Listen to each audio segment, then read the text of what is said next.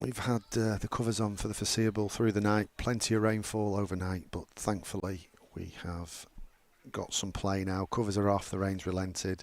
Ground staff have worked absolutely fantastic on the ground. Outfield is rock hard, it's taken the water pretty well. And we've got some cricket on. So Warwickshire have won the toss and they've elected to bowl. We're a reduced game now of 39 overs. So I suspect the power play for this first 8, I'm guessing it will be 8 because we've effectively lost 20% of the cricket. So we think it'll be 8 overs. So Izzy Wong is going to bowl the first over. She's right arm over the wicket, and that's ran down to backward point for no run. So we're off and away here. Georgie Boyce facing up there with number 4 on her back. A colleague at the other end, Marie Kelly, all too familiar to us, back from injury now, of course, was commentating with us earlier in the season as she came back from her injury. So thankfully we've got some cricket to watch. Wong, right arm over the wicket, 95 on her back, bangs this one in, turned round the corner by Georgie Boyce. It's going to run away down to a vacant fine leg position, and it eventually goes over the ropes for 4 runs. So the account is opened from Boyce on behalf of the Blaze, 4 without loss. I will run through the teams in full for you at the end of this over.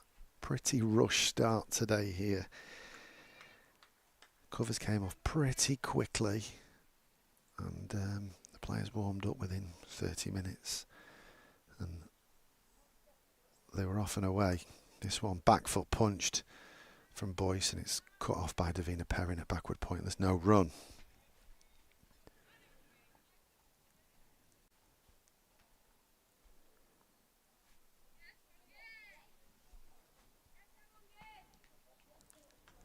Just a 1 slip at the moment for Wong.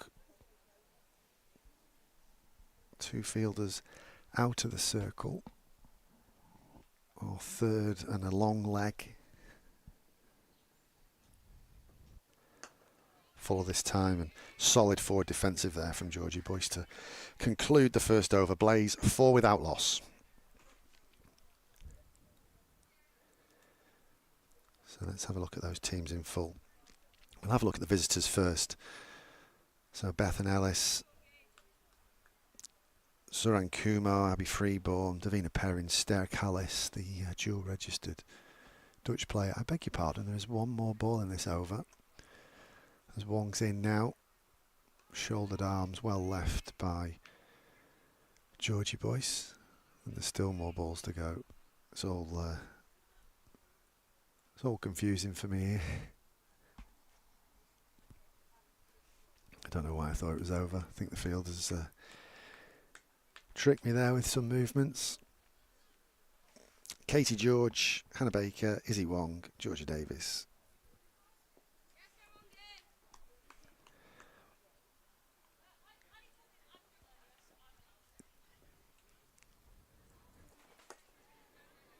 In behind that one is Georgie Boyce. And that will conclude the first over at the 3rd attempt from myself. So Blaze are 4 without loss. Boyce 4 not out. Marie Kelly yet to face.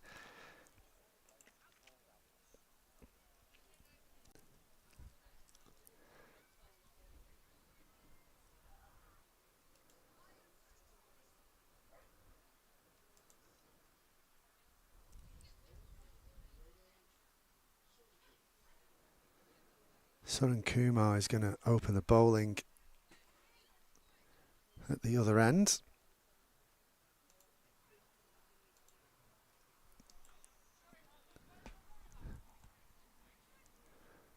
Slight change of field this time. We're going to have a deep square leg out of the circle and a 3rd out on the ropes as well. Izzy Wong right in front of the commentary tent here, just scrubbing her boots. Suran Kumar's in for her first delivery, and play a miss first up for Marie Kelly, just feeling for that one outside off stump.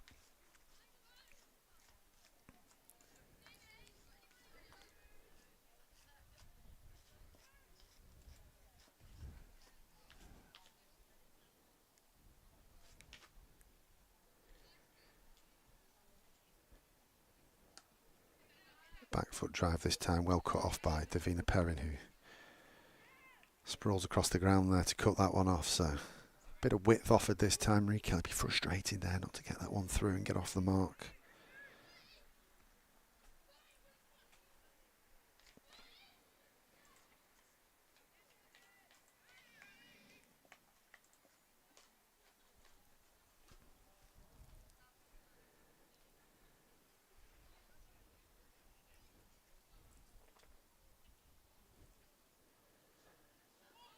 Fiddle again by Marie Kelly. Didn't know whether to cut or drive that one. Feet didn't really go anywhere and her hands had to catch up. No edge though, straight through to the keeper.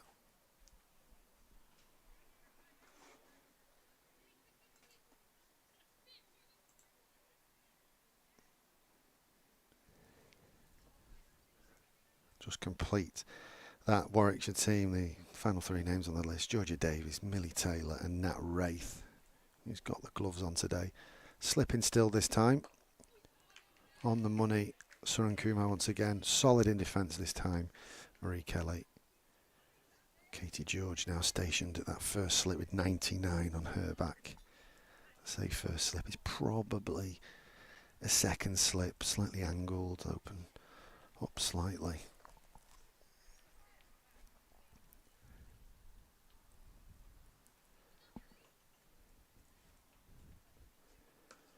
Gorgeous square drive from Marie Kelly, which should be frustrated again there. There's a great piece of fielding on the edge of the circle there at cover point. So another dot from Suran Kumar. Great fielding from Hannah Baker. It's a greasy surface on top. Well manicured outfield. Lovely stripes. I think the water will slightly hold it up though. Onto the pads this time, so Georgie Boyce calls Marie Kelly through for a single. Leg byes signalled by the umpire.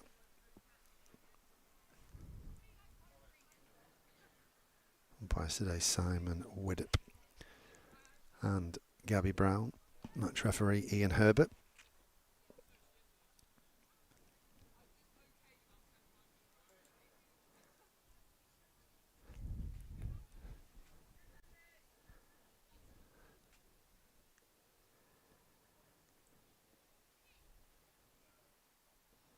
Kumar in, driven hard by Boyce. It's going to split that gap between extra cover and mid-off, and it's going to run away for 4 runs. So second boundary for Georgie Boyce in as many overs. That's the end of the second. Blaze 10 without loss.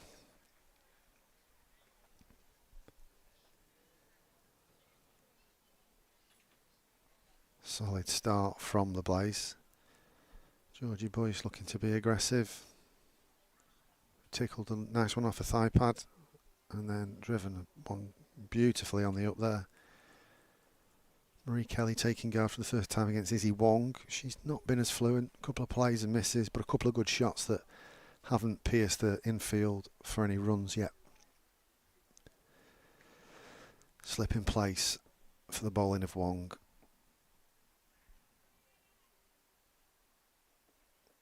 Pulled away. Miss a length there, Izzy Wong.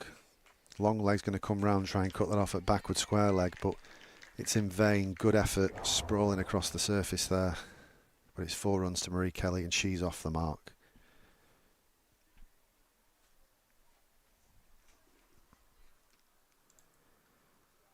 Hannah Baker did that great stop at cover point in the circle in the previous over, and great effort to try and get round to that one.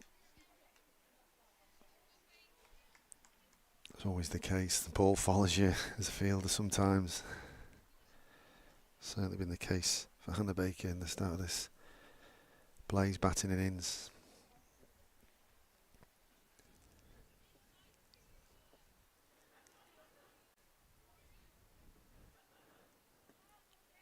Wong's in, and umpire Widdop signalling a wide for this one. Izzy Wong not so sure as she starts to walk back towards the umpire and back to her mark. But it'll be a wide in the book nevertheless. Plays on to 15 without loss.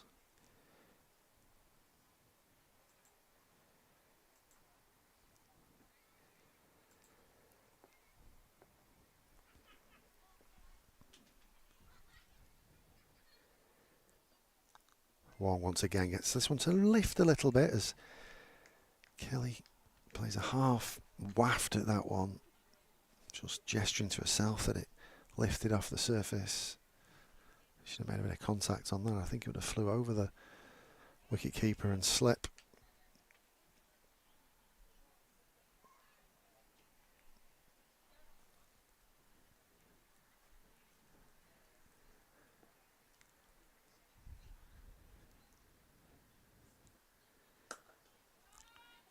Good drive from Kelly there. Good solid stop on the edge of those cut strips there in the circle.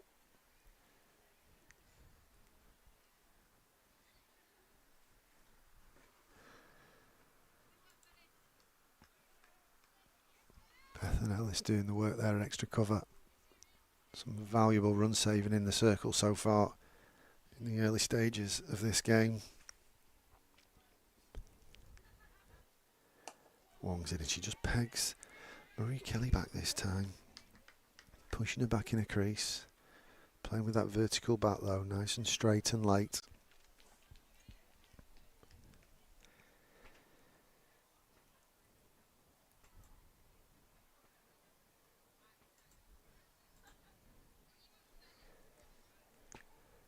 Good to see a crowd coming in here at the Lindem Sports Club.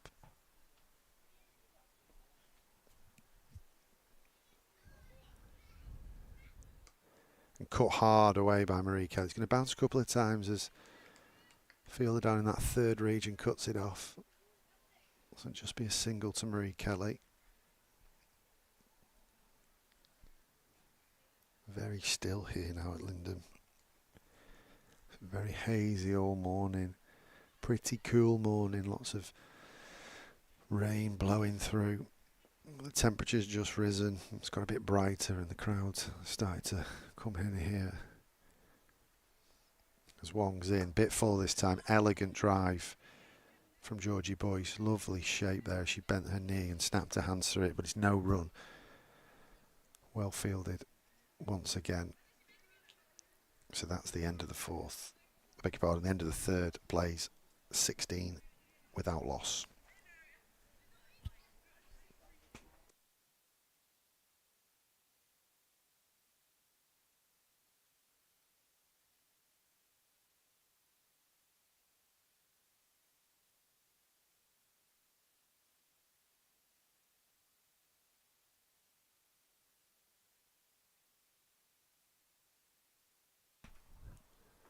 Suren Kumar will continue.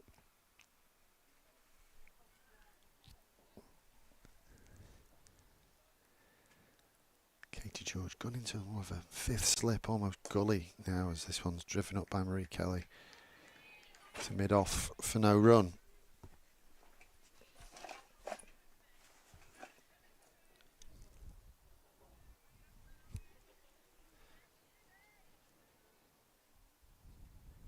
Backward point, cover point, extra cover, mid-off, all hunting that single. And that one's played and missed at by Marie Kelly. She's going very hard outside off stump to both bowlers.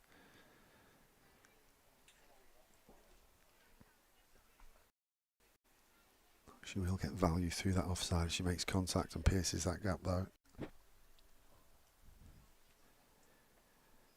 All four in the circle there, hunting as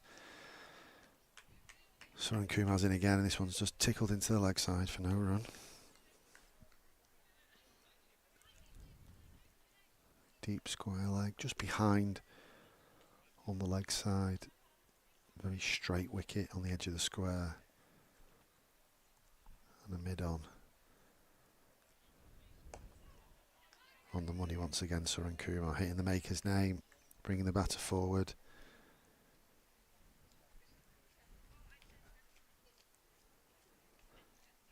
Izzy Wong just down in front of us, not happy with the spikes, and scraping away at those spikes again, getting rid of the grass and the suds and the debris. Still a slightly damp day here as Marie Kelly shimmies down the track a little bit, and then it's banged into the surface and she pulls that round the corner to that deep square leg as we mentioned. So just the single.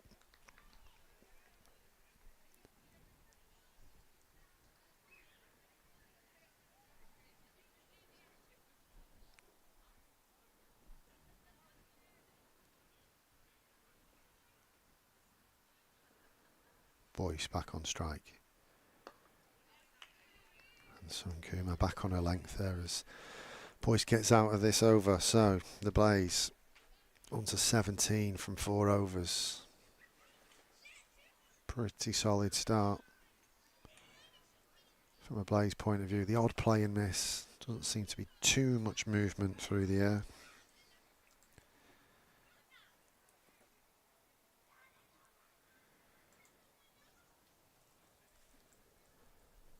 The odd ball just lifting from the pace of Izzy Wong.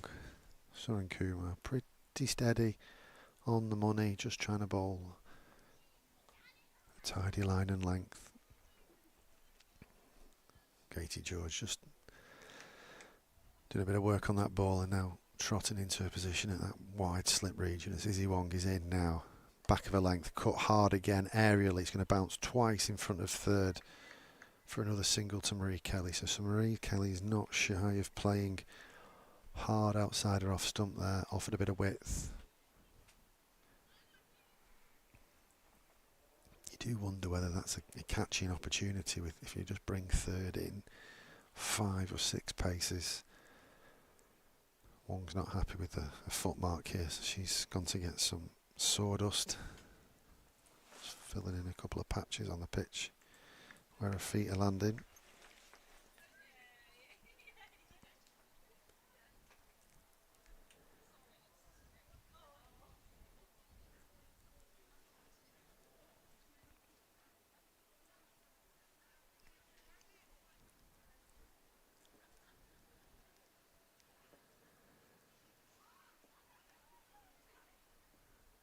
Wong in again, back on the money as a towel falls out the back of her trousers there in a delivery stride.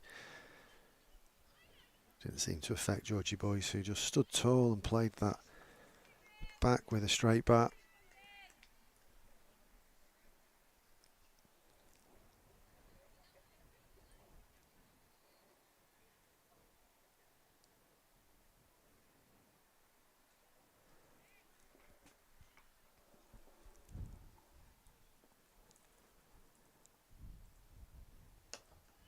Slightly back of a length this time from Wong, and Boyce even more taller, but playing really nicely at the moment. Looks to have a bit of rhythm to her. Not seen too much of a play this year due to opportunities really, or when she has got a game it's been at the batting at 5 or 6 when they've perhaps been chasing bonus points, or there's been a few overs left at the end of the game where she had to play very selflessly.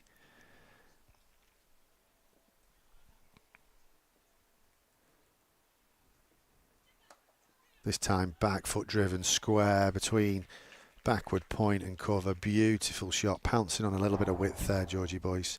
4 more to the Blaze total. That's 3 boundaries to Boyce now. She moves on to 12. Blaze 22 without loss.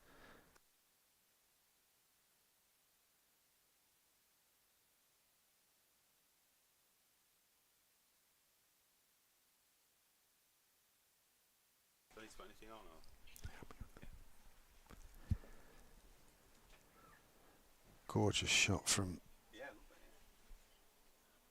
Georgie Boyce there. She's looked to have lots of rhythm so far. Wong's in and a bit fuller this time, and Boyce just lets that one go. I'm pleased to say we've got a little visitor. Good afternoon, Martin. Good afternoon. So delighted to say we've got Martin Dobson, Chief Exec of Lincolnshire Cricket, with us. Martin, how good is it to have some professional women's cricket in the county? Yeah, look, it's fantastic. It's obviously we had our first go at this sort of last summer, and great that the Blaze have decided to come back. So yeah, for us it's obviously the only opportunity we get for fully professional cricket in Lincolnshire. So yeah, delighted that we've been able to make it happen. Fantastic. Boyce gets out that over then, just standing tall, cutting that one away and squeezing it out for her first single. She's moved on to 13, but she's dealt in boundaries before that delivery. So the Blaze, 23 without loss from 5 overs now. What's happened with the weather though? What's going on with It's typical, isn't it? I mean, it hasn't rained for sort of 6 to 8 weeks, and in cricket grounds across the county, and I'm sure the country are kind of crying out for a bit of rain, but we were obviously hoping it wouldn't come today. But no, they've done a great job. You know, I think if anything, it's kind of greened up the outfield a little bit. So yeah, delighted they've got some cricket in. Yeah, I arrived about 9 o'clock and it was, you know, fist to the pump, and credit every cover that was possibly on was on, and you've got so many volunteers here, which is great, as Suran Kumar's in. And as we've seen so often so far in this early afternoon session, she's been on the money, just keeping the batters at bay as Georgie Boyce turns that into the leg side, and it's no run. And it's a big playing area, isn't it? So you're afforded space to get the crowd in as well, and great to see so many people that have travelled, driven on the up. It's going to squeeze that through from extra cover and mid off, and we're going to get another boundary for Georgie Boyce. She's looked really elegant this morning. Yeah, it is a big playing area. It it lends itself quite nicely to sort of events and bigger games like this. You know, they've obviously got the hockey pitch down at the bottom and the ability to park cars around there. And as you said earlier, the sort of volunteer workforce here at Lindem have done a great job. Making sure that they can stage the game and cover the square and do everything as they should. So big hats off to Lindem. Gentle appeal there from Suran Kumar. Quickly stifled. Yeah, it can be the challenge, can't it, with out-ground fixtures, having worked in the game myself and been involved in cricket overseas. It's a thankless task, isn't it, when it rains and you don't have all the amenities of a first-class ground. But it's really important that we bring cricket to these communities as well. As Suran Kumar, much more of an appeal this time, but I think Georgie Boyce has got a wooden leg. I don't know what you think, Martin. I think there was a little nick on that one. Yeah, there was a good noise. Yeah, you're right. I think it's really important. I mean, I would say that I'm CEO for cricket in a National Association county, but I think taking games like this around the country, it is really important. Particularly within the women's game. We're working really hard to grow the women's game in Lincolnshire, and it's great to have occasions like this to sort of inspire the next generation. So yeah, I think it's incredibly important. There is a lot of work goes into it. As you said earlier, the sort of coverage that you need, and the sort of the roll on roll off sort of motorised blotter and things like that are things that aren't always available at outground. So yeah, a lot of work has to go on in the background to make sure that that's all available for the day. Suran Kumar then. Right arm over the wicket. Bit fuller this time. Strays onto the pads. It's going to bounce once in front of Stair Callis at deep square leg. So it'll just be a single, but picked that one up really quickly, did Georgie Boyce. Looks a really true surface. Boyce has played a couple of drives on the up so elegantly, and Marie Kelly's played some shots square of the wicket. Lots of carry from the pace of Izzy Wong, but I suppose it's a Premier League ground, isn't it? You would expect that. It is a Premier League ground. It's probably one of the better in the county. Lovely shot. Yeah, pulled away. Maximum. Yeah, it is a 6. Missed a length this time, Suran Kumar. First time we've really seen her miss a length, and we all know all too well with Marie Kelly and those horizontal back shots, you can generate power.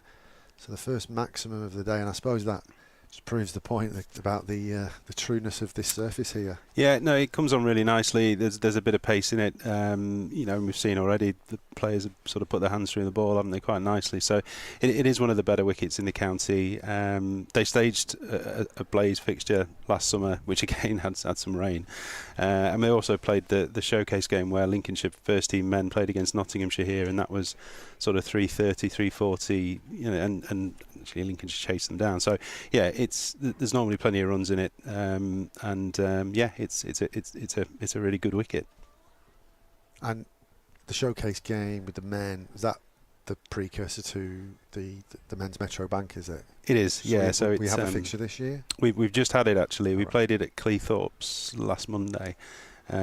So yeah, it's an annual fixture. It comes at a nice time for the first class counties to sort of fine tune their kind of 50 over skills. And again, it's just a great opportunity to showcase the game, you know, and try and draw people to it.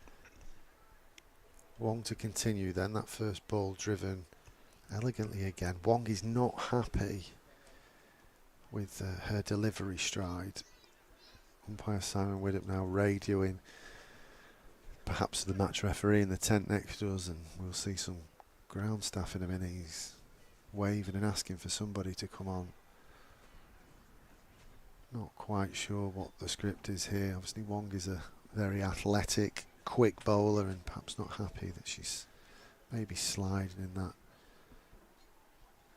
delivery stride. I mean, I'm surprised, to be honest, because there was that many covers on. You know, it was full belt and braces, wasn't it? Ground sheets, mobile covers. I do wonder whether it's the surface or whether it's Izzy Wong's shoes, to be quite honest. Just because I don't want to disservice the surface, given that, you know, I've seen how many covers and ground sheets were on.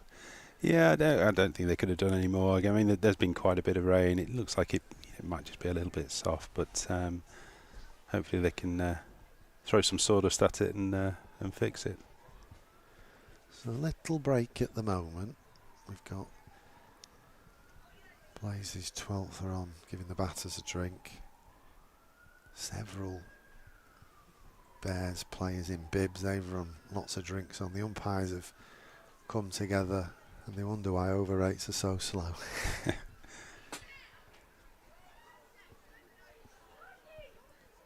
I'm assuming this is a fresh track for this fixture as well, so perhaps, you know, just flatter on top. It can be a bit. It could be. Can't Yeah, it is a fresh wicket. I know they've been looking forward to this game for a while, so they've prioritised that sort of centre wicket.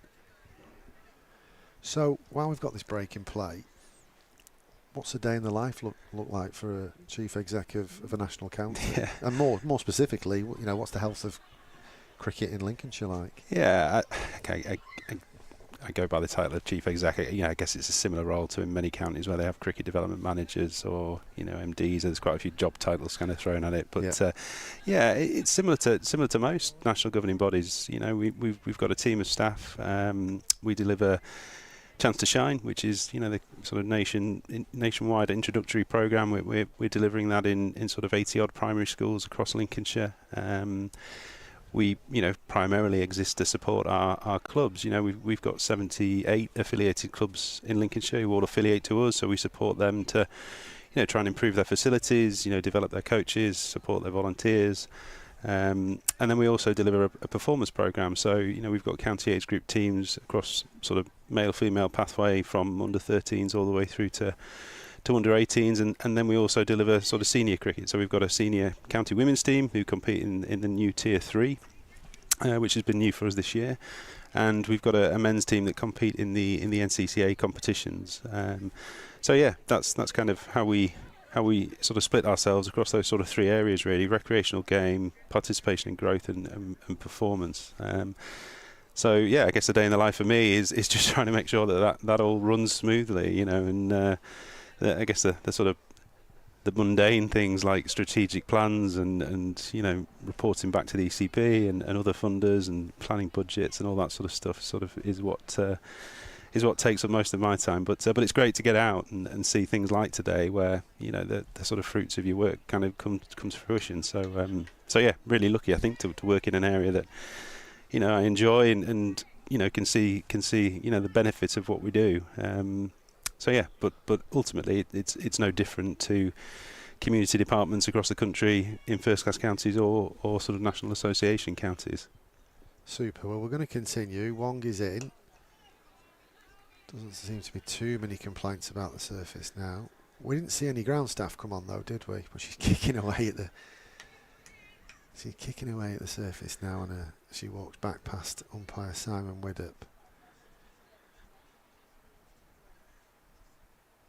Not quite quite sure what the complaint is, other than she's slipping a bit. She's trying to scratch away at that surface, perhaps make it a bit more abrasive, and so she can grip through her delivery stride. She's on her way now, full tilt, 95 on her back, and pegs Georgie Boyce back in a crease this time, who just pops that into the leg side for no run.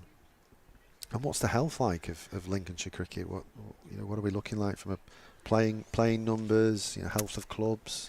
Yeah, I would say the health is pretty good. We've got more numbers in our sort of national programme. So All Stars Cricket, Dynamos, that sort of 5 to 11-year-old bracket. We've got more numbers playing in that than we've ever had. We've got certainly a growing game within the female network. Our numbers of sort of women's teams, women's sections has really skyrocketed over the last sort of 3 or 4 years, and we're playing catch up a little bit with the girls' game. But again, we've got more clubs than we've ever had that have got sort of girls only sections, and this club that we're at today, Lindem, are a really good example of that. They've got a women's section, a girls' section, All Stars, Dynamos, all of which they didn't have sort of 5 years ago. So yeah, I would say that the sort of health or state of the game is in pretty good shape. And I guess ultimately it's a responsibility of us as the national governing body to make sure that that infrastructure is there that can support that. Driven again on the up, this time from Marie Kelly, and it's cut off again by Hannah Baker for no run. She's been in the firing line, hasn't she? She's been in bomb alley there. Sorry, that wasn't Hannah Baker, it was Bethan Ellis. She's been doing the fielding on this side for extra cover. Ball's followed Hannah Baker down at fine leg. Wong once again, right arm over the wicket, and attempted cutaway there as the ball fades and shapes away to the keeper, but there's no run. So we are 7 overs in to this Blaze innings of just 39 overs, because if you're just joining us, we've had a rain delay this morning. Ground staff have worked tirelessly to get the game on. I'm pleased to say that it's brightened up out here, and we've got some cricket on. So 7 overs gone out of 39. Blaze 36 without loss. Georgie Boyce is on to 19 now. Marie Kelly 13. I've got Chief Executive of Lincolnshire Cricket with me, Martin Dobson. We're going to have our first bowling change by the look of it. I'll tell you who it is, but from this distance they all look the same until you see the numbers on the back, or the ground announcer helps you out.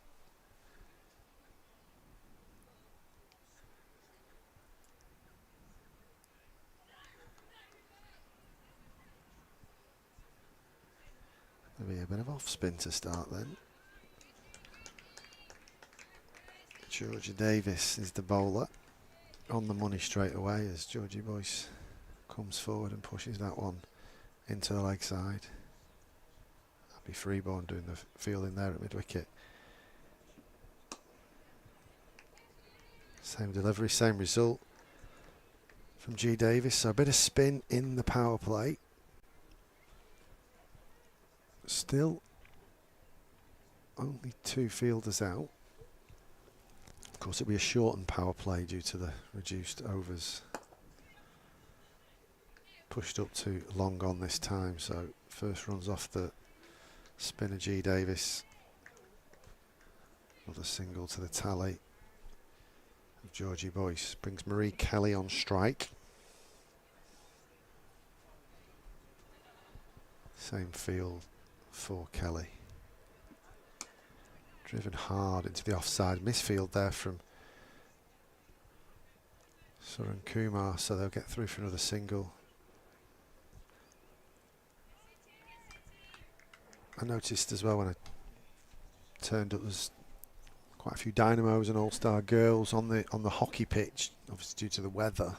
But great to see numbers of young ones coming in and playing the game. How important are those national programmes been for clubs and playing numbers in the county? Yeah, I think they've been really important. I think particularly the All Stars program. That sort of younger age group. I think what it has brought is some real structure to clubs in how they deliver that to that younger age group. I think the national sort of backing of that program as well has really helped to sort of push it out into audiences that perhaps wouldn't ordinarily have reached. So yeah, I think the success of the national programs has been significant. And again, part of our role is to try and help promote that. Try and help push it, train activators. Make sure that clubs are equipped to sort of deal with that influx of younger players. But no, we've certainly felt it in Lincolnshire. And we've started to, over the last couple of years, really focus certainly Dynamos around a girls only offer, which again has just given clubs some structure. And allowed us to have a real focus around it. You're right. This morning we ran a girls' festival. I think there's another one just about to get going now on the hockey pitch. So yeah, I think national programs have been, the impact of them has been significant. Hannah Baker is going to be the new bowler. We've had no signal from. Oh, we have now got a signal from the umpires. That is the end of the power play. It's an awkward number 39, is it? Is it going to be a 9 over power play? Is it going to be an 8 over power play? We now know because 8 overs are gone. Simon Widdop has signalled. So, leg spin now. That one keeps a little bit low. Marie Kelly looking to go back to that first delivery.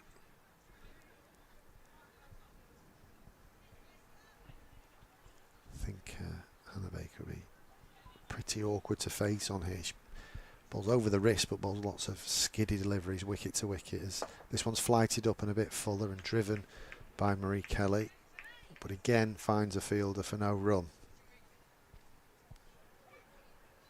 Yeah, I think the national programs. I mean, we've had to learn a lot from Australia and New Zealand in that respect, haven't we?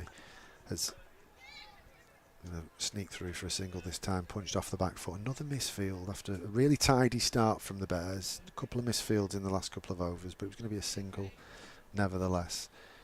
They've done that well for a long time, haven't they? That kind of festival feel, putting real branding around national programs at junior level, and we've followed suit kind of since that 2017 Women's World Cup, 2019 Men's World Cup, and just seen the lifeblood of clubs and the vibrancy of clubs when they come down on a Friday night and you get that festival feel. Yeah, absolutely, and I think a real identity has been created around it, hasn't it? The kids get their little backpack with a T-shirt with their name on it, and it's that sort of identity that's sort of really, I think, appealed to that younger audience, and something that probably cricket in England, historically hasn't been great at doing. Friday nights that you just alluded to at clubs, pre All Stars and Dynamos, whatever was being delivered to that younger audience was, very much at the whim of, whoever the volunteer was that was delivering it. There wasn't a great deal of support, wasn't a great deal of information available to them to enable them to sort of structure their sessions. So I think All Stars and Dynamos has certainly brought that, and it's brought that sort of consistency across the country as well in terms of what that programme looks like and what experience that young person and their parent can expect. So I think it's been a great thing for the game. And yeah, sort of playing, I guess, a little bit of catch up with Australia and Milo cricket, which was, the sort of similar programme that was delivered over there. But yeah, I think up and down the country, it's had a real impact, and hopefully that will create a legacy and a real clear route for players to tread to come into the senior game. George Davis is going to continue. So we've got tandem spin bowlers for the Bears. Marie Kelly on strike. Down the track, juggled by the wicketkeeper, and Marie Kelly's going to get back. So that was a stumping chance. Bounced a bit, that one, didn't it? It did. It looked like it may have turned a little bit as well, and just, I guess, fortunate for the Blaze batter, unfortunate for the Warwickshire wicketkeeper that she had a little juggle with it.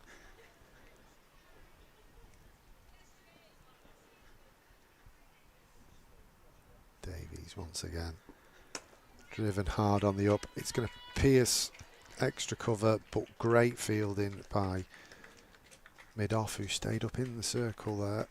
Sprawling dive. We'll get through for 1, but we've seen 2 run away quickly there, haven't we, for 4, so that's a great stop. Saving 3 at least.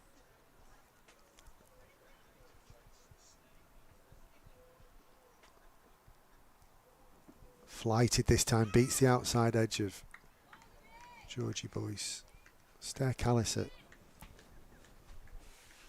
mid-off, 22 on her back, the Dutch international.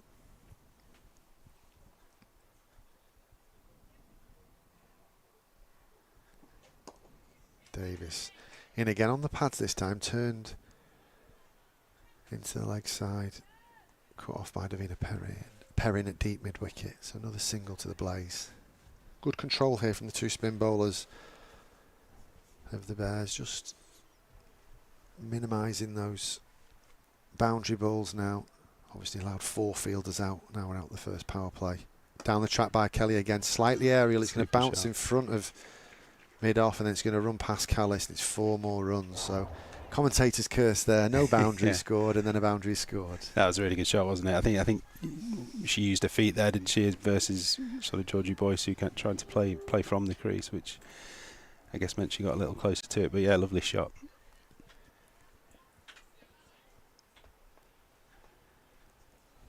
Davies ball back in hand, just bangs this one into the surface slightly, so tucks Kelly up, but she's happy to drop it into that pocket there at cover point and take a single. Good, sensible batting. So 10 gone. Blaze 46 without loss. Solid foundations being built from a Blaze point of view here. Both batters are on 21. Georgie Boyce got them off to pretty handsome start with 3 boundaries on the bounce to get her clock ticking. Marie Kelly has caught up in terms of balls faced and runs scored in terms of strike rate, but she had a bit more of a circumspect start.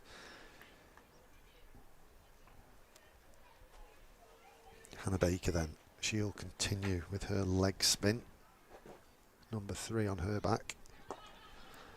This one's driven aerially. It's going to evade mid-off, but it's going to plug, so it's just a single. Bit of risk taken there from Marie Kelly. She is a very attractive, expansive batter. We've seen her do that in the 100 and in the T20 competition, so she's not going to die wondering, especially with mid-off and mid-up on up in the circle, as Georgie Boyce is now on strike, and she plays that with a nice vertical bat on the front foot.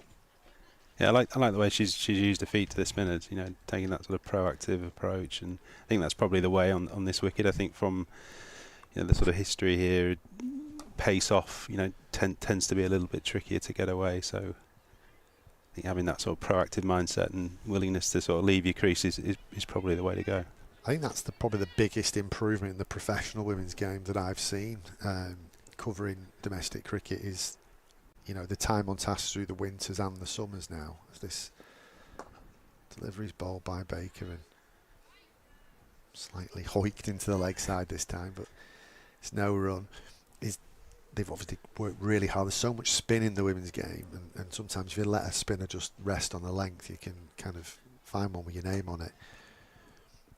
Uses the crease this time, Kelly, and pulls this one into leg side. It'll be cut off by Izzy Wong at deep mid wicket. Yeah, I agree. I think, you know, we're seeing it coached a lot more as well. You know, I know that within our female pathway program, you know, that there's a lot more emphasis on, you know, on being a bit more proactive as a batter, whether that be using your feet or you know, sort of sweeping, reverse sweeping is now the norm, isn't it? Whereas it was once a little bit taboo. It's very much, you know, coached, and there's lots of different variations of that. So yeah, I think it's becoming, you know, much more of an area that's coached and practiced, which I think is a good thing. You know, I think it's just a continued evolvement of the female game, isn't it? Absolutely. 50 is up for the Blaze in 11 overs. And at the end of the 11th, both batters are on the same score again, 23 and 23 this time. G. Davies to continue. Have we got names for these ends? A hockey We end? don't. We go with the hockey end, and I don't know, cathedral end. It feels like we should have a cathedral end here, doesn't it? But Driven on the up. It's going to just land in front of mid-on, but they'll scurry through for a single there to Georgie Boyce. That's what we're going to go with. You've christened it the cathedral end and the hockey end.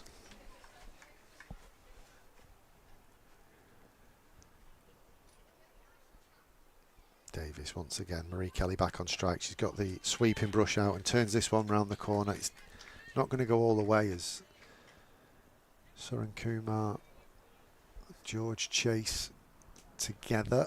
It's cut off and they'll get 2. So very proactive, these two, in very different styles, aren't they? You know, very straight and up the ground. Georgie Boyce and Marie Kelly not afraid to come down the track, but also go deep in a crease and sweep as well. And there's the sweep again, top edge, and it's going to evade first slip, who anticipated the ball going down the leg side. And if Katie George had stayed where she was, it would have been an absolute dolly for her. yeah, it was.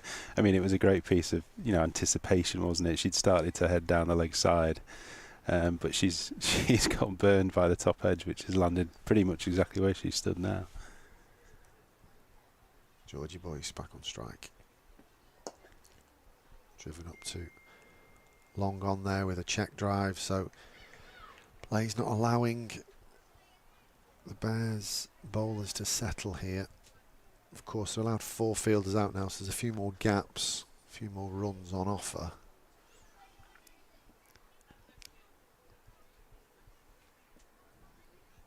Slight change of field now. We've got a reinforcement. We've got a short, fine leg. Abby Freeborn stationed there just on the edge of the discs. As reverse sweep comes out, she's got it fine and good contact. It's going to run up towards this cathedral end. There's a chase on. It's going to just come up short by about 3 or 4 yards there as Taylor cuts it off. So another couple of singles, a couple of runs, should I say, ran by Marie Kelly there. She's just playing at the moment with the fielders and the captain, isn't she, and the bowler? Yeah, I think it's a really good example of what we've just been talking about that sort of proactive approach. I mean, beautiful shot drive. finish. Yeah, I mean, bowler's bowled a pretty reasonable over of off spin there. Hasn't bowled a bad ball, but the batters haven't just patted it back, have they? They've sort of played a little dink sweep into the leg side, then a reverse hit, then a punch down the ground. So yeah, just really good batting. Really proactive approach. Wanting to keep that scoreboard ticking over. And I'm guessing probably they'll want to kick on now from what's a really good start, 58 for none off 12. They'll be hopefully laying the foundations for a big one. Absolutely, and it was 50 after 11, 58 after 12, 8 overs off 8 runs off the over. Another reverse, good contact again. Chase is on again for Taylor. Is she going to get there? No, she's not. Bobbles over the rope. So boundary to start the 13th over. So yeah, I was just saying that 8 runs off that over without a boundary. Played in lots of different areas, field being moved around. I think it's really proactive. I think also, without a huge amount of risk either. It wasn't sort of head in the air and having a swing. There was very much thought process going into what they were trying to do. Baker then, what's her reply? She's a bit fuller, driven on the up. It's going to bounce a couple of times and then skid along this greasy surface for 4. Just to the side of the sight screen. So 2 boundaries to start the 13th over off the bat of Marie Kelly. She's due one as well, Marie Kelly. She's looked good when she's been on the park this year without really kicking on. So commentators curse. I don't believe in it, but she's looked great so far in this innings and setting solid foundations for the Blaze here. She's just pegged back this time as Baker hits a length and Kelly can't get this one away.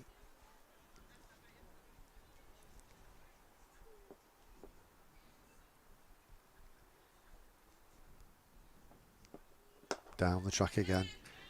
Smothers the ball. Freeborn will cut it off. long, a mid-off. There'll be no run. And what about your own cricket, your career? How did you get to this position, and what's your experiences? Oh, beautiful shot. It's going to straight at bounce once, twice, 3 times before it gets the rope over the top of mid-off, who's in the circle. So 3rd boundary in the over for Marie Kelly. Bad timing that question, wasn't it? Well, I thought we might be in the game. It looked like it was coming into the 10. Yeah, I guess my journey into cricket was very much through playing. So played the game.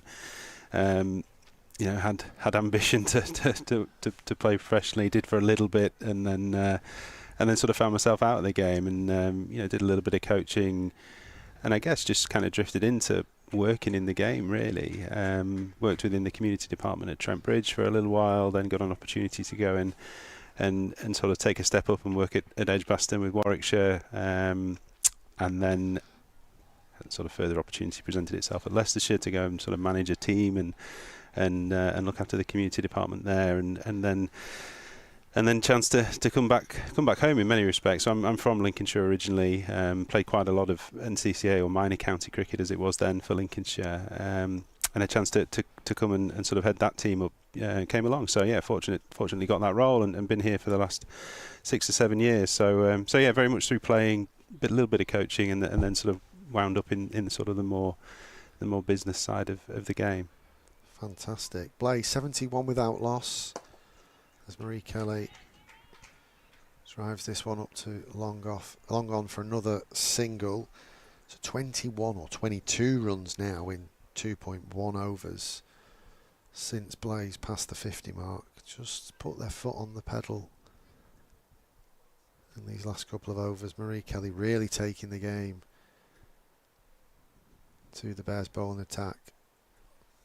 It's Georgie Boyce who's on strike though. Davis will field off her own bowling this time.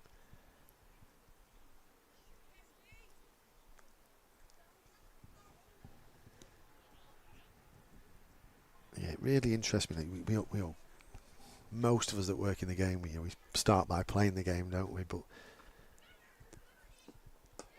Boyce just turns that one into the leg side for a single. But everyone should just show us that you work in cricket, perhaps you play or you coach, but there's so many different jobs within the business of cricket, isn't there, in terms of that recreational space and the business and commerce side of the game. Absolutely, and I think the game's has sort of realised that, and realised that if it is gonna, that's a super shot. Couple of bounces and Marie Kelly again finding the boundary. Yeah, I think if the game is going to continue to grow and thrive, both at a professional level and at a recreational level, I think, collectively there's been a recognition that we need a real range of skill sets and expertise. That cricket knowledge is really important, but so is marketing, sponsorship, finance, all of those things that contribute towards the business of cricket, if you like, being successful. Even down to a sort of club level, I think clubs have started to get a little bit better at sort of sweating the assets of, parents or volunteers and trying to tap into that skill set. Most clubs will have somebody with a background in finance or somebody with a trade, a builder perhaps, or a plumber, or something that's got something really valuable that can contribute toward that club. I think historically cricket's not been great at sort of accessing that, and has left it to sort of too few volunteers to wear too many hats and do too many things. So I think as a business, cricket has got a lot better at that, and I think from a sort of more recreational cricket club perspective, clubs are getting better at doing that. So that's the end of the 14th. Blaze run to 78. Another healthy over from a Blaze batting point of view. 7 off that. Change a ball in from the Cathedral end. It's going to be Millie Taylor. She's going to bowl some left arm over the wrist. Marie Kelly the batter on strike. She's 48.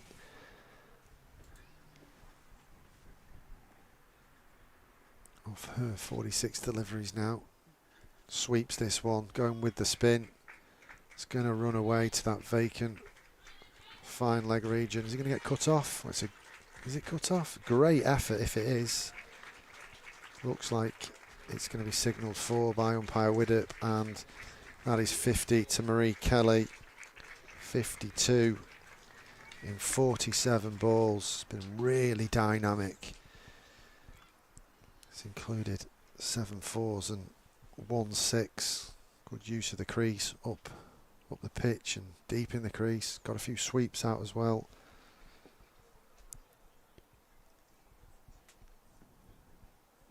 Pulls this one away hard. Great stop by Davina Perrin there, getting herself parallel with the ground. It's just a single. Izzy Wong thought she was on the chase there, but good work by the youngster in the infield.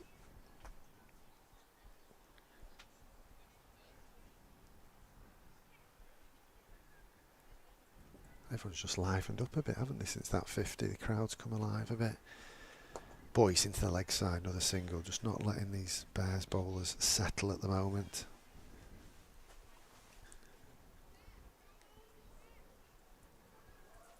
Lots of deck chairs.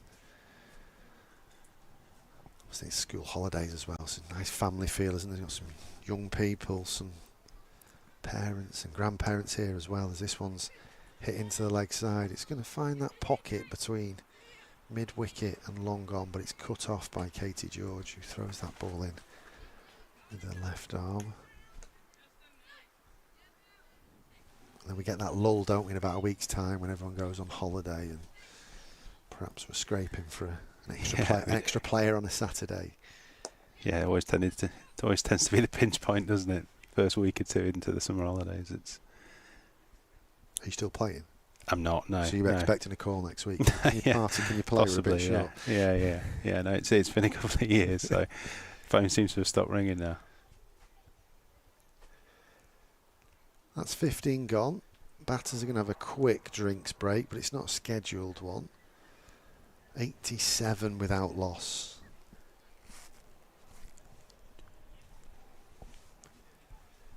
So that run rate has really climbed in the last 4 overs. Blaze were 50 without loss after 11, so they've scored 37 runs in 4 overs. By my maths, that's just over 9 and over.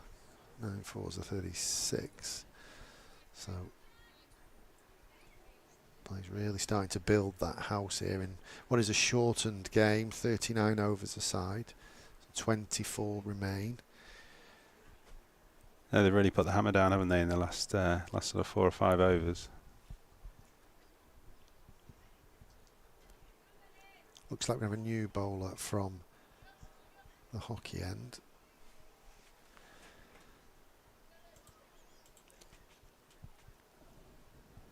We're going to see Bethan Ellis bowl some right arm seam. She's in now, floats that one up. Marie Kelly just has to check a drive there, there'll be no run. So Marty, thanks for joining us. I won't keep you too much longer, but what's on for the rest of the day? Is the prawn sandwiches, is it fillet steak, or are you doing a bit of grafting? I am doing a little bit of grafting. I've got a couple of Teams meetings later in the day, which seems to have become very much the norm over the last couple of years. This one's dragged down, pulled away hard. It's going to be fielding cover there at deep mid wicket, should just be a single.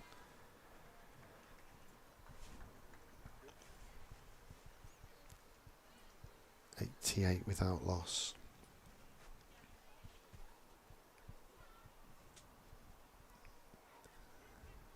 Ellis, of course, formerly of the Lightning, which was a parent region once upon a time of the Blaze. She's in, and this one's turned around the corner as well. Be cut off by Suran Kumar at deep square leg for another single. Well, Martin, I would say I'm really impressed with the hospitality and the endeavours of the volunteers to get the game on today. The ground actually, despite the wet weather the previous day, it looks a picture. It's absolutely fantastic setting for domestic cricket. Square cut this time by Marie Kelly. Another single, just not letting the bowlers settle here. Yeah, it is. I mean, you know, credit goes to Lindem Cricket Club and their network of volunteers who've put an awful lot of work in. You know, it is a fantastic place to play. You know, it's got the sort of cathedral in the backdrop and, you know, a lovely cricket ground. So yeah, you know, we're really proud to have supported Lindem and the Blaze in sort of bringing this fixture about, and hopefully it can be something that can kind of carry on, and you know, we can continue to host professional domestic women's cricket, because, as I said earlier, for us it's you know, it's like a major match day for us. It's an opportunity to draw attention to the game, shine a light on the female game in particular. So yeah, delighted that it's happened again, and hopefully it can continue moving forwards. Another drive there from Georgie Boyce through that hot zone of hers, through extra cover. So another expensive over for the Bears women as Blaze approach that 100 mark. This one looked like a cutter that time, and Boyce just pats it back to the bowler for no run. Yeah, I think it's huge. I think if you ask the women, you know, they love playing at iconic venues like Trent Bridge and Edgbaston. But I think when the outgrounds are done well, they love coming here, and that community feel. I always liken it to rugby league, being a northerner, that the rugby players always get involved at the end of the game and sign autographs on the terrace, which you wouldn't see that with a Premier League footballer. Yeah. But I think you get that community feel and that intimate feel at an outground, so I think it's huge for the game, and we've started to see that with the men, haven't we, in the Metrobank One Day Cup, because it runs concurrent with the 100, and I think that's huge for inspiring the next generation. Taylor in then. Full toss, going to be driven straight. Izzy Wong's in pursuit. She's not going to get there, and the ball hits the sight screen. That's 4 more to Marie Kelly. Yeah, you're right, and I think it's, you know, it's really important to not underestimate the fact that there'll be a number of young girls in particular here today who will never have seen a professional domestic game of women's cricket. You know, and hopefully watching, you know, these women play the way they're playing, and you know, putting on a show will inspire them to start to, you know, want to emulate what they're seeing. So I think the power of that is huge, and I guess it's easy to forget that. You know, so yeah, I think it's incredibly important. I think it's equally important that the women's game is showcased at those, you know, historical landmark venues. But I absolutely think there's a balance to be struck there, and you know, taking cricket to particularly National Association counties is I think really important. Pulled away by Kelly. They think about 2 and they change their mind. Good speed across the ground there from Katie George to prevent and deter the Blaze coming back for 2 there.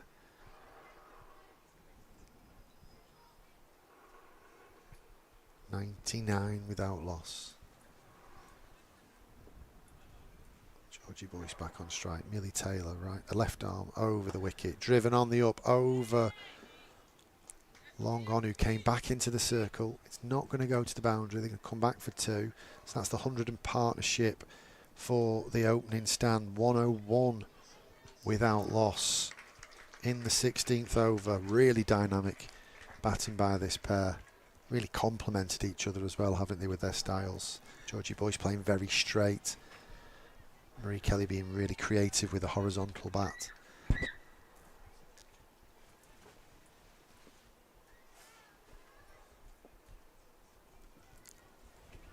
Driven along the carpet this time. Izzy Wong will do the fielding. She stayed out at long on, so just be the single.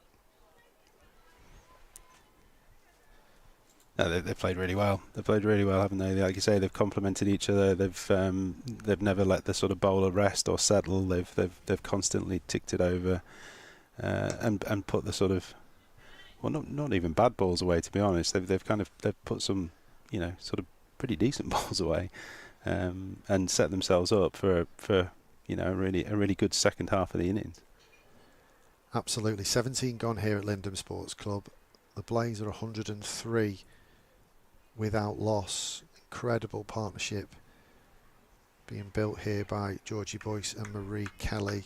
James Carr commentating for you here live on the Blaze channel, and I've got Martin Dobson with me, Chief Executive of Lincolnshire Cricket. Martin, thanks for joining us. I know you're a busy man, appreciate your time, but you know, congratulations on all the work you're doing and what your team's delivering, and thanks for hosting us and having us. It's a pleasure to take the game to the length and breadth of the country and keep doing the work you're doing.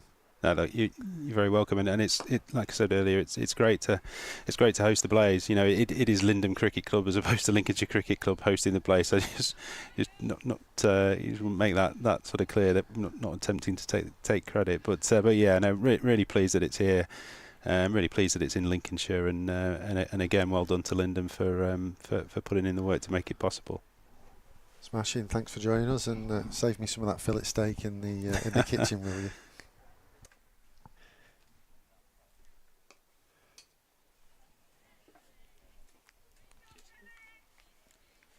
Martin Dobson there then, Chief Executive of Lincolnshire Cricket,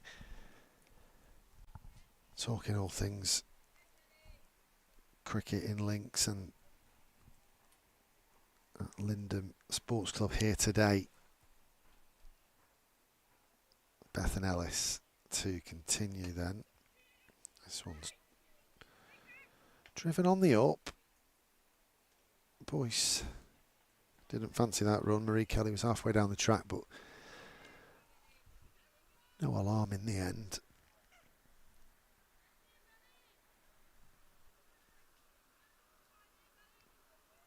Georgie Boyce on strike. She's 35 not out. Ellis in, misses a length here, pulled away. Bounced a couple of times in front of Davina Perrin there. Deep mid wicket, just be a single. Needs to have pounced on anything short of a length.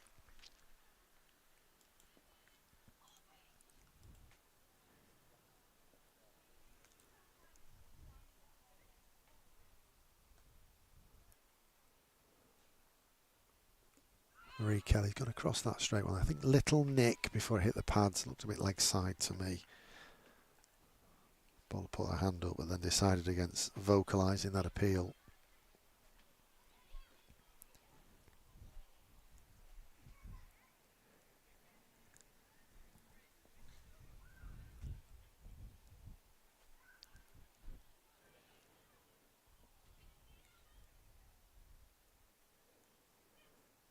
Ellis once again driven on the up. Slightly loses the shape this time, Marie Kelly, but it does land in no man's land over the top of extra cover. So they will get through for a single. She's going to practice a shot in a follow through of that run there. Just needs to hold the shape a little bit, but that's the end of the 18th. Blaze 106 without loss now. Marie Kelly's moved on to 66. Georgie Boyce 36. Two have really complemented each other. Boyce got Blaze off to a good start. Marie Kelly took a little bit of time to get going, but she's caught up now. Strike rate over 100. Georgie Boyce has just enjoyed knocking the ball around and seeing her colleague hit boundaries. Taylor to continue then. And Marie Kelly is stumped. One shot too many there. Come down the track, but didn't get to the pitch of the ball and played across that. Good piece of glove work by the wicket keeper. So we got the first dismissal, first wicket for the Bears. Wraith with the gloves there, taking the bails off. Marie Kelly to depart then. So she gets 66 from her 61 deliveries. Catherine Bryce on her way out, having a conflab there with Kelly as she departs. So Kelly, 65 minutes for her innings of 66, 60 balls, 8 fours and 1 6.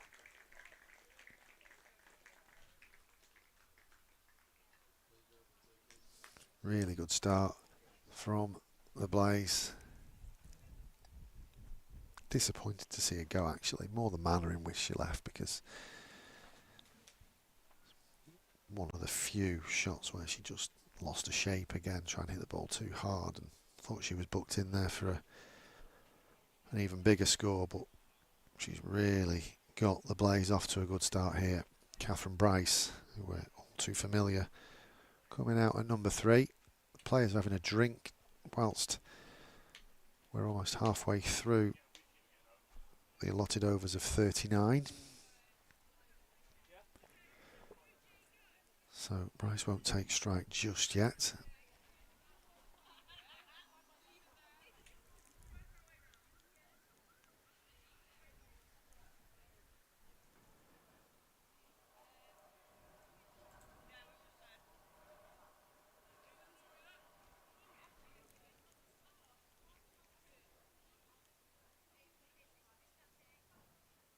Catherine Bryce then taking strike. Millie Taylor will continue. She's got 5 balls left in this over.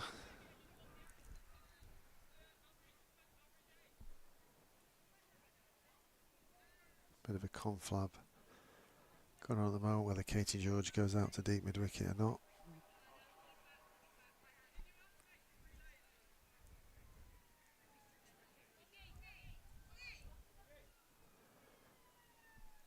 I think the discussion was more about whether Izzy One comes into the circle at mid-on and tries to deter a single there, or encourage the batter to go over the top like we saw Marie Kelly do very often.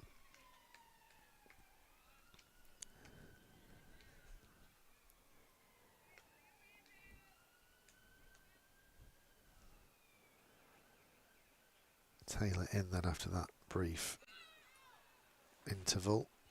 Tries to lap the first ball. Looks like she gets a bit of bat or foot, toe of the bat or toe of a foot on that one.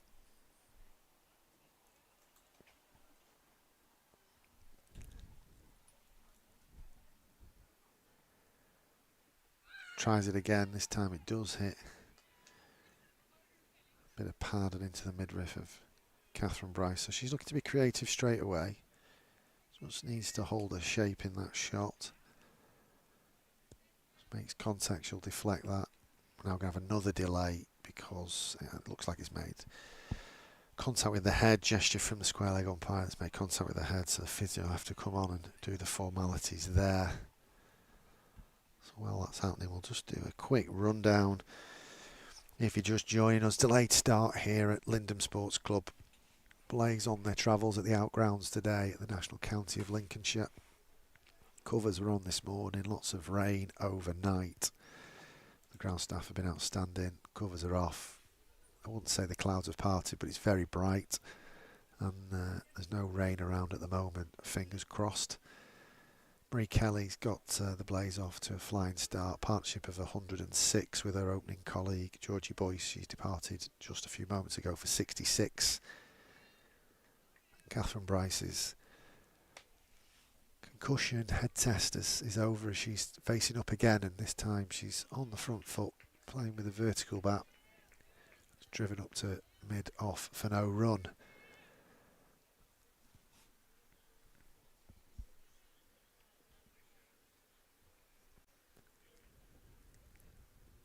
Just misses a length this time, Millie Taylor. She'll be pulled away by Catherine Bryce for a single out to deep mid-wicket, so she's off the mark. 1 ball to go in the 19th.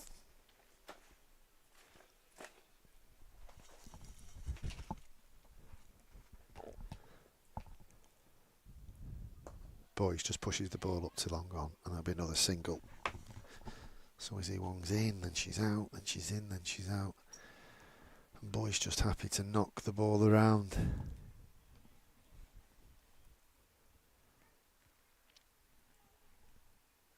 19 gone then here at Lindem. The Blaze are 108 for 1.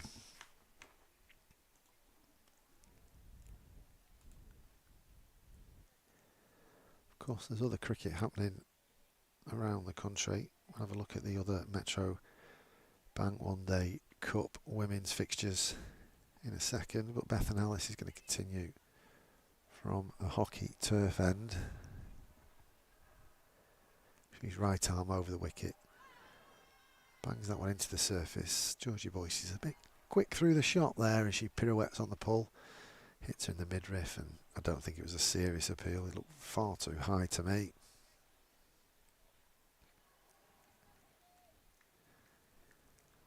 Ellis into a third over now.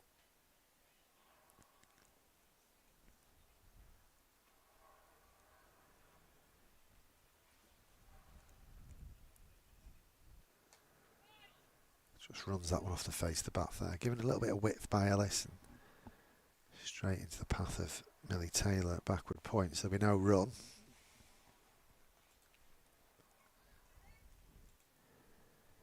So as mentioned, cricket going on around the country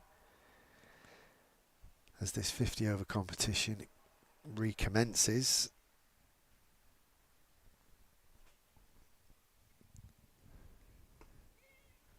Just dabbed into short cover point there by Georgie Boyce, and she'll scurry through for a single. So of course we've got the T20 finals day on Sunday, but 50 over cricket has recommenced today. A couple of rounds of this before the break for the 100 either side of the T20 finals day on Sunday. So up the road at Chester Street, Durham are playing Lancashire. Durham are currently 247 for 8 in the 49th, so they must have started on time. Play a miss there from Catherine Bryce. Holly Armitage has scored 108. She's not out currently, with just an over and a few balls to go. Emily Windsor also passing 50. She was out for 55. So Durham on to post a competitive total there against Lancashire women. Cut away this time from Catherine Bryce. Must be a single. Izzy Wong doing the fielding there. She's out at deep cover point now.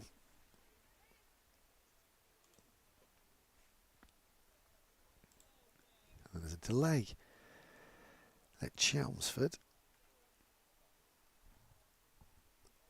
And of all times to be delayed, it's in the 50th over, so I don't think Somerset will get back out there, but they've posted 3-1-2 for 6.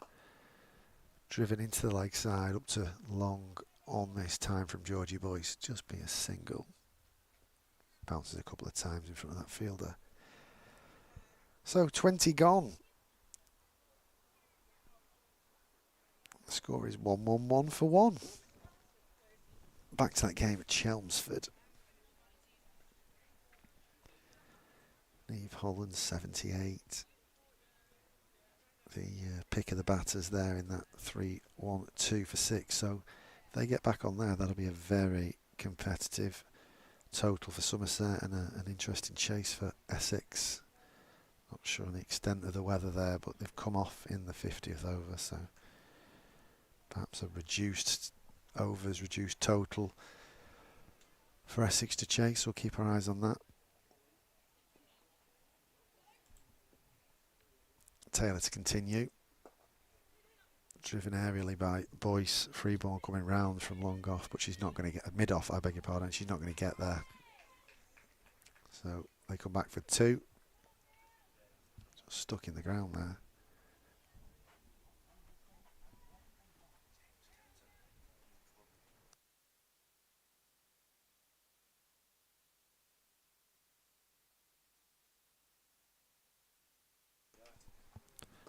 Pull away this time from Georgie Boyce, cut off a deep square leg by Stair Callis. So Georgie Boyce just ticking along into the 40s now. And we'll just cover off that final game. Surrey playing Hampshire down at Guildford. And plenty of runs scored again. Forward cut, really. Vertical shot from Catherine Bryce. No run. Abby Freeborn doing the fielding there at mid-off. Hampshire 2-7-3 for 8. Swept this time from Catherine Bryce. It's got it behind square. It'll just be a single. Stare Callis out there. Cutting it off. Run shared around there for Hampshire women. Maya Boucher 51. Freya Kemp 58. And they're in the 50th there. So another competitive total. So all 3 games, lots of runs so far.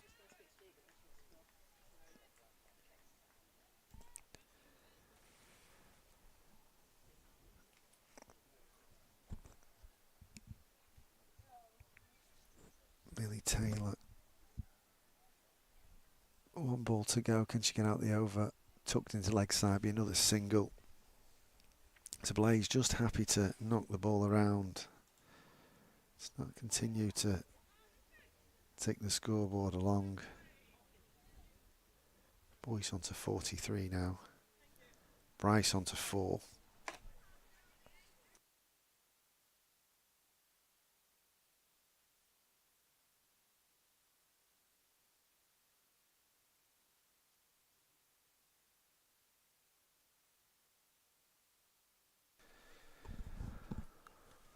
So, 1-1-7 for 1, 21 gone. I'm going to change a bowling again from the hockey pitch end.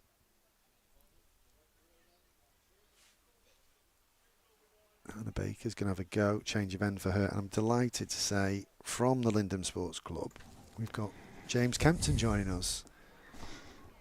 Good afternoon, James. Afternoon, James. We've just been waxing lyrical, actually, about Lindem Sports Club with Martin. Okay. Just about how the sunshine's come out, how your ground staff have got the game on. So, yeah, thanks for everything you've done. It's great to bring pro cricket out to the national counties, and what a picture now. You know, the sun's out, the ground looks fantastic. Yeah, it's a lot different to 3 hours ago.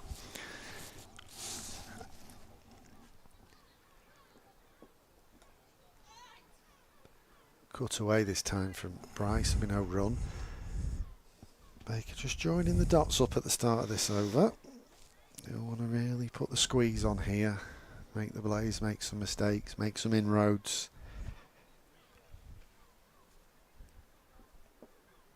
Down the track this time, meets it on the full, hits it too well actually. There's no run as mid-off cuts the ball off. So James, what's your role within the club, within the organisation? Well, some would ask what I don't do. I'm club treasurer, Sunday captain, a coach. You name it, I'll try and do it. Fair enough. Club man. Oh, I've won that a few times.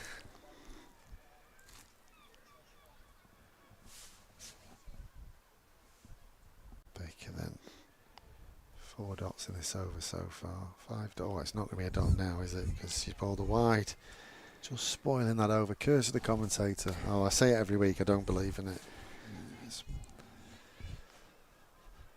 1-1-8 for 1. Baker to try and get out this over this time. Feeds a cut shot to Catherine Bryce. It'll just be a single though.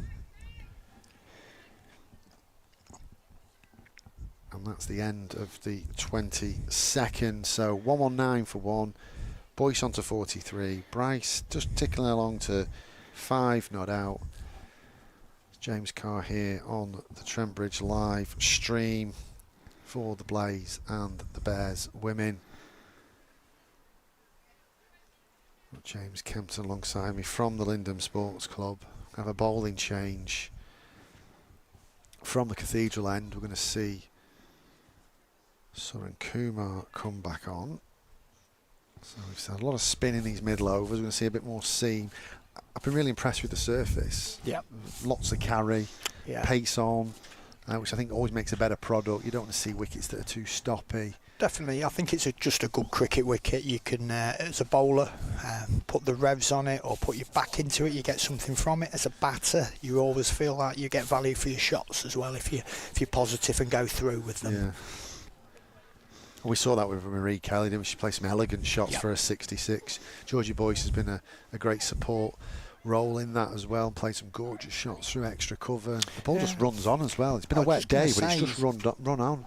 Yeah, the outfield takes it really well. But I am surprised as to the amount of rain we've had in the last couple of days, how quickly it has gone, especially square. Yeah.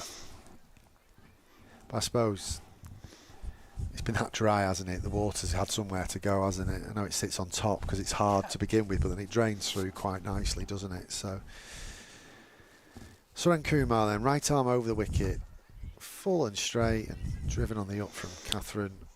Yeah, and Bryce. especially down square to the score box, it's a lot more of a slope that you can probably see on the live stream, and it really does fly down the hill.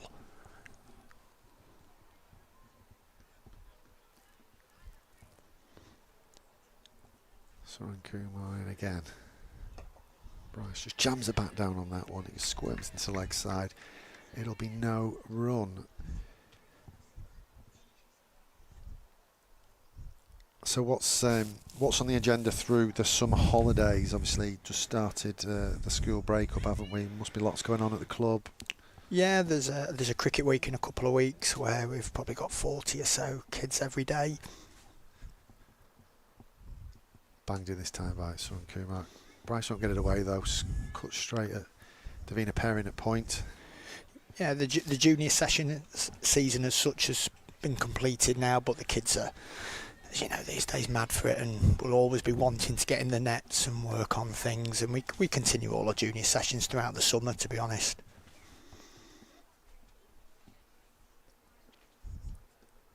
Playing this time. Bit of lift there from Suren Kumar that we were just talking about. And yeah, Bryce. she's certainly putting her back into it, and as I say, if you do on that surface, you will get a little bit of life out of it. Just surprised Catherine Bryce that. Not quite in tune with the pitch just yet, but she's only been here for 19 balls. She's 5 not out. Suren Kumar in again, driven into that gap in front of square there, so she'll get another single. Brings Georgie Boyce back on strike. So what does cricket week look like for the juniors? Is it camps? Is it matches? Is it festival feel? It's sort of 9 till 3. Oh, right, okay. Skills based in the morning, then try and do a little bit of game related stuff in the afternoon. It's organised chaos, to be honest. Just how we like it. Suren Kumar in again and just tucks Georgie Boyce up this time. There'll be no run.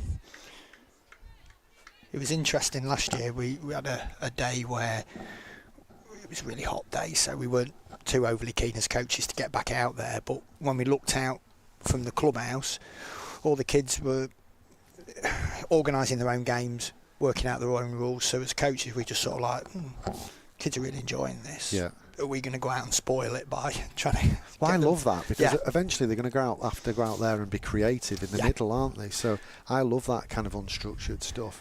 120 for 1 now, 23 gone, so 16 remain here at Lindem Sports Club.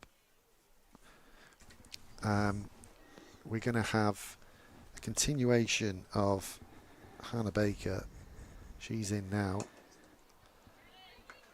Catherine Bryce driven that straight as a die for no run. So you've been on the ground today.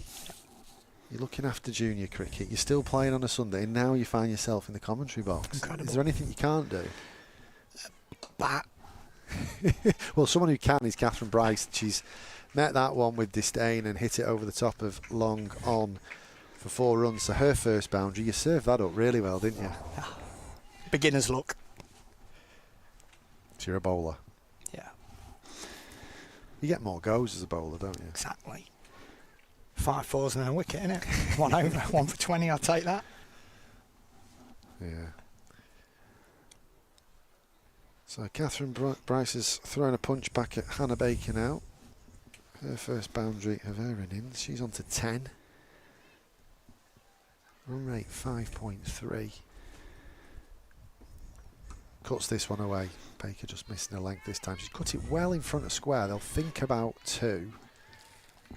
As fielder has to do a bit of legwork there, but they decide against it. So just a single. What's a good score on this pitch? Obviously, it's a reduced game, 39 overs. But looking where we are now at 125 for one, just under 16 overs left. What would you expect? In a 40 over game, so basically what this is, I will be wanting probably 230 par, really.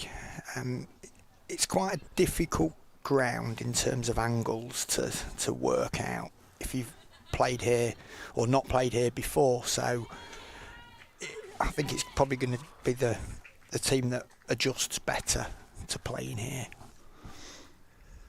Check drive there aerially from Georgie Boyce, who just lofts it over mid-off, bounces a couple of times, but it holds up that one. So 2 more to her target. Yes, that'd be about 100 runs from here, wouldn't it? Yeah. They've got the wickets in the tent to have the licence to do that. Boyce have a back foot shot this time. Oh, and it's misfielded by point there. It'll only be one as it's cut off by the boundary rider. Austin on at the moment. She's one of the 12th, 13th players. Not quite sure who's off. I'll do a recce in a minute and see who that is. I think it's Izzy Wong that's off, but she did nip off before during a drinks interval. She did come back on. She wasn't happy with the foot marks earlier on, but it looks like Izzy Wong is the player off at the moment. Austin on in her place, 16 in her back. She's fielding it mid-on at the moment. Suren Kumar is going to continue then. 128 for one from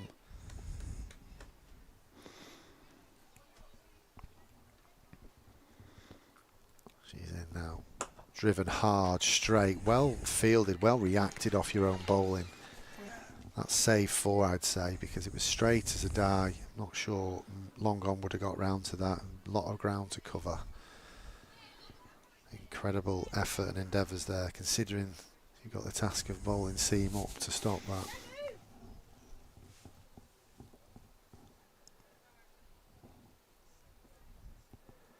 Suren Kumar again. She's full again. Georgie Boyce has not got enough of that though. She's hit that at good catching height. And mid-off will greatly receive that catch. So Georgie Boyce has to depart. Solid 46 from her. Has built some really good foundations with Marie Kelly, her opening partner, but she has to go for 46. Good solid catch from G Davis at mid-off, and the Blaze are now 128 for 2 in the 25th. Round of applause there from the local crowd as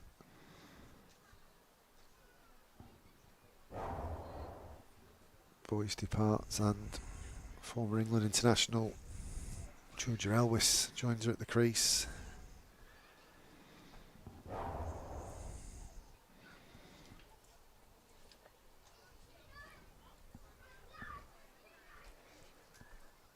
So Georgia Elwys's game is very much like knock it into gaps, make fielders work hard.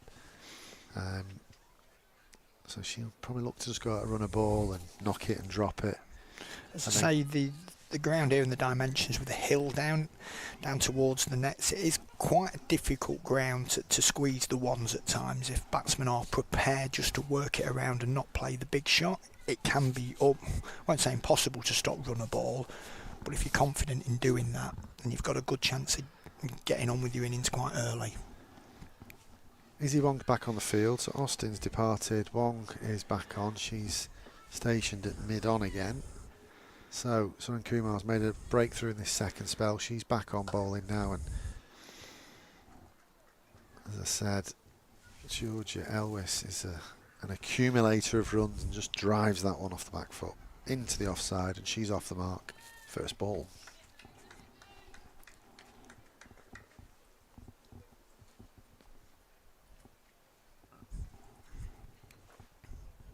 Turning to leg side this time from Bryce.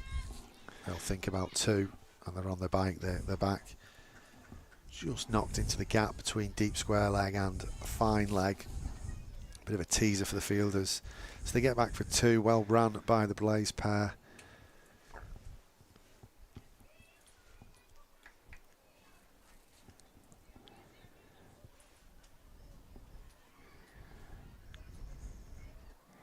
And again, we see another one that just lifts.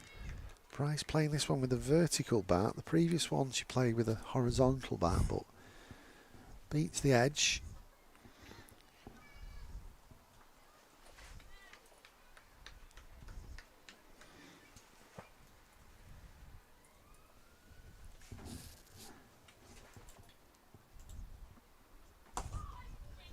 Driven up to mid-on. That one bobbled into the guts of Izzy Wong. That was the you heard there was from that of Izzy Wong. But that's the end of the 26. Blaze now 131 for 2.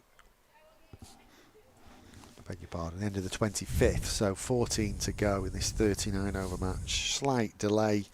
Didn't get underway at 10:30 this morning. We actually got underway 2 hours later at 12:30, so we've lost 11 overs per side.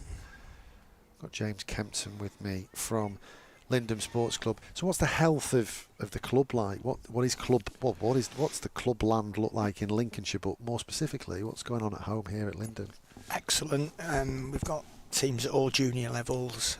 In terms of senior sides, we've got 5 senior sides over Saturday and Sunday. Swept by Elwish, she's missed that one. And then we've got a thriving and expanding ladies section with both softball and hardball offerings for those, and a pathway in for a very vibrant girls section that we've got. We've often got over sort of 18 to 20 girls training on a Friday night. That's fantastic as Elwis attempts the lap sweep again. This time she gets some bat on it. Just be a single. It keeps the Blaze clock ticking. Yeah, we've seen so many clubs across the country, haven't we, start to build women and girls sections, but how have you gone about it? You know, any successes you can share, any tips you can share with the viewers today? Swept across this one and it's given. Well, it wasn't the most serious of appeal, was it? But Bryce has mowed across it. She's standing there now, questioning something which you don't often see. The umpires are going to come together. Gabby Brown, the standing umpire. Simon Widdop, the square leg umpire. The delivery looked pretty straight, but my initial reaction was height. Just having a look at a replay now. Actually, it hit Bryce middle of the pads, to be fair, but I think it was adjacent. But I think she pointed to suggest the towel in the back of the bowler's trousers has come out. So I don't know if there's such a... Well, Gabby Brown has now signalled dead ball. I don't seem to be arguing too much, Warwickshire. Not that you should argue with the umpire, obviously, but seem to just be happy to get on with the game. So I'm assuming that ball will be scrubbed off and re-bowled. Never seen that. I'm assuming it's the same ruling as if you... But it's a no ball now if you hit the wicket. But it used to be a dead ball, didn't it? Yeah. So I'm assuming it's something along those lines. So you learn something new every day. Every day's a school day, mate. Even in the summer holidays? Yeah. It was almost as if she was motioning about something behind the bowler's arm, but... I think it was because the cloth came out of the back of her trousers. Hannah Baker to re-bowl this delivery then. It's fuller in length this time. Catherine Bryce will play it with a straight bat and just open the face, and it'll go into the offside for a single. So that was all a bit eventful. Put us on the spot, put the umpires on the spot, but we got there in the end. There was a discussion. Ooh, Elvis just thought about lapping, then changed her mind, and well, in the end, probably want to put that delivery out of her mind. There was a discussion, I noticed, with the umpire and the bowler before she re-bowled that ball, so at least there's been an explanation. Elvis plays this one straighter, just up the ground into that straight mid-wicket fielder for no run.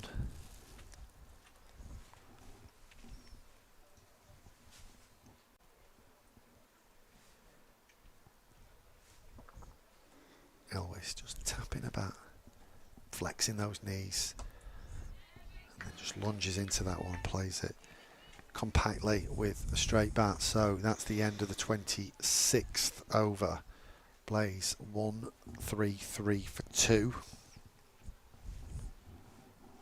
Hannah Baker just trying to stem the run flow here and claw it back. She's none for 30 from her 6, but that over just went for 2, so she's just trying to improve her own and the team's economy rate. Just feels like they're squeezing the boundaries a little bit in the last sort of 3 or 4 overs in the scoreboard. Although it's ticking over, it's not churning around like it was sort of 25-30 minutes ago. Yeah, they've solidly gone at kind of 5.5, 6 and over, haven't they? And you would imagine they would get to kind of the 200 mark comfortably. I think anything over 220, you start to feel like they're bonus runs, don't you? Soren Kumar then to continue from the Cathedral end, and this one is square driven behind point, and it's going to run away down to the nets and that scoreboard at a serious rate. So 4 runs to start the 27th over, just that impetus that Blaze needed after a couple of overs of lull, really, as you mentioned there, James. So gorgeous little kind of dab open of the face there from Catherine Bryce. Especially first ball of the over, it just releases the pressure a little bit, puts it back onto the bowler, and then even if you just take 3 singles from this over, you feel like you're ahead of the rate. Soren Kumar, what has she got in reply? Well, it's a short ball driven well in front of square. Stair Callis on the chase, running round from deep square leg. She will meet the ball before it gets to the boundary. But they will get back for 2 runs. So as you say, James, 6 from 2 in the over. Pressure very much on the bowler and the field inside. That's what we saw Georgie Boyce do at the beginning very well, didn't we? She hit straight, hit the high value areas and got boundaries and put pressure on. Soren Kumar in again, driven up the ground, fielded off her own, no run. It actually feels sometimes harder to score runs when the field's a little bit more spread, because yes, you might get the odd single, but you don't have that release ball up over the top or beat the fielder and there's nobody there to stop it.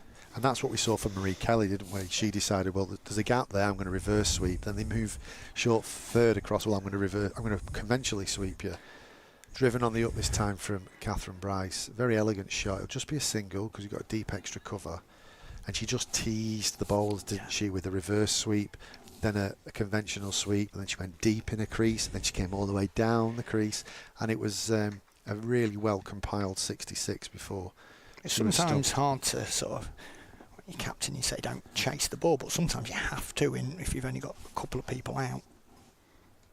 Down the leg side this time, signalled a wide, so it evaded everything. I thought for a second it might have been a bit of thigh pad in that, but it maybe just deflected off the keeper.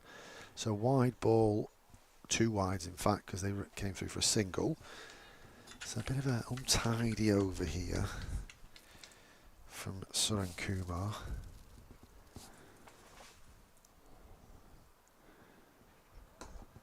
Again, just short of a length, pulled into the leg side. It'll go straight to Stair Callis this time, so it'll just be a single. 5 gone in this over. 8 plus the wide, so 10 in the over with a ball to go. Really, really profitable over from the Blaze point of view. And then turning to leg side again. Georgia Elwes doing Georgia Elwes things. And Stair Callis is the one who's in the hot seat at the moment, fielded the ball 3 times in that over.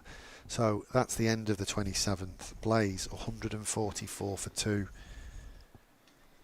Catherine Bryce 22 from her 32 deliveries. She's starting to catch up with her runs versus balls faced. Georgia Elwes has just joined us a short while ago. She's 3 from her 7. Just a reminder, Blaze won the toss and elected to bat here.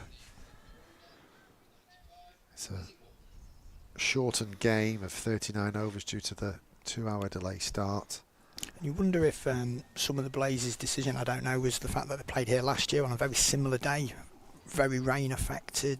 They had to bat first, and I think they went at 7 and over. So although it's not a traditional bat first day, historical experience here might have saw them decide to bat. I don't know. Change of bowler, change of ends, and it's Izzy Wong from the hockey end. And that one's ran to point, and it's been dived over by Millie Taylor. She'll be frustrated there. I know that awkward, you've got the artificial strip there and you're worried about it bobbling, but she'll have wanted to have done a little bit better there, especially the bowler of Izzy Wong's stature. I wouldn't have been happy if it was my bowling. So, always dealing in singles. Bryce back on strike. Driven up to mid-off for no run. Yeah, at what point do the Blaze go hard here? I always feel like if you've got more than a two overs to every wicket, I think you've got a licence to go really hard, and we're kind of in that territory now, aren't we? As Wong is on away from the hockey end and beats Catherine Bryce's edge this time. She tries to play half a cut, half a drive. Feeling at that one. Yeah, I do think sometimes teams go too hard too early, lose a couple of wickets, lose the momentum, get the fielding side up a little bit, and then it's difficult to regain that momentum, and you always want to be going into the interval with the momentum on your side. If I was them, I'd probably be waiting another 3 or 4 before really unleashed.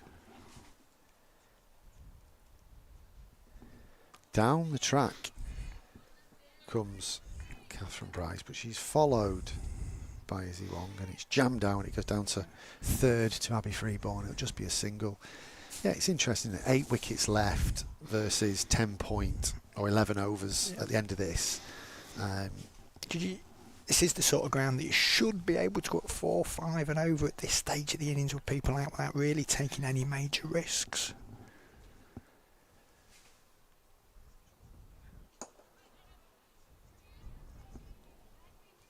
She hit that solid then, Georgia Rose, but it landed perfectly into Staircallis' hands on the bounce.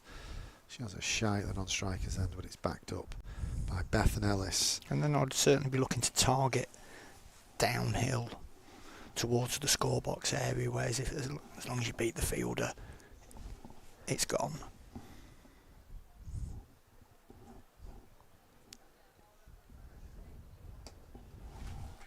Off the pads this time from Elwes, turn round the corner. Going to come back for 2, incredibly well ran. Again, just in that gap between fine leg and deep backward square leg, where it teases the 2 fielders, they have to converge. And whilst that decision-making process is happening, the Blaze batters come back for 2. So, 148 for 2 after 28. 11 overs remain. 8 wickets in hand here. The Blaze have got a bit of batting to come as well. Let's not forget that the Blaze have got an overseas in Heather Graham, Sarah Bryce down potentially as deep as 6 in the batting order. Ella Claridge brings a long handle. Sarah Glenn, Lucy Hyam, Kirsty Gordon are no mugs with the bat. So they've got a lot of resources left in the tent. Change of bowling from the Cathedral end. Georgia Davis is going to recommence her bowling. Catherine Bryce shimmies a little bit and bunts that one up to mid on for no run. Not seen too much turn today. It looks to have a bit of drift and in the air, but generally just kind of kissed the surface and skidded on.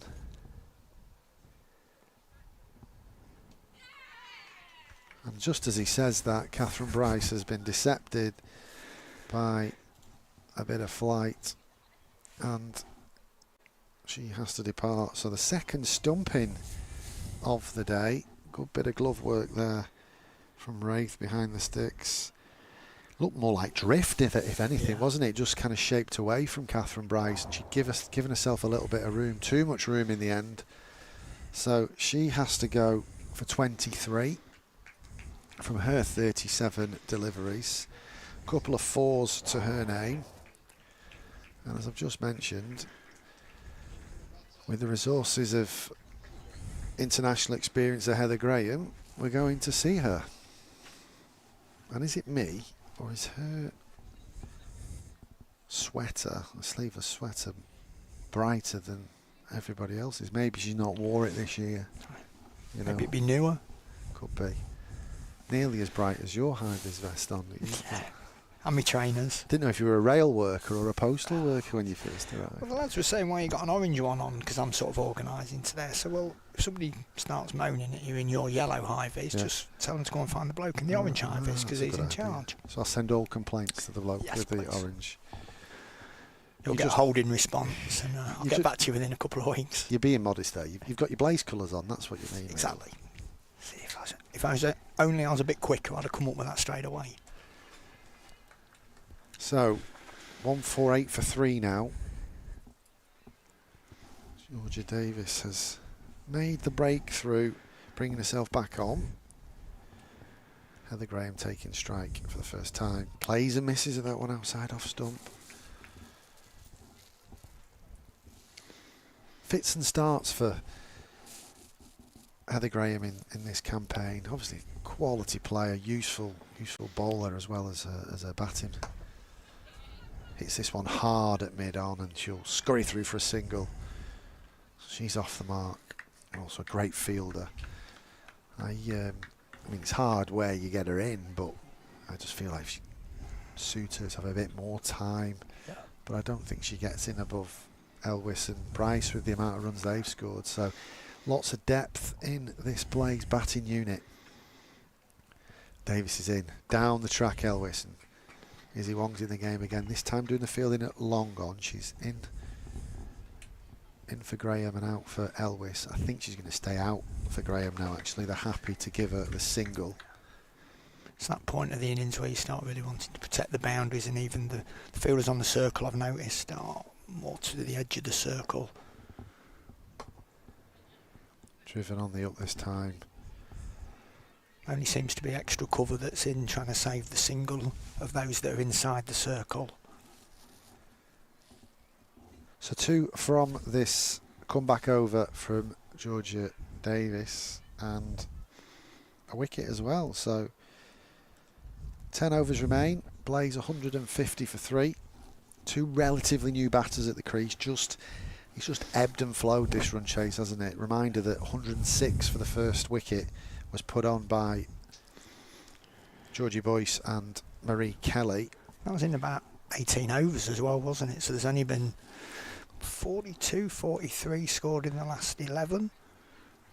So they have pulled it back quite a bit. Yeah, I'll check that.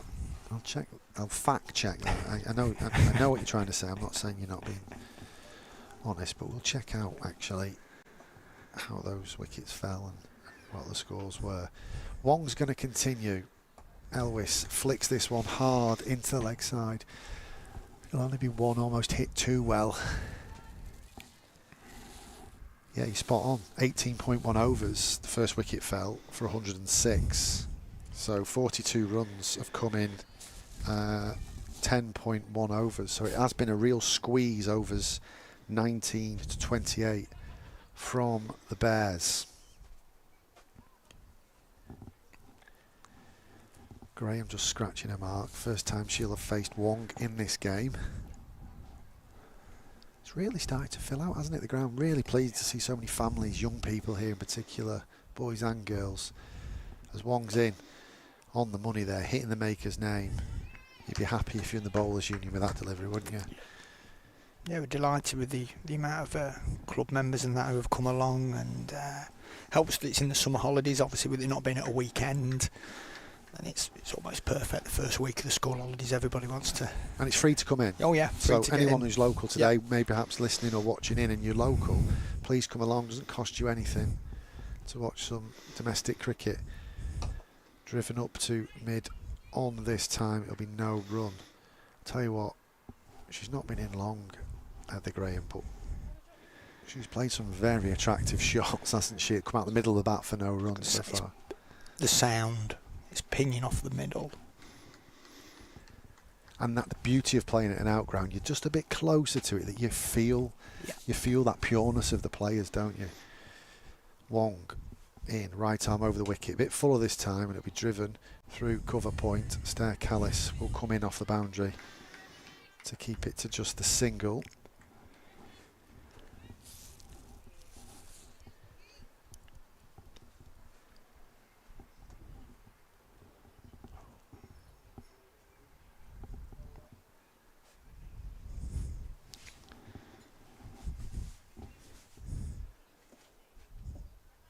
Freeborn's come into a short third for George Ellis, perhaps to stop that dab.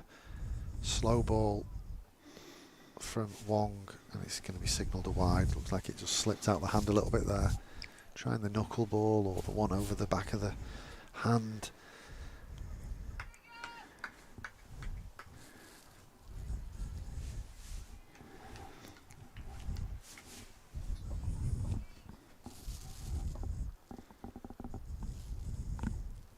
Wong gone away once again. Misses a length this time, pulled well in full in the square. Be well cut off by Davina Perrin, but they'll come back for two. Looked like she tried another variation there. It wasn't quite the same variation as the ball before. More of a cutter, but it wasn't quite full enough, and Elvis could snap her hands through it.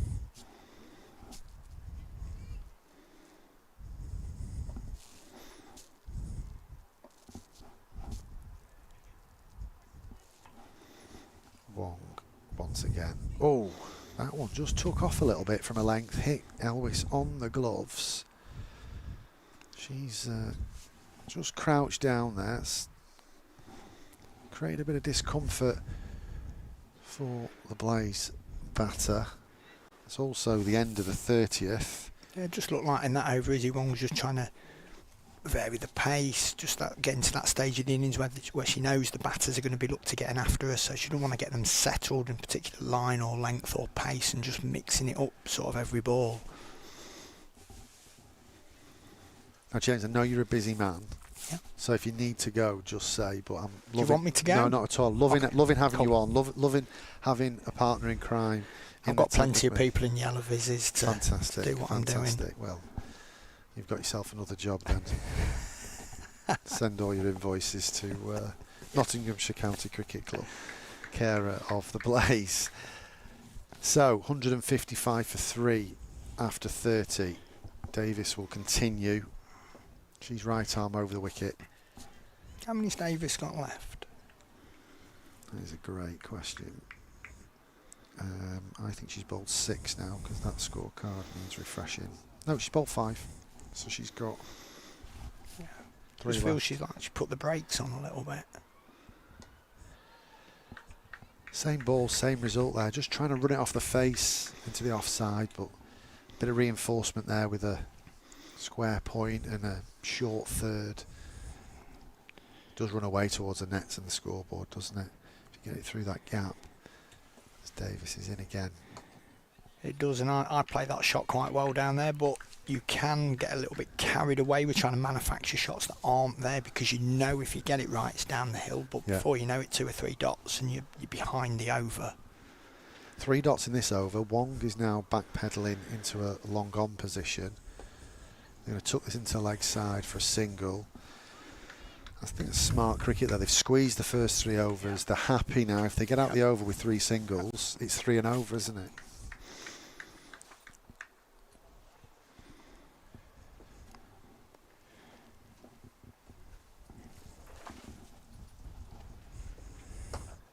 Swept hard, well in front of square. Izzy Wong's going to come round at long on. They're going to think about 2 and quickly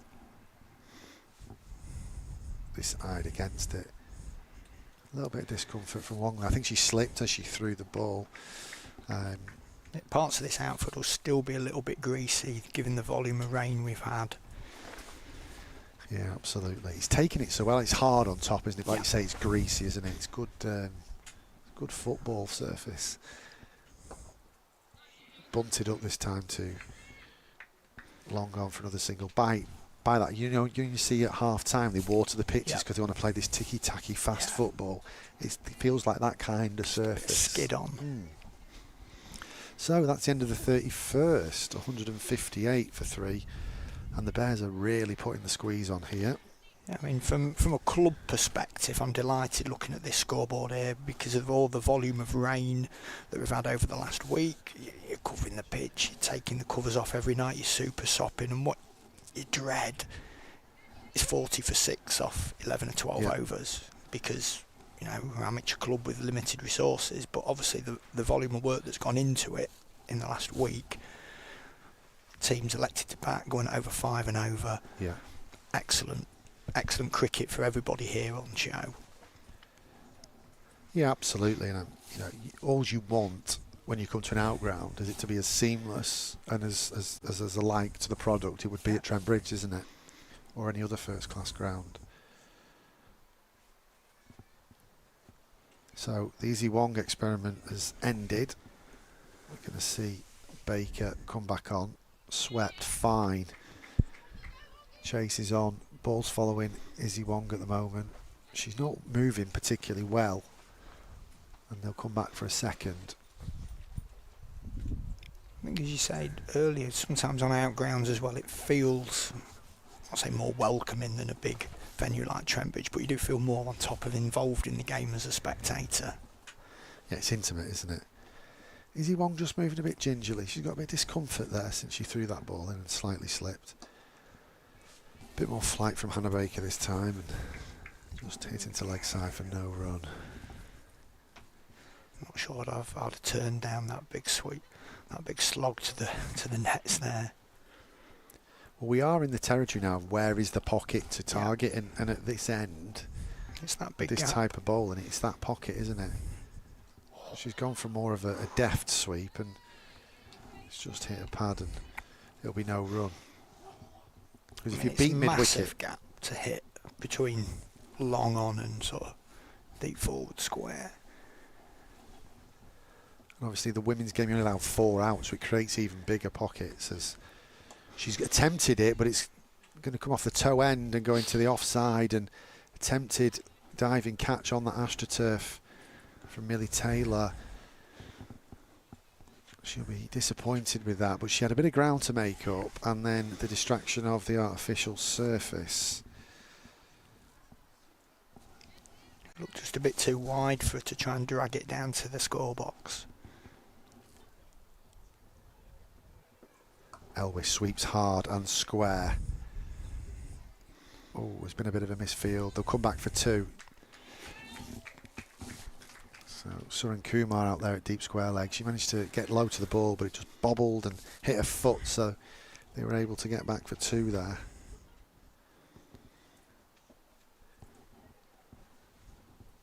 Elwes stays on strike then. She's down the track. Oh, Shot. she's going to beat extra covers. Right hand and mid-off's left hand just splits them perfectly. So a boundary to end the 32nd over. Just what the Blaze needed. 167 for 3. That shows there it's just value for your shots. If you miss the field, you don't have to overhit. Just trust yourself. Absolutely.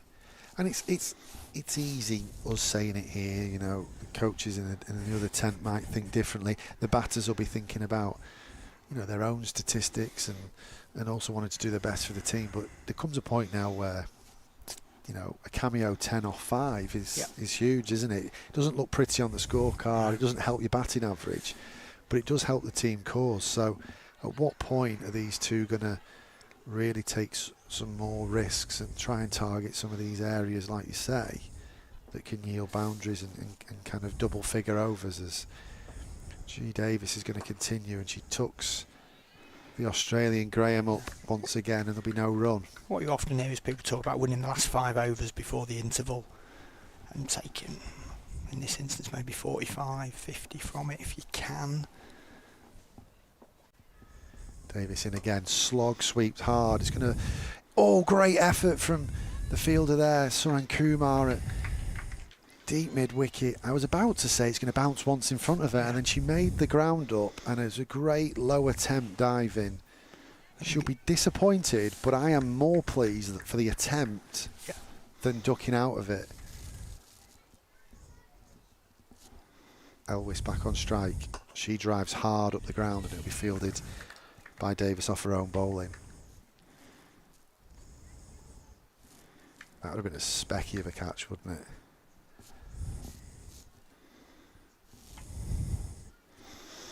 Down the ground again, has to be jammed out, almost yorks herself there, Georgia Elvis, as she advances down the wicket.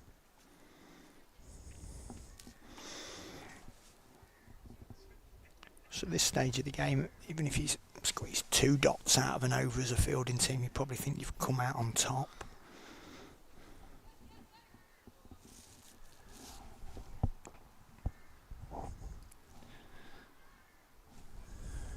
Down the track again.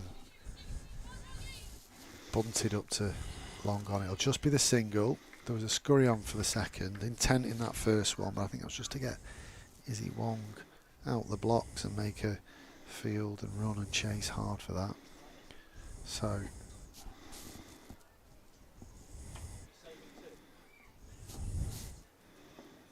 G. Davis in again. Swept well in front of square again. Suran Kumar in the game. She'll cut the ball off. And that's the end of the 33rd. So the Blaze are 170 for 3. Georgia Elvis, 18 not out. Heather Graham just removing her sweater. Passing it on to 12th player, Michaela Kirk. She's on 9. There's 6 remaining. There's 7 wickets left for me now. This should be, let's try and get 70 or 80 in the last 6 overs. I mean, they've been slightly more aggressive in the last few overs, but most of it has been along the floor. There's not been too much long handle and looking to go up and over. Yeah. Whether they'll target the shorter side downhill for the more aerial route, I'm not sure.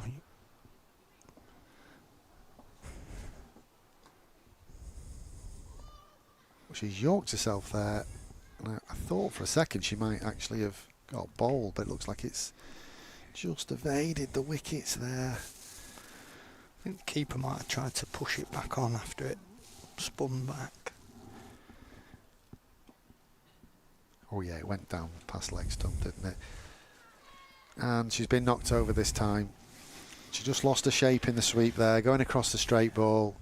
Was through the shot too early and hits the stumps. So short stay from Heather Graham. She's going to depart 9 from her 20 deliveries. And Baker has got herself a victim and just disrupts any sort of partnership that was starting to bubble away there, doesn't it, James? Yeah, and that's the problem the Blaze have had probably since that first wicket. There's not been a prolonged, sustained partnership where the rate has just gradually built, and again they're going to have to restart now. And now, as we've talked about, this pitch bit in it for the bowlers. So again, if you join up a couple of dots to the new bat, it's going to be difficult for them to push on to that 225, 230, which, to be honest, about 45 minutes, 50 minutes ago they looked nailed on for, to be honest. Yeah, it's ebbed and flowed, hasn't it? Kudos to the Bears women. They've clawed this back. Just looking at the side-on replay of the dismissal there, just didn't quite get low enough and commit fully to the sweep there, did Heather Graham. But you know what she was trying to do, trying to target that big pocket away to the scoreboard and where the artificial nets are. As you say, it's a big pocket from mid-wicket all the way round to long gone. Almost teases you into trying to find it for balls that may not just be there.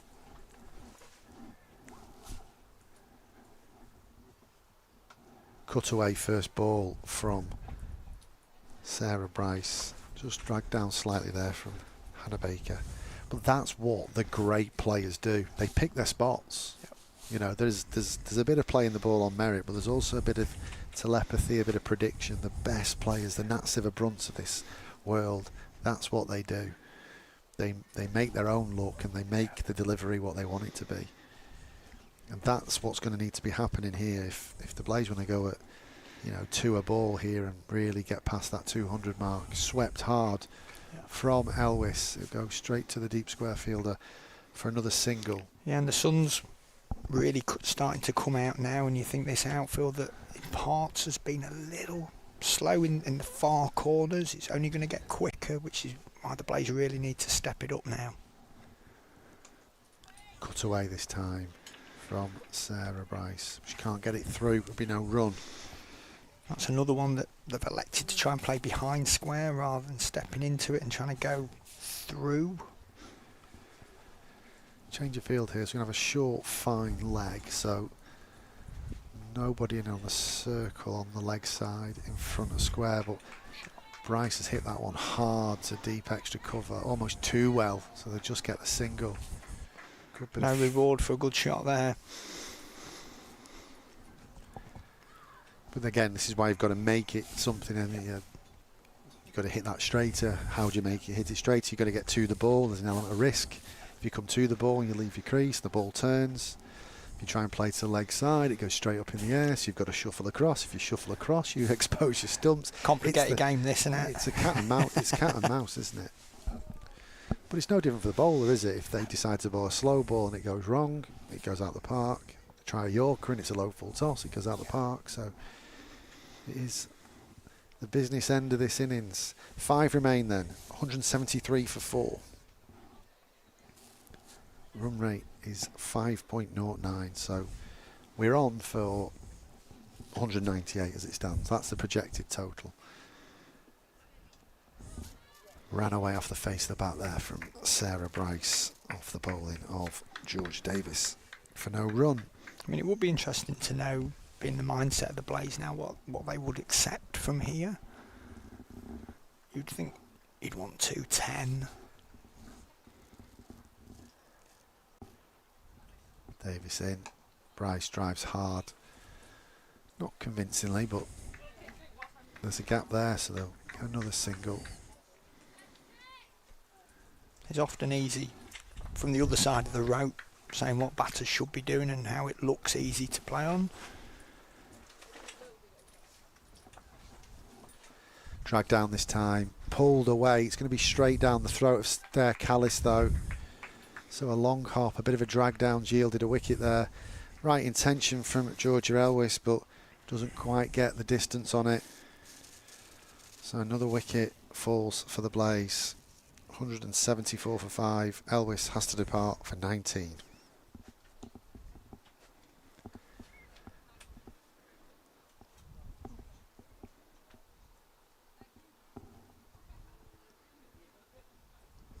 Again, that was brought from a bit of pressure, a bit of frustration perhaps. Yeah. You know, sometimes, I don't want to call it a bad ball, but the less attractive balls get you, you know, get your wickets, don't they? They certainly do, and maybe that was probably just didn't quite go through with it as much as she may have done.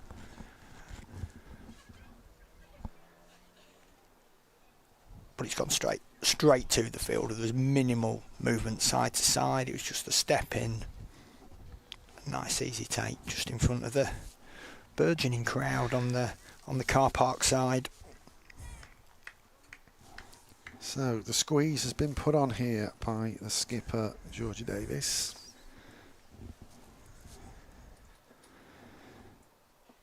Ella Claridge is the new batter. He's missed out on a low full toss there. Just trying to play it perhaps a little bit too square. So you'd want that 3 or 4 balls into your innings, I think that. Yeah.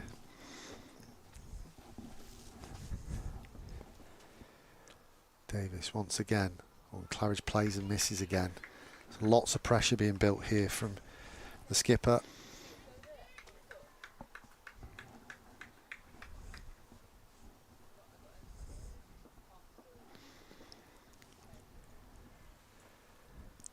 This one straighter in line and Claridge just misses out as it cannons into a pad down the leg side. So that's the end of the 35th. 174 for 5 now, and it just feels like it's petering out, isn't it? The Blaze will want the momentum going into the interval.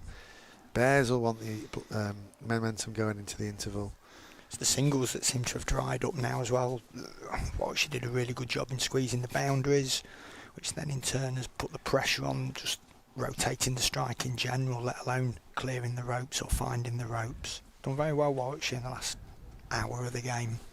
And let's not forget that there's a lot of runs to be gotten here from the team chasing. You've got to go and chase 174 as it stands. Perhaps 200 plus is where we're going to get. Still going to be looking at 5 and over effectively.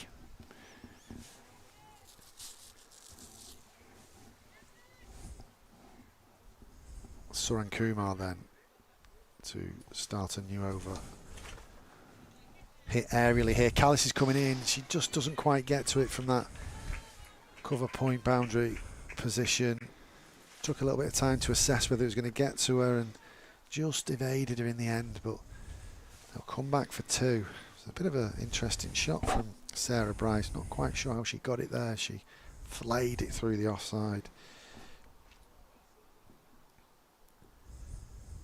Suran Kumar once again, and through the offside again, this time on the carpet, and Callis is pumping her legs like pistons, and she's misfielded as the batters put pressure on her by running well, so they'll come back for another 2. What I would say is it suits Sarah Bryce to accumulate. It suits her more to accumulate. Same with Georgia Elwis. To a degree, Heather Graham, whereas someone who can make a serious impact here is Ella Claridge. She hits a long ball. Play and miss this time as Sarah Bryce looks to try and get on with it. What Warwickshire have done quite well is stop the Blaze players playing their game. They've stopped the accumulators accumulating, and they've stopped the power hitters hitting in the last sort of hour and a half, ever since the first wicket went. And it's kind of one of those, you can't complain about the strengths of the Blaze being great run accumulators and then complain that they don't go boom when they're sitting pretty near the top of the table. They've scored heavily this year. Suran Kumar in again, and this time driven up to long gone for a single. But if there was an area for improvement and continual improvement, it would be who's going to be that finisher in a Blaze shirt between overs 35 to 50, or in this case today 28 to 30 to 39. Ella Claridge perhaps is going to put a hand up. She faces up to Suran Kumar. She turns this one round the corner. It's well cut off, and they will get back for 2 because the parry from the fielder just means the deep square leg has to come round and cut it off.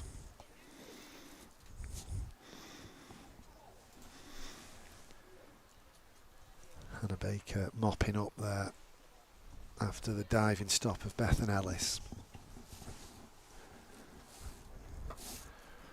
This has gone straight up. Nat Wraith is underneath it with the gloves on, so Ella Claridge has to depart. She's tried to get on with it, but unfortunately doesn't execute that shot, trying to target the scoreboard, trying to target that big pocket on the leg side.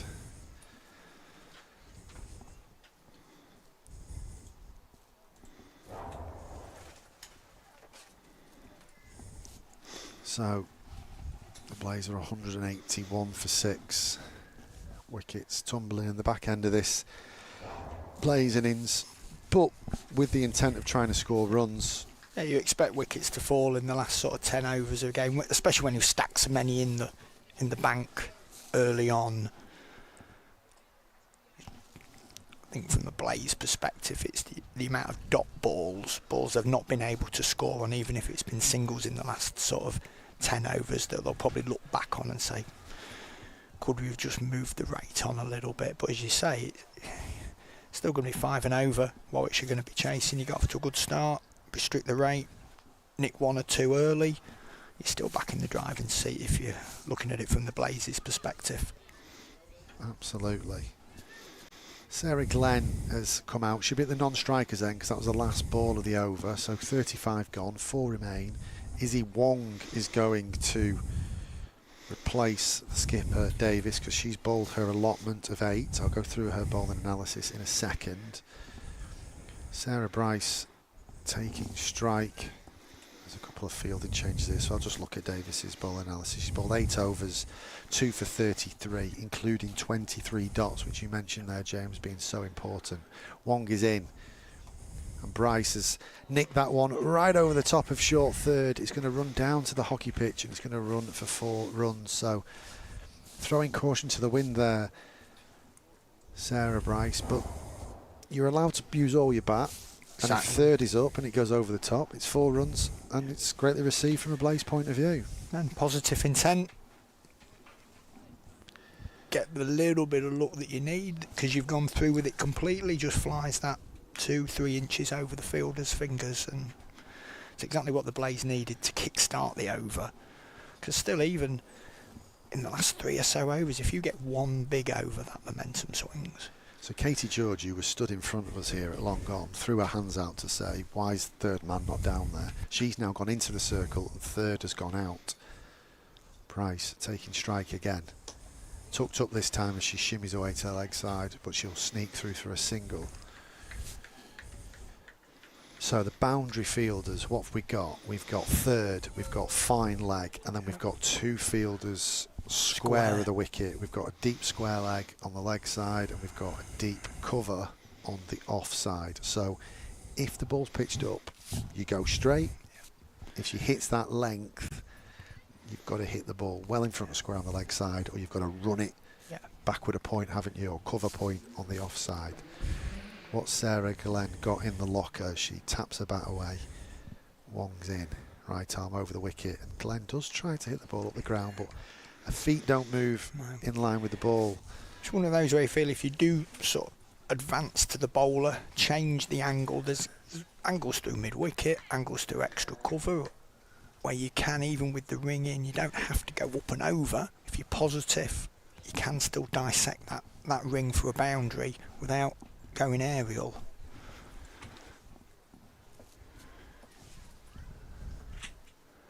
Wong in again, and this time she gets plenty of this, Sarah Glenn. It does squirm square, and it's going to get through for 4 runs.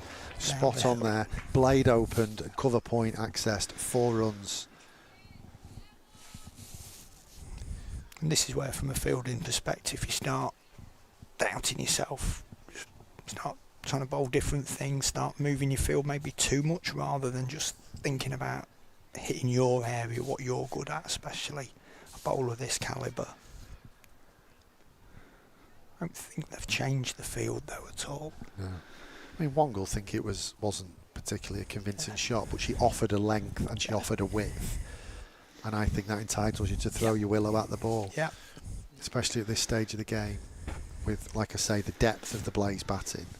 You don't often see Grace Ballinger bat at 11, but she's no mug with the bat, and 9, 10 and are very good batters as well. Wong on her way. Hits a length this time, but it'll be pushed into the offside for a single on the square.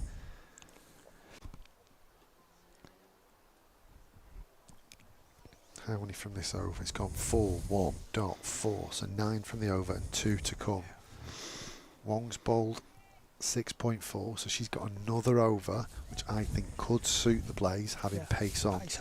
Whereas when the Blaze come to bowl, they've got 3 quality spinners. They've got medium pace bowlers as well, rather than out and out express. And I think that might just help them stem the run flow when the Bears come to chase. Square driven, given a bit of space this time from Sarah Bryce, and that was an elegant, smart piece of cricket. 4 more runs, so Wong leaking a few runs here. As you say, pace on the ball, quickish outfield, especially down the hill. It's really playing in. Showed all the stumps there, but if you middle it, doesn't matter. Smart cricket, and that's the end of the 37th over. So 195 for 6, but that's what I would love to see from batters now. Is going, well, I'm going to show my stumps. I'm going to target areas where I think I can get 4 runs. And there's risk with it, but she played it with a straight bat, which reduces some risk. Let's be honest, if these ladies kept missing straight balls, they wouldn't be playing professional cricket very long, would they? So not someone of Sarah Bryce's class and experience. Of course, a Scottish international and a long-standing member of the English domestic game as well.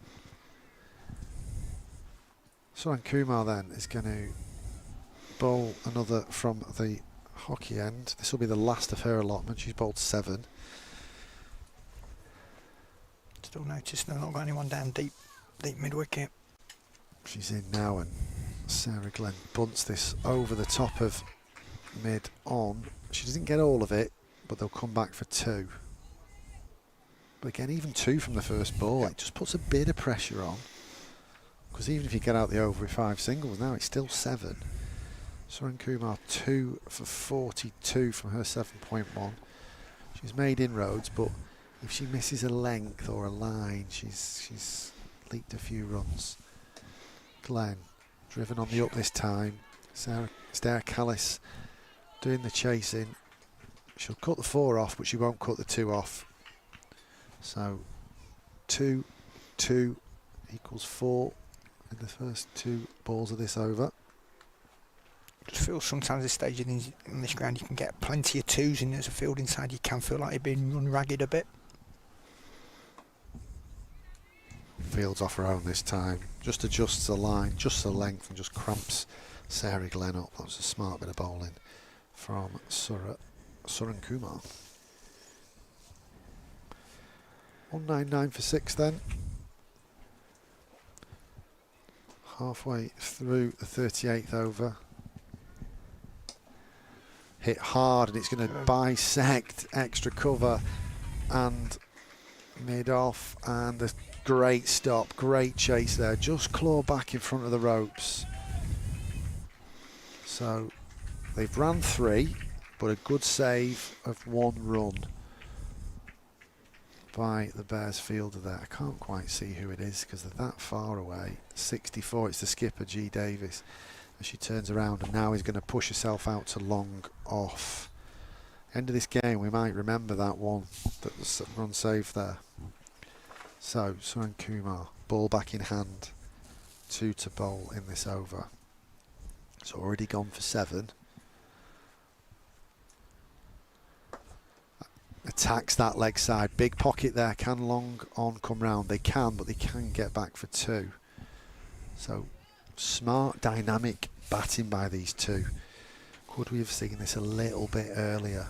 9 off 5 balls, not hit a boundary, but minimal risk, to be perfectly honest, this over.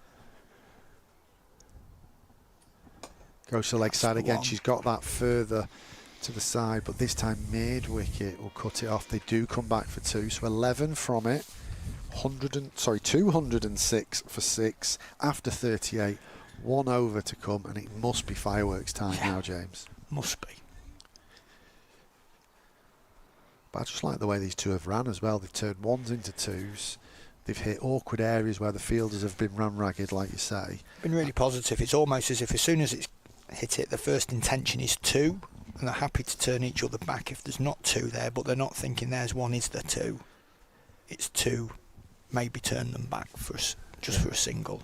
Very positive running. And they've found the boundary where they can as well. Yeah. They've looked to score.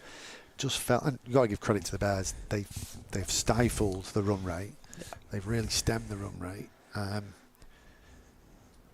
But we didn't really see a response from the Blaze other than hitting to areas where you're asking to be caught. Yeah. Cow corner, deep square leg, even caught on the circle, kind of playing cross back shots, playing across the line to straight balls. So last over will be bowled by the experience of Izzy Wong. I'm not sure I'd have gone with this. I just think pace off, to be honest. I'll be honest, having played here all my life, I'd certainly be having either deep backward point out or a wide-ish third man, to be honest. Because if I'm the Blaze, I'm probably just targeting downhill as much as I can, every ball. Wong's in round the wicket to Sarah Glenn, who gives herself a bit of room. Doesn't get all of it. It'll squirt out to deep square leg for a single. So Wong perhaps trying to just choke the batters from round the wicket, cramp them up. Long on's out, deep mid wicket's out, deep square leg and deep fine leg. And she's gone over the top of the offside, gives herself room, no fielders out there. Gorgeous lofted cover drive from Sarah Bryce there. I mean, the field set that they've got at the moment is actually even rewarding bad batting or not getting hold of it. It's quite a strange field set, really. Well, she's got to go at the toes, hasn't she? She's got to be so straight and so you can have one on the leg side. Wong once again round the wicket, gives herself room again, and it's exactly the same result. Lofted cover drive.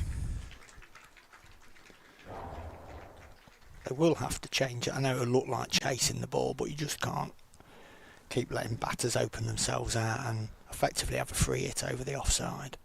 I think it's harder as well for her to adjust from round the wicket if she sees the batter shimmy to the leg side. So even just changing your bowling action and coming over the wicket, she isn't going to change it though. And if you go fuller now, you're just going to try and run it down to the nets through gully. Well, she's got a full toss and she has followed her. She's hit it well. They're going to come back for 2. They do that successfully. So 4-4-2 in this over so far. I beg your pardon, 1-4-4-2.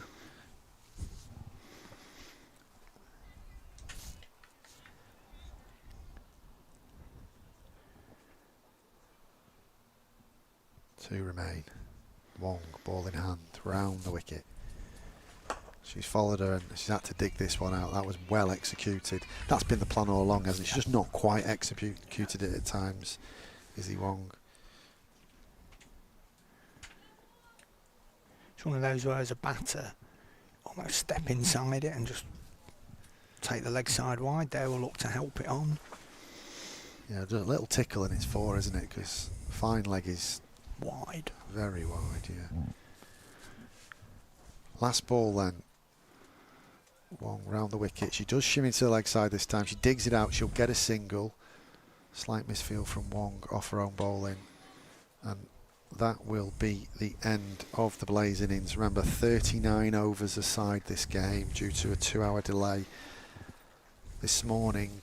So Blaze finish 2-1-8 for 6 from their 39. Sarah Glenn 13 from 8 at the end there. Sarah Bryce 32 from 19.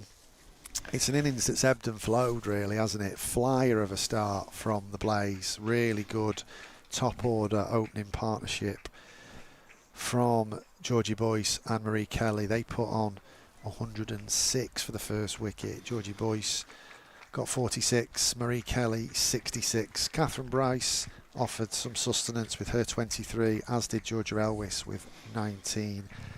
Heather Graham just the 9 before she was bowled by Hannah Baker. Ella Claridge departed for 2, trying to get on with it in fairness. And then Sarah Bryce and Sarah Glenn just strangled it back at the end and have posted a very competitive total of 218 for 6, 32 and 13 not out respectively for Bryce and Glenn. It did ebb and flow. They did claw it back a little bit. The Bears between overs 20 and 33, 34 perhaps. G Davis, the pick of the bowlers for me, 2 for 33 from her 8. She bowled 23 dots. Hannah Baker, a little bit more expensive, offered a few more boundary balls, but she also bowled 25 dots for her, 1 for 42. Suran Kumar, 2 for 51, and Izzy Wong, none for 52. Millie Taylor, 1 for 26. Bethan Ellis, she just bowled the 3 overs, none for 13. So, it's set to be a great game here at the Lindem Sports Club. We will take a short break and we'll be back for the run chase or the defence, depending on which way you look at it. See you shortly.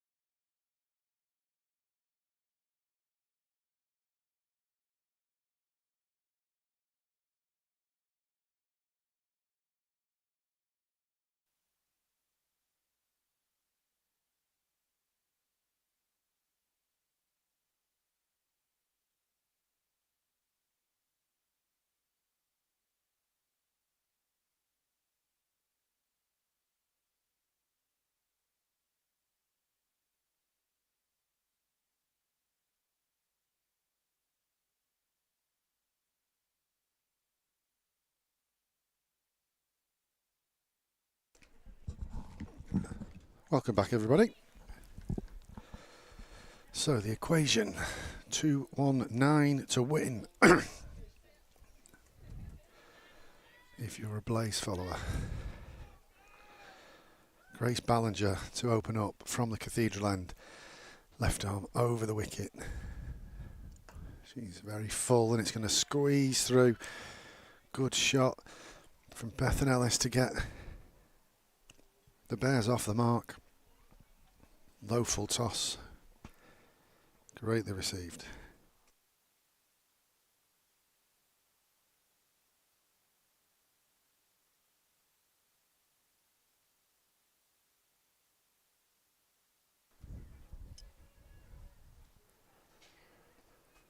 So as we saw in the first innings, the opening ball list, they're not too happy with the footmarks. This time it's slightly off the pitch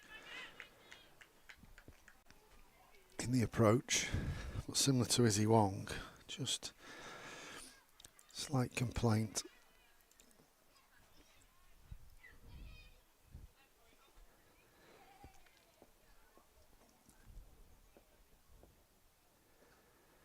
Ballinger in once again on the money this time, driven up the ground.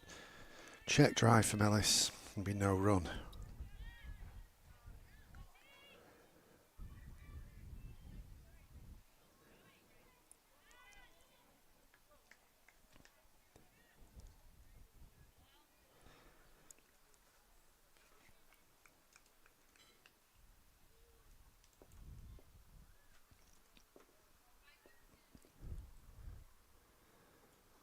Ballinger once again down the leg side this time, so we signalled wide.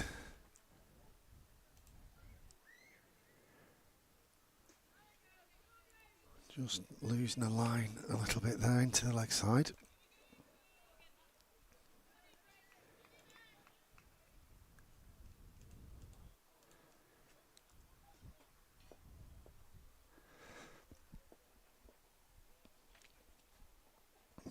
Ballinger on the money again this time, driven up the ground, and there'll be no run.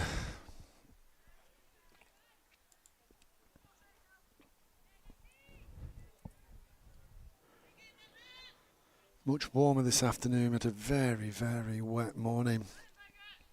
Pretty cool as well, but as the day's gone on, the cloud has slightly burnt away. It's got a bit brighter.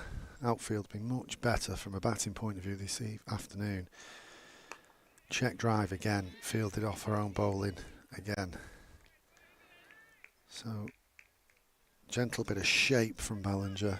She takes the ball in to the right-handed Ellis.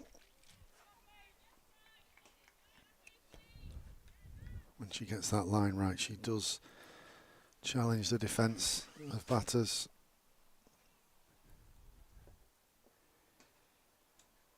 She's in again. Just hurries Ellis up there. She check pulls that into the leg side. Just be a single. Still one more to go in this over. It's felt like a long over. We have had the wide. We have had a bit of a delay. Just put a bit of sawdust down on the approach to the crease.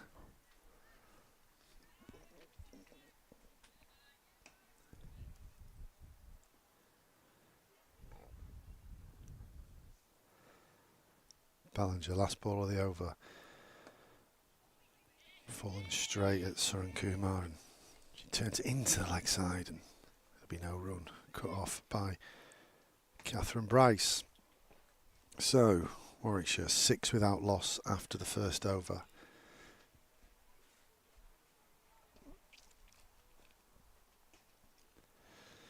And as Catherine Bryce fields, she then takes the cap off and passes that to Gabby Brown, standing umpire at the hockey end.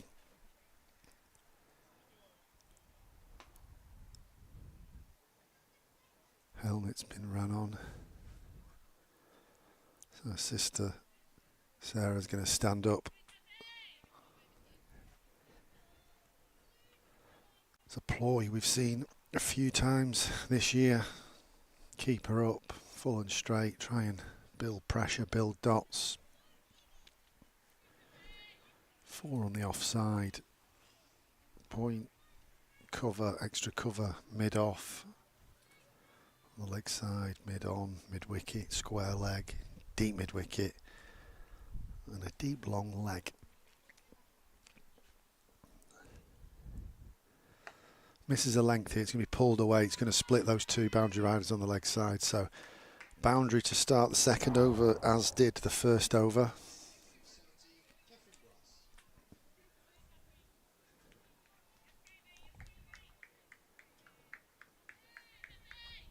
Quick on the pull this time.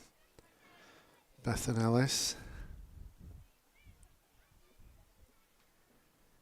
Bryce in.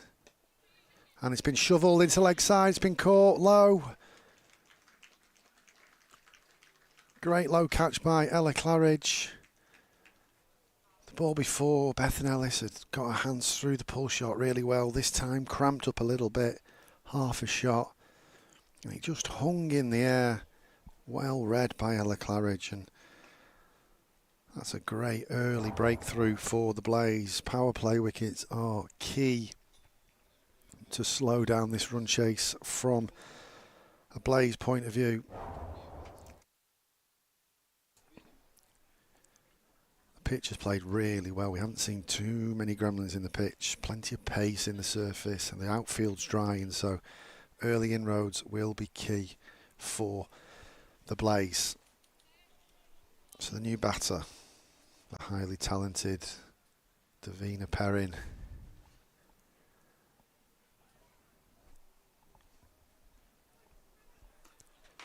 Of course, a graduate of the ACE programme and the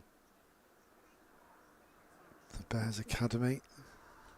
We've got some aircraft in unison flying over the top of the Lindem Sports Ground here. 1, 2, 3, 4. 9 of them in total.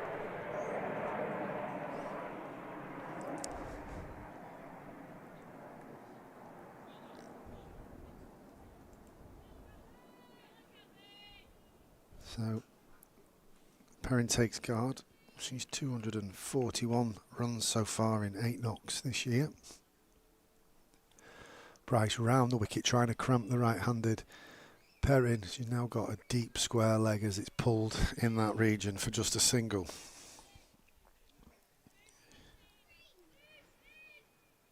So Perrin averaging a smidge over 30 so far this season.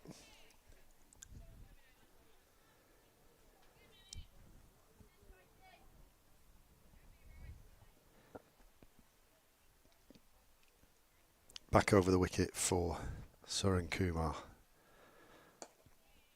Turns this one to mid-wicket for no run.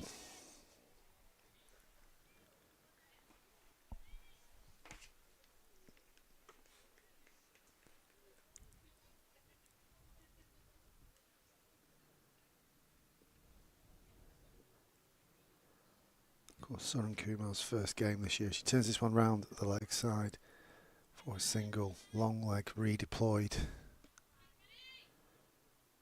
for Suren Kumar.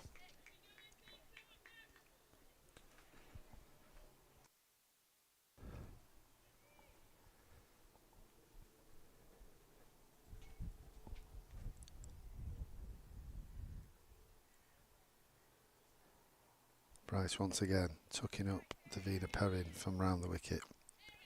Just turned into mid-wicket, and that'll be no run. So 2 gone. Bears are 12 for 1. Bethan Ellis has departed in the second for just 9 runs. A couple of attractive boundaries, square drive and a pull. And she just shovelled one to square leg and was well caught by Ella Claridge. So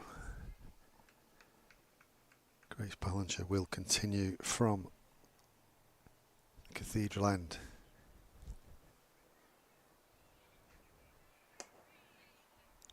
Strays slightly onto the pads of Suren Kumar. Plays it elegantly for no run. Got a length right this time, Grace Ballinger, so it was easy. It was harder, should I say, for her to get the ball away. Doesn't seem to be too much shape through the air.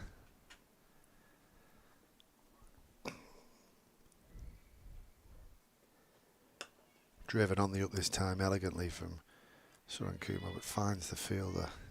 Georgia Elwis doing the fielding at extra cover.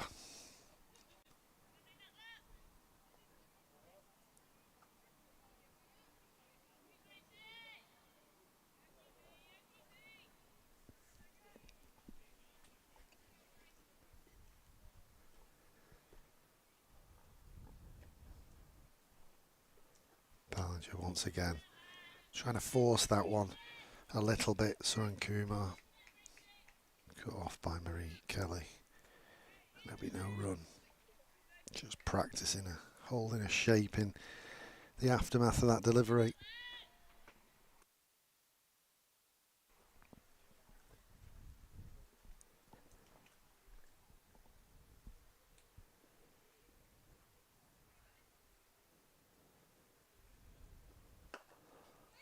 Beautiful straight drive this time from Suran Kumar. Really held a shape and great fielding from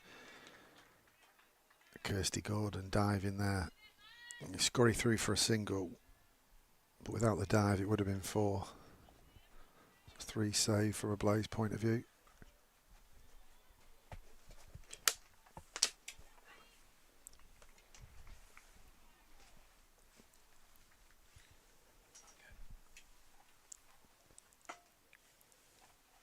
Slight delay as Perrin comes on strike. She's now taking her guard. Tucked up there by Ballinger. Looks like the ball's just starting to shape a little bit into the right-handers. Not massively. It's a warm day. There is a bit of cloud covering, but these white balls don't swing prodigiously, and if they do, they don't do it for very long.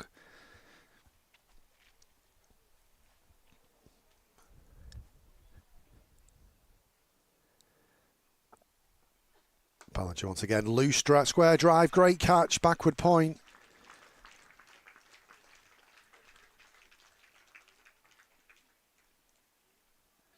Davina Perrin's got to depart. Just one to her name. That was a fantastic grab, very low to the ground, just slipped off the face of the bat, went quickly. And a fine, fine grab. The square runs away there, just slight dip in it, so it's been very difficult for the fielder to judge. But it was a great grab by Lucy Hyam.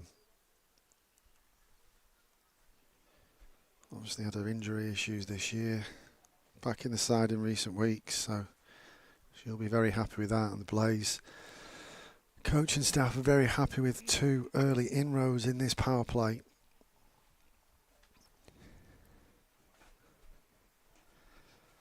So the Bears are reduced to 13 for 2 in pursuit of 219. Stair Callis, the new batter, dual registered with Yorkshire, who play in Tier 2. And of course the Bears, who are here today, playing in Tier 1 in the Metro Bank One Day Cup. She won't strike to begin with because that was the end of the over. It's just gone a bit cool and a bit gloomy again as Catherine Bryce will start another over. Hits Suran Kumar on the pads, but looked a little bit high and shaping into the leg side to be hitting the stumps.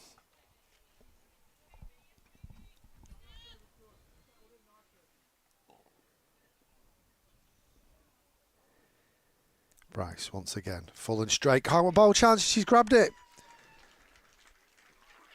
Threw the shot too early there, Suran Kumar. Feeling for the ball, and a great outstretched reach in a follow through there. And the Bears have lost another one, 13 for 3. Catherine Bryce picks up her second wicket She's only bowled 8 balls, but she's 2 for 6 from those 8 balls. Just 3.2 overs gone here. 13 for 3 now. And as it gets a bit gloomy in the air, it's getting a bit gloomy for the Bears. Katie George is the new batter, skipping out to the middle, 99 on her back. I don't think she would have expected to be out there so soon. Just 10 minutes ago, she was in the tea room. And now she's got the pads on and she's making her way to the middle.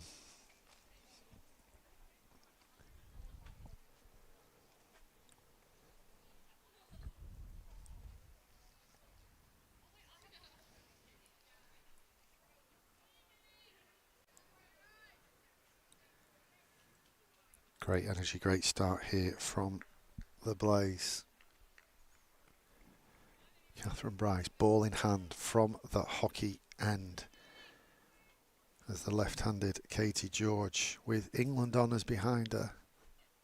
Sorry, the right-handed. She bowls left-handed, doesn't she? She takes guard. Couple of taps at the bat. Bryce on her way. Right arm over the wicket. Runs it off the face of the back, but Sarah Glenn will do the mopping up at backward point.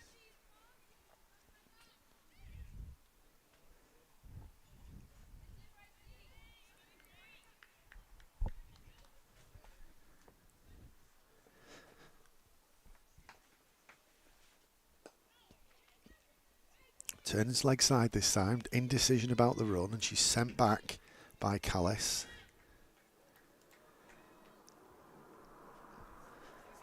Of course, Stair Callis, Dutch international, but I don't think there's any language barrier. Stair speaks outstanding English. As those planes come across again. So loud that time, everyone stops to admire the planes.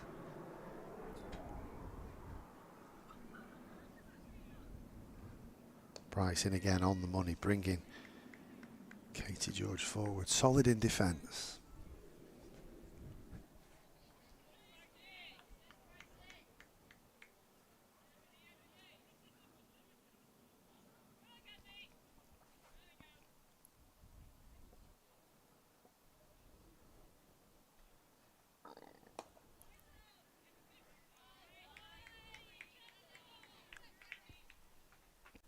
Dot ball to finish the last ball of the over. So 4 gone. The Bears are 13 for 3. Not what they would have planned, having clawed their way back into this game. The Blaze got off to a flyer with Marie Kelly and Georgie Boyce. They stifled the run flow in the middle overs, and there was a bit of a bang at the end from Sarah Glenn and Sarah Bryce. So the target is 219, but at 13 for 3 after 4, this would not have been the plan. Grace Ballinger will continue. She's got a wicket to her name. She removed Davina Perrin.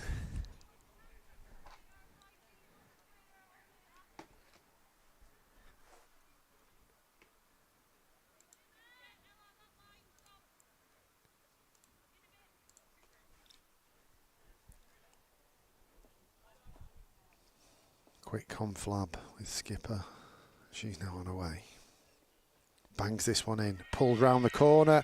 Finger goes up. Little thin glove from Callis. She's got to go without scoring. Got a line slightly wrong there, Grace Ballinger, but it choked the Dutch player up, and it just had a bit of carry. Just lifted a little bit, and a little thin feather of a glove down the leg side through to Sarah Bryce, and that's the 4th wicket of the Bears, and they find themselves 13 for 4.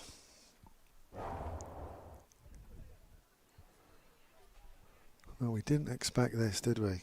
It's almost like a highlights package. Not going to plan from a Bears point of view.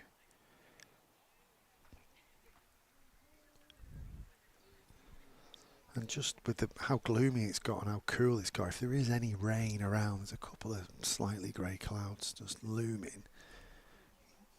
This will play massively into the favour of Duckworth Lewis if we get to 5 overs, which we will after this, so it will constitute a game.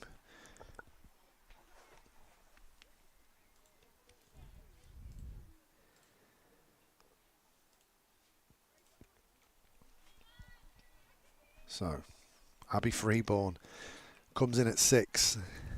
She's facing up to Grace Ballinger. She stands tall and plays that with a full face of the bat.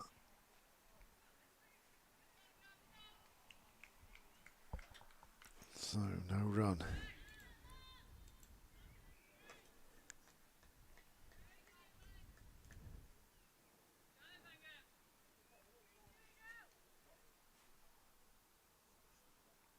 Ballinger springing a step. She's in again, and oh, that just bounces a little bit on Freeborn, and she kind of thick edges it, scurries through for a single, so she's off the mark. Also a chance for a run out there at Katie George's end.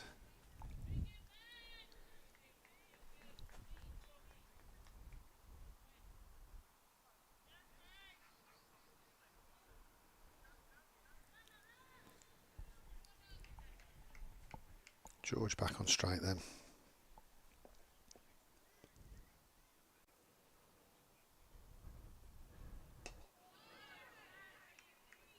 Solid in defence there, Katie George. Neither batter looks settled though. When the ball's hit that length, that new ball, it just carries a bit, just bounces a little bit. Seen a bit of lift. More up and down movement, bit of lift than lateral movement, to be fair.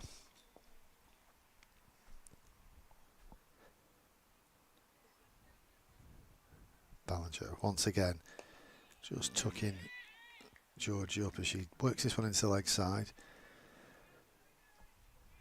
Fielder's had a bit of energy there trying to get round to complete the over, but Simon Widdop just signalling one to his colleague at square leg.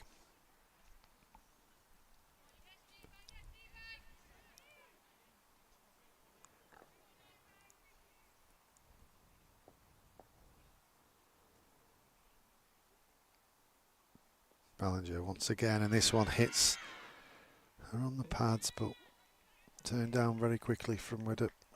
That's the end of the 5th. What a 5 overs from the bowling of Ballinger and Bryce. Warwickshire women, the Bears, they're 14 for 4.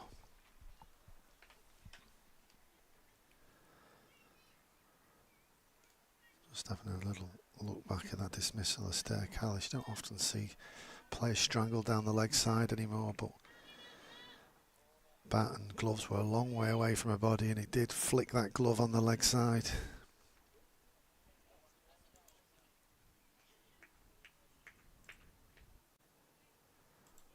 So a long discussion between the two batters in the middle. Now we're underway again. Catherine Bryce into Abby Freeborn, who back cuts this. She's going to get it through. So 4 runs to Freeborn. Almost no noise from the crowd or even the fielders there, or even the benches actually, which probably tells you the mood of both camps actually. Bryce once again full of this time, and solid in defence is Abby Freeborn.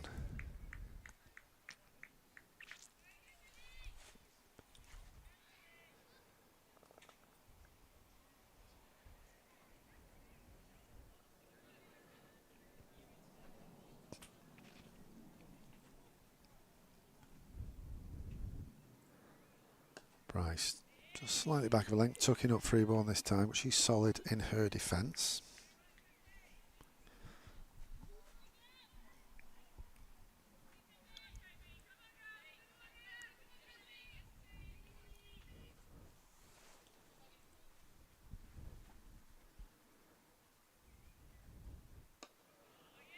Bryce once again on the money. Freeborn happy, content to just get on the front foot and play straight.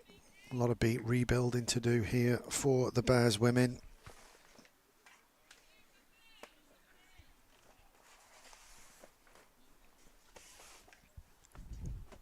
Don't forget the Blaze lost wickets in clusters at the back end of their innings as Freeborn bunts this one into the leg side and there's no run. The big difference being though that the Bears have lost their cluster wickets right at the start of this run chase, and that total seems a long way away. With some established esteemed batters already back in the tent. Bryce fuller this time and strongly driven from Freeborn. She can't get it through that line of fielders on the offside, so it'll be no run.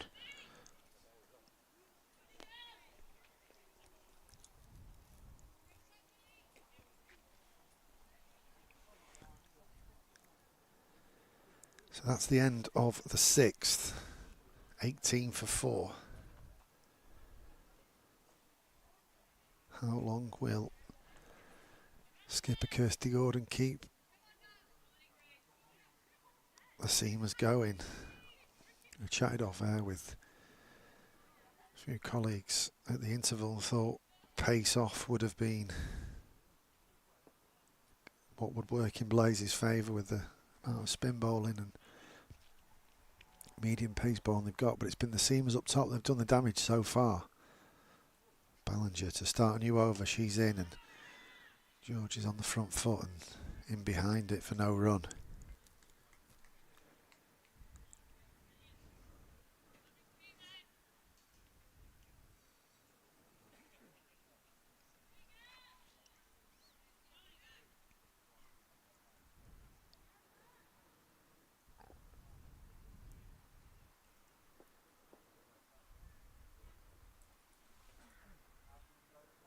Ballinger in again and gets that lift again, just off a length. Tries to turn that round the corner, but it hits Katie George in a midriff.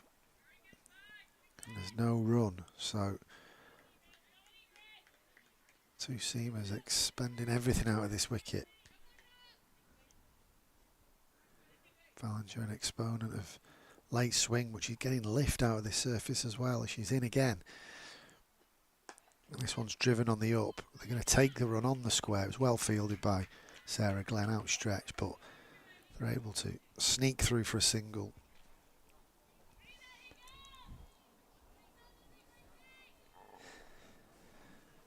Let's have a look at some of the statistics of the Warwickshire batters. So Abby Freeborn, leading run scorer of 250 runs this year, an average of 35, highest score of 94. So she's at the crease, she's on strike.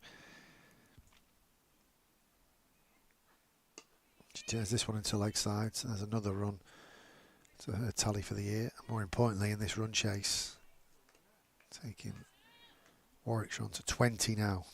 But the key thing is that wickets column, 20 for 4. Katie George, no mug with the bat. She scored 164 from her 8 outings, averaging 20. This pair are going to need to get at least double their average today to be in the hunt for a victory from this position. Lovely square drive there. It'll only be one. Again, another parry on the square. An awkward one bouncing in front of Sarah Glenn. So they'll get through for a second. Katie George then jumped over the ball as it was thrown in, and the Blaze fielders for a second thought that they may have had a chance for run out, but I think she'd already made a ground before she jumped in the air.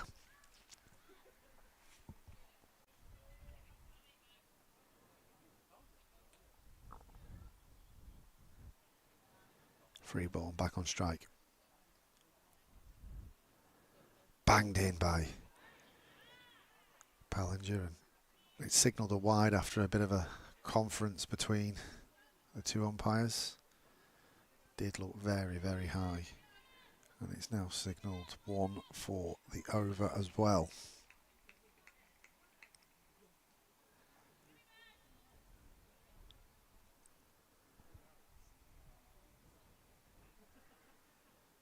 Ballinger then to re-bowl that bouncer and just tucks Freeborn up, keeping her honest.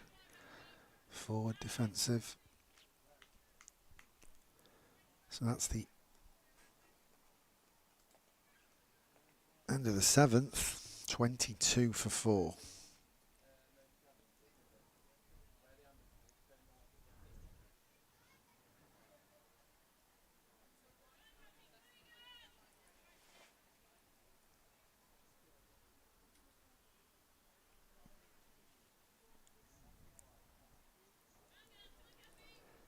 Catherine Bryce to continue then from the hockey end.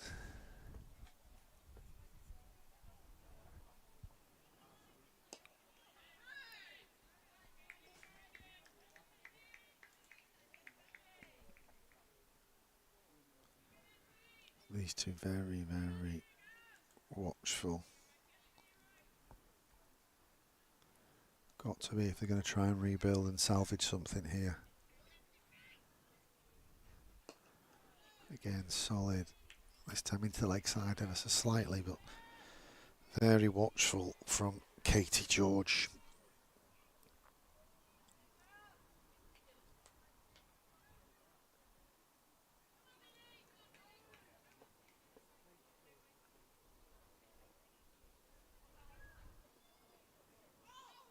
Bryce into the hips of Katie George this time. They'll come through for a leg by.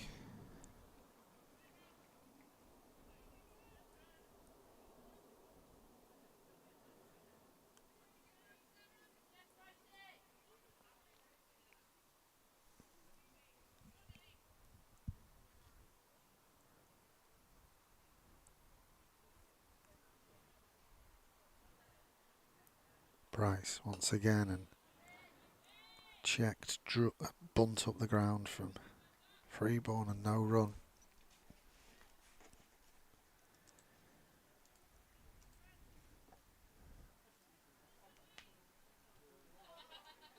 .34 dots bowled already by these two pair. Misses a length, oh sorry, misses a line this time. Not sure if there's any bat on it, but they're going to come back for 2. And they're home safe. Umpire signals leg buys.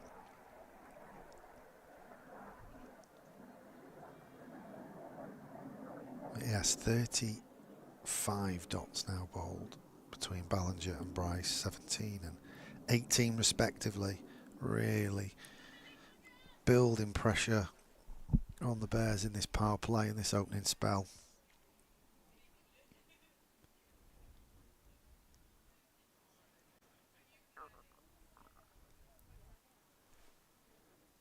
Bryce in again and on the money again, and another dot to end the 8th, 25 for 4. So a total of 36 dots have been bowled out of a possible 48 deliveries in that power play. That is an incredible return from the two Blaze opening bowlers as umpire Widdop signals the end of power play 1 and the commencement of power play 2. So 4 fielders allowed out of the circle now. Slight variation from the men's game. We allowed 5 out in this period in the men's game. Ballinger will continue, left arm over the wicket. Off the back foot this time from Katie George, but she guides it to backward point where Lucy Hyam does the fielding. Great to see Lucy back on the field. Great grab from her at backward point. Great to see Marie Kelly earlier as well in the runs to players who started the season on the injury bench and at times in the commentary box. So really good to see them with the Blaze colours on the field. Ballinger in again and just tidies a length up this time, and George has to play that one off the front foot and there's no run.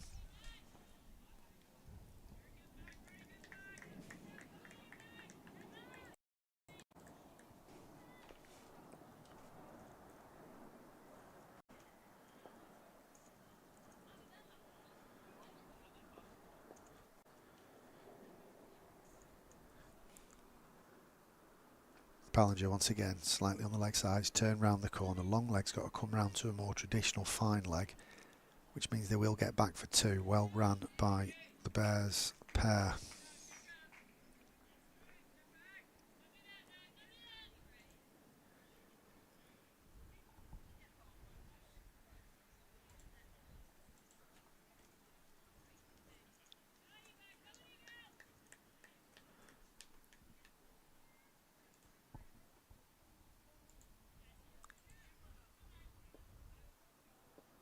Too loud tap of the bats there from Katie Georges. Ballinger's in again, and very elegant drive up the ground there on the up. Be no run though. Kirsty Gordon stationed at mid-off, doing the fielding. Very buoyant, as you would imagine, this Blaze group. 27 for 4 you would be. Ballinger's again bounding in.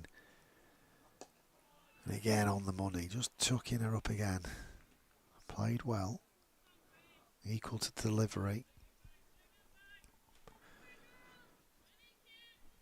But the Bears will feel like they're going nowhere at the moment.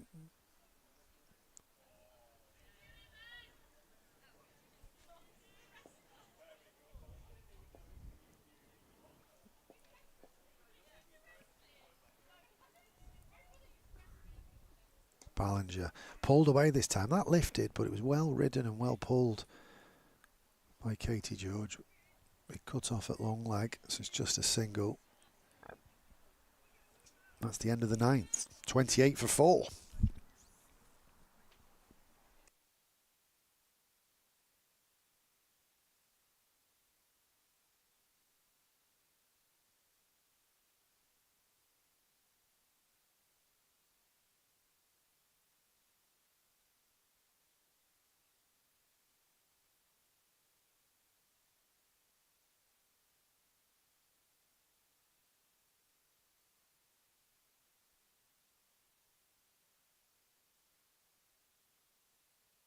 Catherine Bryce to continue then. How many overs will they go with up front of seam here? Planes going over the top again.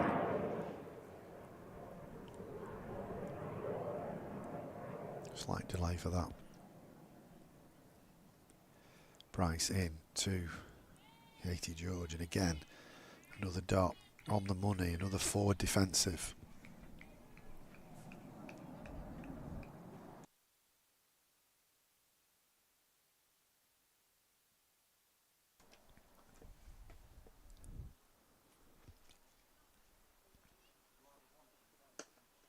Bryce in again, same result, slightly straighter,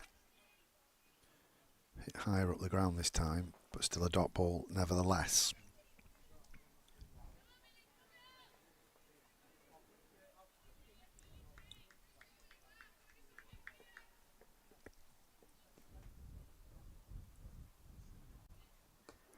Turned into leg side this time. Loud call of no. And the Claridge cutting the ball off there at square leg.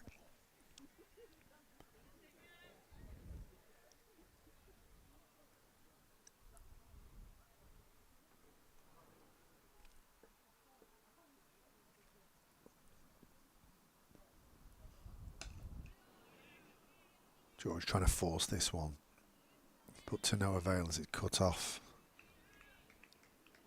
by Georgia Elwis.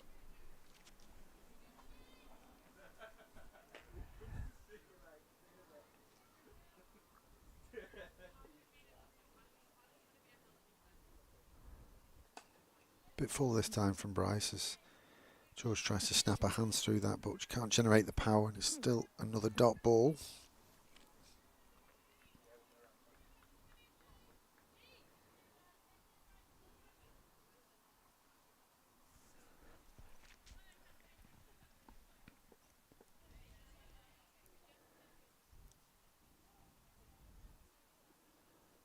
Oh, and she's bowled through the defences of Katie George. She's looked pretty solid in defence on the front foot. She's just pushed at that one and it's got through between bat and pad. So the Warwickshire women in even more trouble now as they fall to 28 for 5. And it's just getting gloomier and gloomier from a Warwickshire point of view.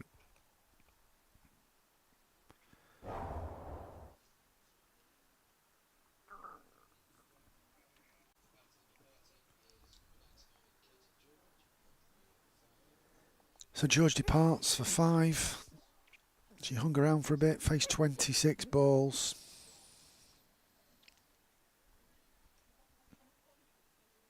But the plays opening bowlers have created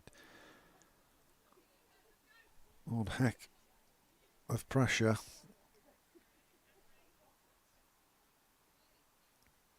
And they're just not going anywhere, the Warwickshire women, other than back to the pavilion.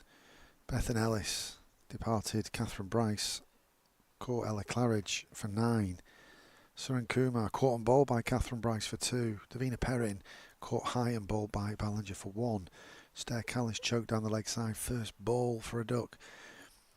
Off the bowling of Ballinger and the wicket keeping of Sarah Bryce, and just most recently Katie George bowled Catherine Bryce for 5 after a little stay at the crease, just absorbing a bit of pressure. But the partnership was only worth 15. So the Warwickshire women find themselves 28 for 5. No batter has passed double figures yet. We are going to have a bowling change though.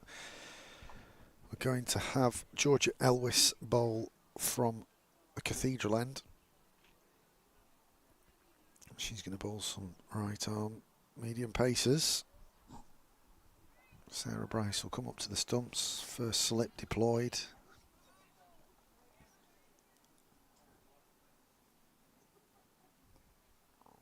Elwis is in now. Full and straight and free ball. Bunts it hard back at the bowler who fields off her own. Just one fielder out. The Blaze aren't half squeezing the Bears here. Just a fine leg out. Just 3 on the leg side, in fact. Mid on, mid wicket, fine leg. This one's dabbed away. It's a backward point. There'll be no run.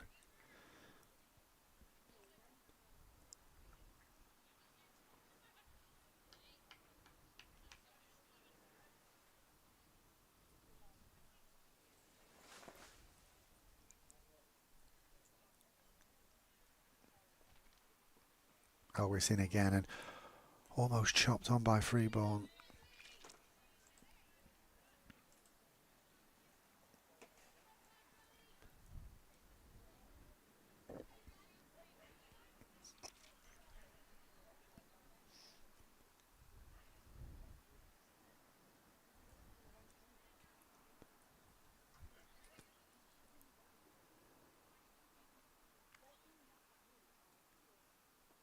Elwis again and driven on the up squarely from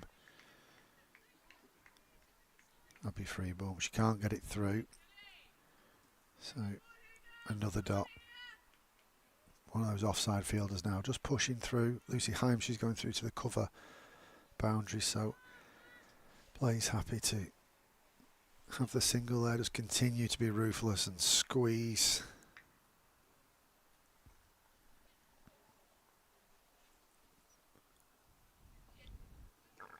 Beats the outside edge this time. Bit of lift from Elwis and great glove work from Sarah Bryce behind the stumps. I'm saying great glove work. She's then holding herself like she's been hitting the stomach. So I might watch the replay before I open my mouth again. It did look a good take on first look. Yeah, she did take it well. Just perhaps did collide with the torso as well. As Elwis is in again and cut off by extra cover. Catherine Bryce doing the fielding. So Elwis gets out of that over with a maiden. The squeeze continues from a Blaze point of view. Not quite sure what the plans are for The Bears from here, not sure where they're going to score their runs.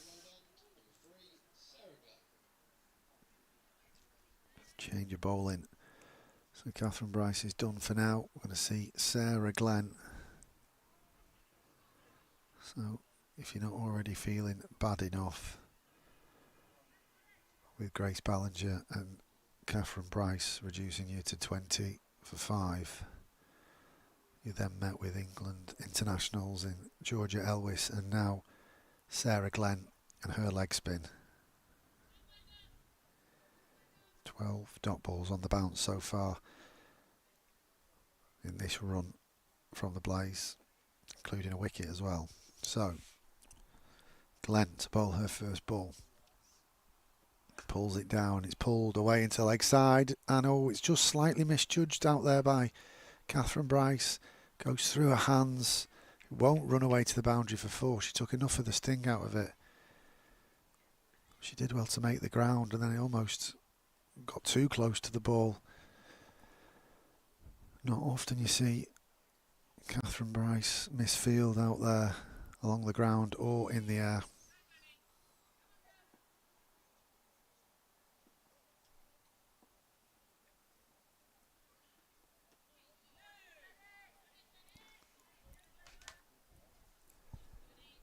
Dot ball this time from Sarah Glenn.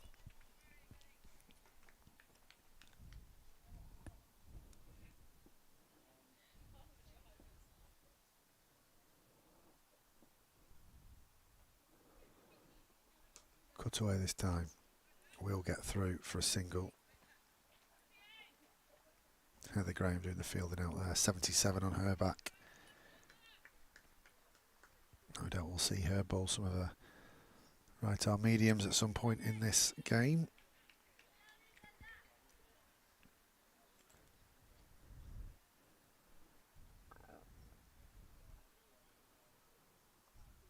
Glenn in again with that tall action. Well swept by Abby Freeborn. Bit of work to be done by deep square leg as they come round, but it's very well done.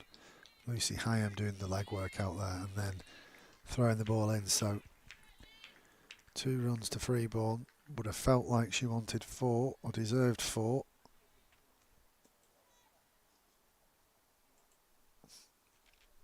But the Blaze continue to harrow the Bears here.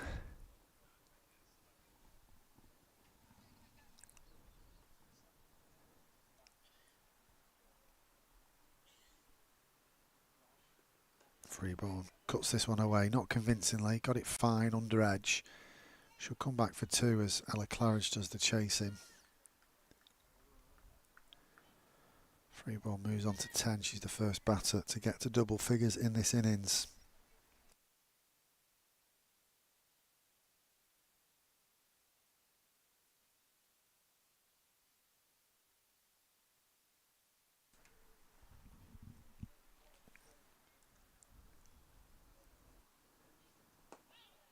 Glenn on the money there as Freeborn's happy to negotiate the last ball.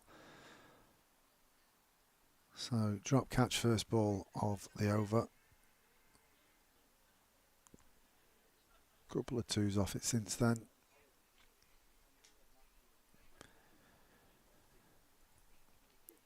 But an eventful start in this innings nevertheless. The Warwickshire women 35 for 5.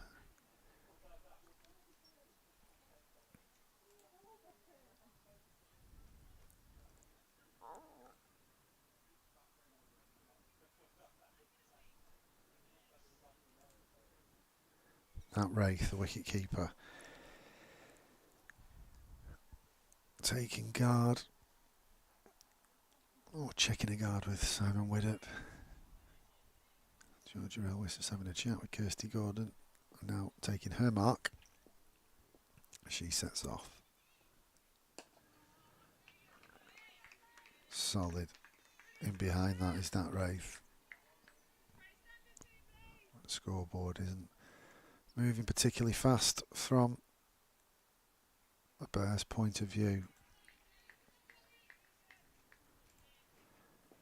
We'll have a look at some scores around the ground shortly. Player missed this time as Rafe tries to drive that one on the up.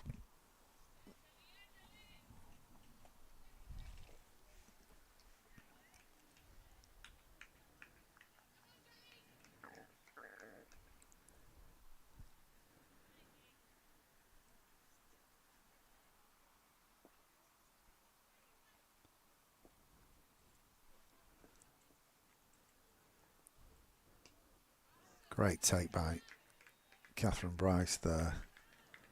Fired down the leg side. Signalled a wide by umpire Widdop. So looking around the grounds, it was a bit of a run fest in the first innings, but fortunes have changed for the teams batting in the second innings by the looks of some of the scorecards. Rafe drives on the up again, checks the drive, and is cut off by Catherine Bryce. And there's no run. Durham posted 257 in the end from their 50.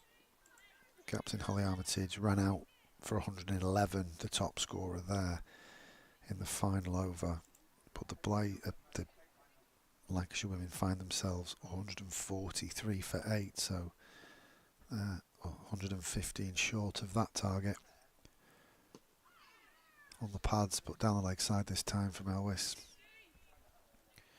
So Durham very much in the ascendancy there. Lancashire requiring 115 from 17 overs with just 2 wickets left at Chelmsford. I told you earlier that Somerset had got a very handsome total of 312 for 6. Neve Holland, and top scorer there with 78.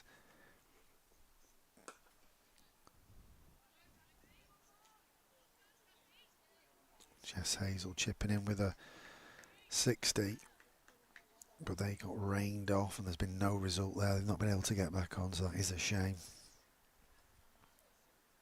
Hampshire women posted 278 all out from their 50. Driven again, but can't get it through Catherine Bryce, so there's no run. That's the end of the 13th, 36 for 5. Yeah, Hampshire posted 278 from their 50. They were all out off the last ball of the innings. Everyone chipped in there really. Maya Boucher 51, Freya Kemp 58, Abby Norgrove 40. It was 20s and 30s chipped in as well. But Surrey and Pursuit, they're 148 for 5, so they still require 131 from 24.4 overs with 5 wickets remaining. Alice Capsey 47 before she departed to Freya Davies. Alice Davidson Richardson, she's currently 37 not out as this one's cut behind square. Well timed by Abby Freeborn. Just waited for the last minute to snap her hands through that. So welcome boundary if you're a Bears fan.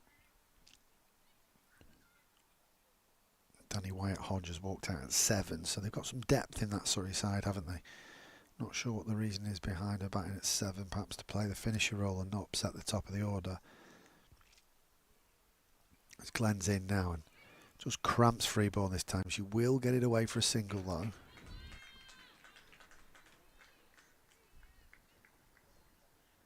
So interesting to follow that run chase as Surrey need another 130 from 24 overs there.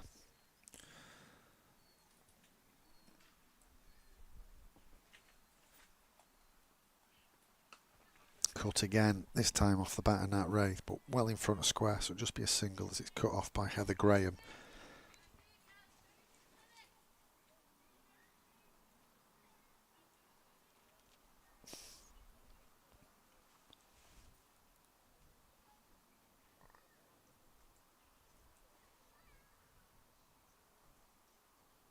Glenn, bit more flighted, square driven, weighted on from Freeborn very well.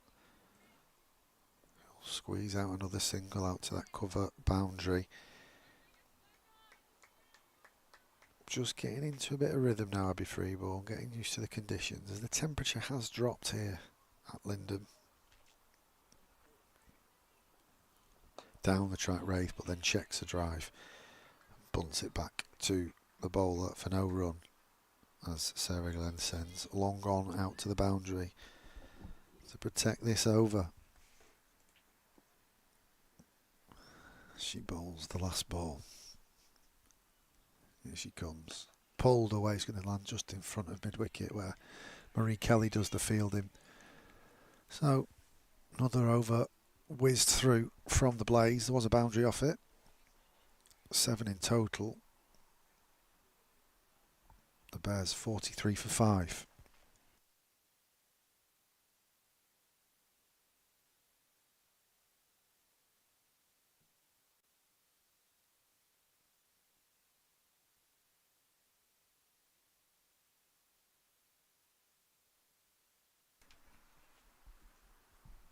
Georgia Elvis will continue from the cathedral end.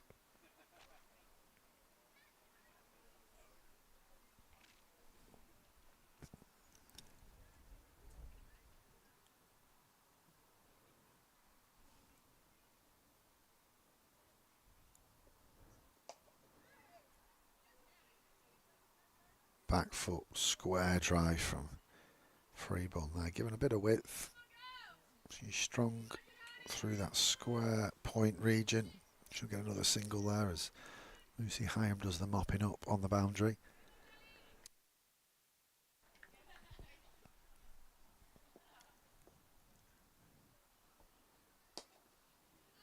And then Wraith on the front foot.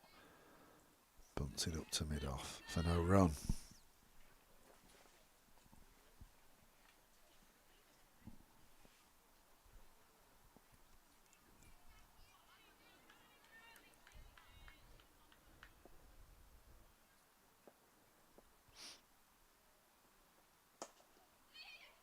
Check drive, going to take a single here to mid-off. Skipper throws the ball in there. Kirsty Gordon evades the stumps. They scurry through for a single. Not many runs on offer though. They've got to pick off as many as they can here. The Bears, they've already dug themselves a bit of a hole with these wickets they've lost in the early stages of this innings.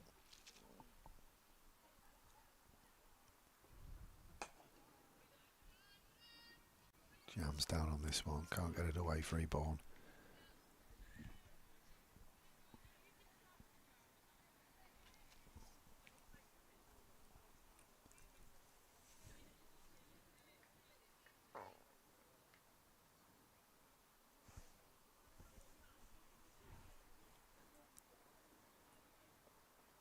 Oh, full toss, been pulled away, called a no ball. It's going to bounce a couple of times before it gets to fine leg. So no ball +1, run off the bat of Freeborn, but it'll bring Wraith on strike. So she'll face the free hit.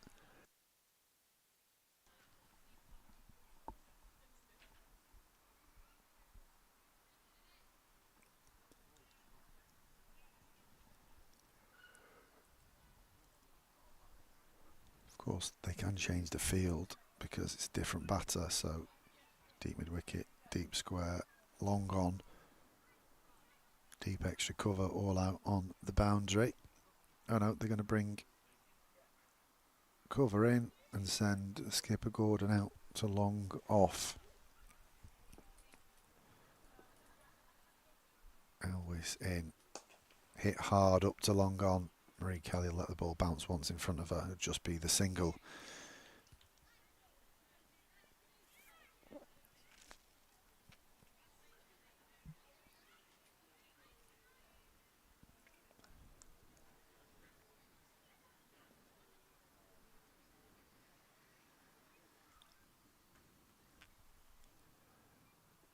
Elvis in again and cut away again by Freeborn. She does like that shot. Well, there's no run.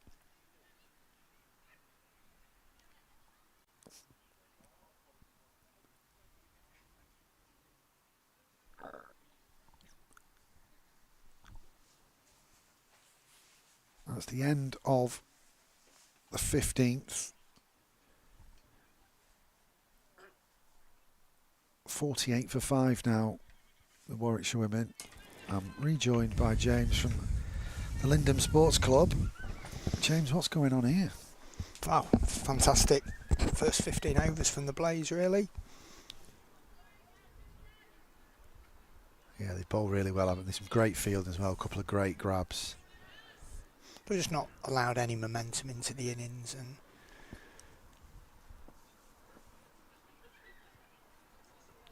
down the track, Wraith goes over the top of mid-wicket. Lucy Hine will come round and cut it off, so they'll just get back for 2. Sorry, it's not Lucy Hine, it's Catherine Bryce down there. Where's Lucy Hine gone? She's at deep square leg. just wonder from a Warwickshire perspective now what the game plan will be. Well, the run rate's at 7, so you can't really do too much consolidating because that run rate just climbs and climbs, doesn't it? For every over you don't get 7 off. Back foot driven this time as Wraith gives herself a bit of room, but there's no run. If you try and accumulate 7 and over through 1s and 2s, it's very tiring to do that consistently over a long period of time in the game.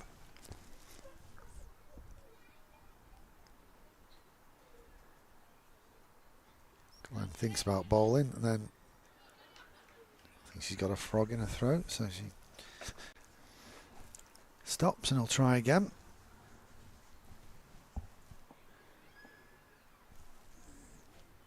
She's in now and Wraith's down the ground. She's played an elegant shot there over the top of mid-off, and it'll be 4 runs.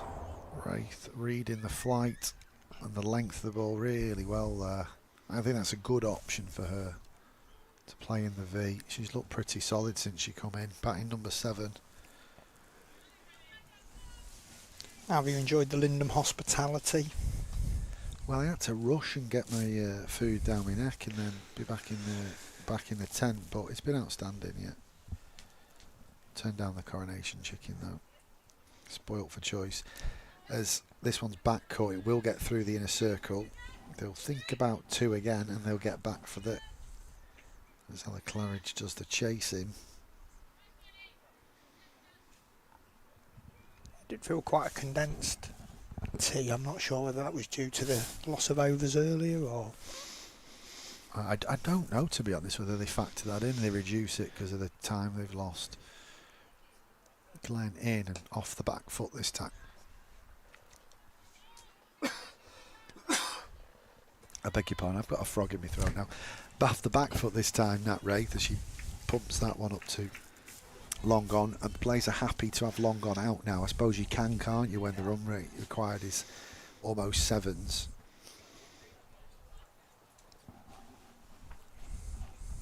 Glenn in again and turn round the corner from Freeborn. Players will be happy at that.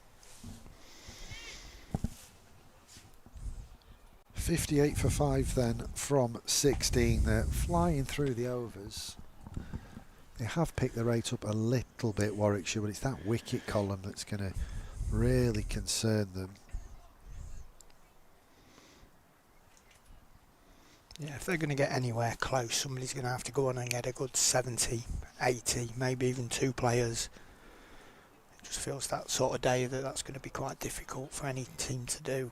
Well, Freeborn's averaging 35 this year, so she needs to at least double what she averages, and even then they might be short. I'll go through some more of the averages in a second. Georgia Elwes to continue. Freeborn in behind that one, there'll be no run. Nat Wraith's had 8 outings. She scored 136 runs at 17. I think she's a better player than that, but she needs to have a day out today. Top score of 54.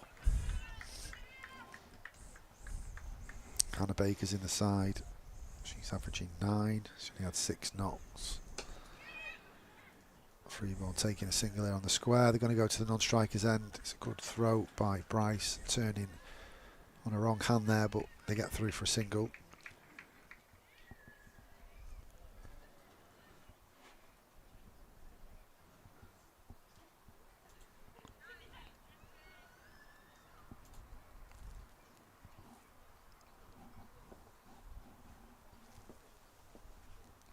Elwes in again, driven into that gap, well manoeuvred by Nat Wraith. Another single. They have found a bit of rhythm, these two, haven't they? The new ball responded to the pitch, didn't it? Yeah. Lots of carry, lots of lift. I felt that's what got the wickets. They really struggled early on, Warwickshire, to deal with that rising ball into them. Yeah, for me it was up and down movement. Not massive, but just enough, and less lateral movement. Turning to leg side this time. Freeborn just getting a canter now. Just getting a bit of rhythm, able to just tick the ball and the score over. Georgia Davis, I'm not sure what number she's due in at, but she scored 106 runs at an average of 35 this year. That is inflated because of not outs. Solid again there, Wraith. But her top score, Georgia Davis, is 50, so she brings a bat with her. She's a good player, lower order batter. But there's a lot of work to be done here. What do they need? Another 50 odd runs. It's a lot of runs to get. And obviously those overs are ticking by pretty quickly. Pulled into leg side this time. They'll think about two and they will come back for two. Well run by Nat Wraith, who's going to the danger end. So that's the end of the 17th. 63 for 5. We sort of saw the back end of the Blaze innings in terms of how difficult it became to bowl, to score boundaries, and you just wonder if the ball gets a bit softer and it's harder to get it away.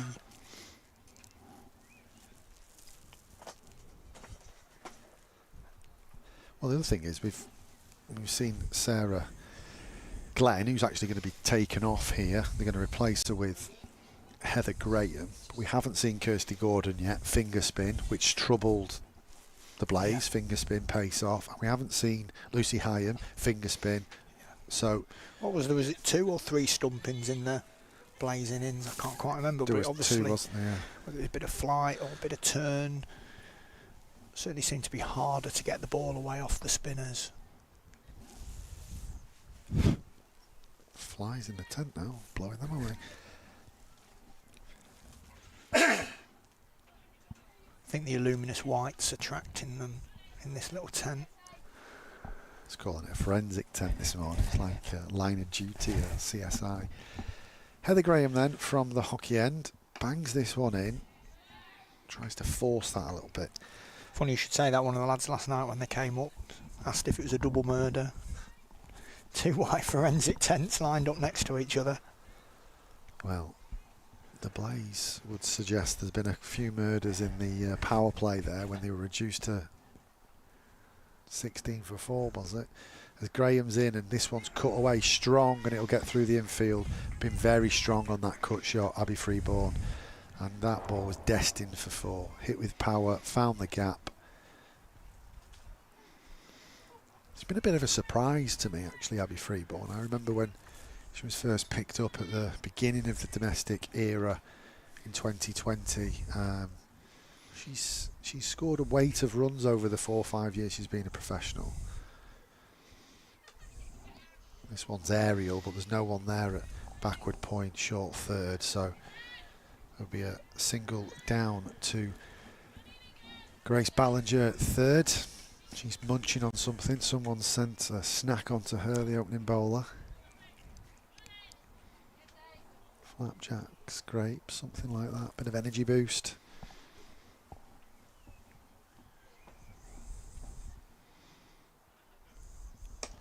Driven on the up slightly aerially, but checked in the end. They're going to run through for a single. It's becoming a little bit of an interesting passage of play here. They've put 41 on. The runs, they're scoring off 4 or 5 balls and over. Both batters appear quite comfortable. And if at some point they're able to put the foot down, like at times when the Blaze did try and put the foot down a bit, they lost a wicket, but they chance their arm and they get away with it, we could still have a bit of a game on here. Oh, that one rises a bit on Freeborn. She's kind of half glove, half inside edge of the bat into the leg side, but it's another single nevertheless. Well, that's the thing. Freeborn can play.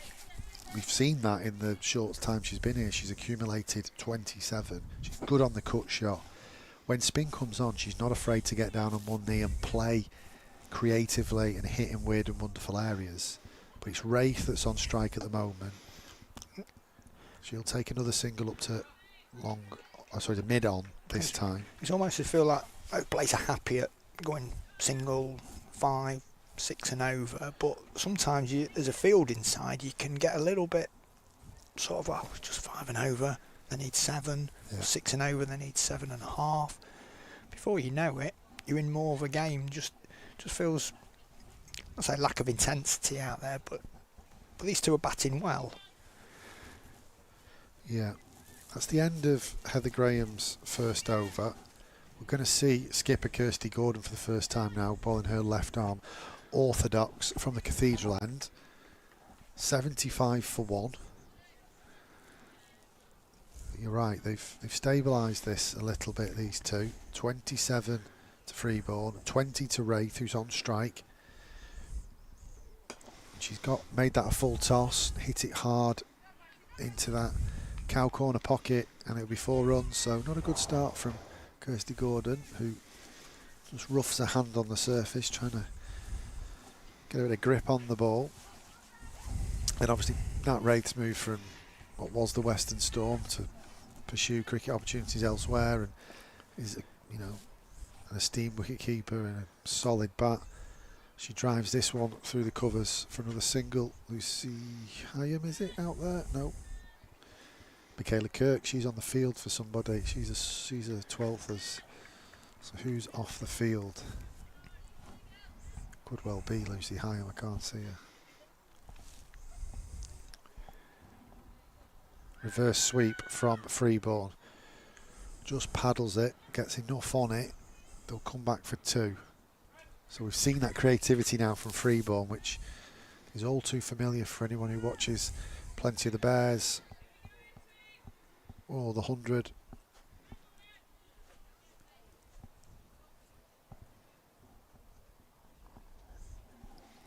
But the realism for me, and I'll come back to that point after this ball, as Freeborn drives this up to extra cover for no run, is if we get to 29 overs, which is 10 overs at the end of this, reverse sweep again, she gets this finer. I think she's got a better contact on this, so there's a chase on. It will pull up short, but they will come back for 3. It's well ran by the Bears batting pair there. So we get to 29 overs, which is 10.1 overs from now. Where do the Warwickshire women need to be with 10 overs to go? That's the question, because there's a lot of runs to get yet. Cut away this time. Another single.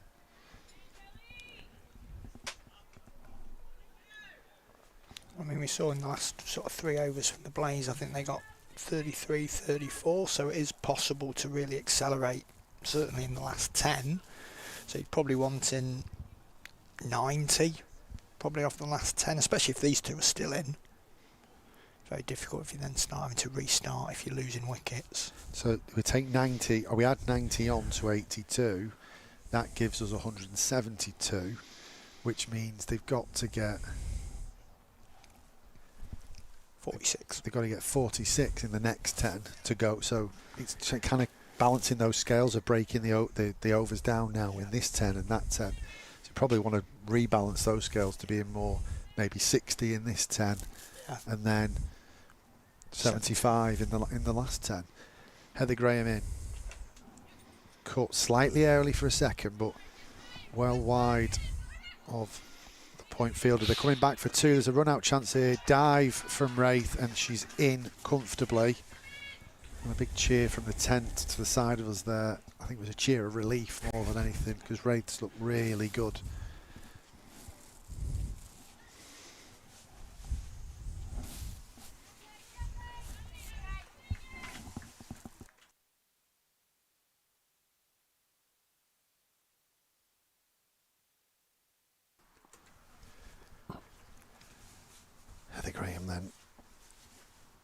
She's in. Wraith's solid behind that one. So actually, the more I've just discussed and thought about that on my feet with you, they're not out of this. I think the wickets column is the big thing, and these two have to. And that's why I don't think they need to push too much in the next sort of 7 to 10 overs.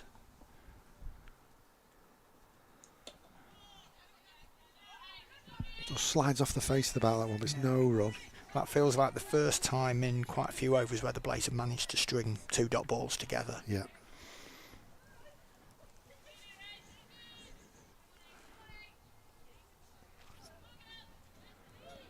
Just wonder whether the Blaze need to send all 4 out, maybe squeeze at the beginning of the over. Hit well in front of square this time, so it'll make the gap. It'll just be the single. Well, we spoke about that earlier with the Bears in terms of, I think there was an over where they squeezed 3 dot balls and then they just sent and they protected the last 3 balls of the over, and I think it went for 2 or 3. And yeah, that's right, yeah.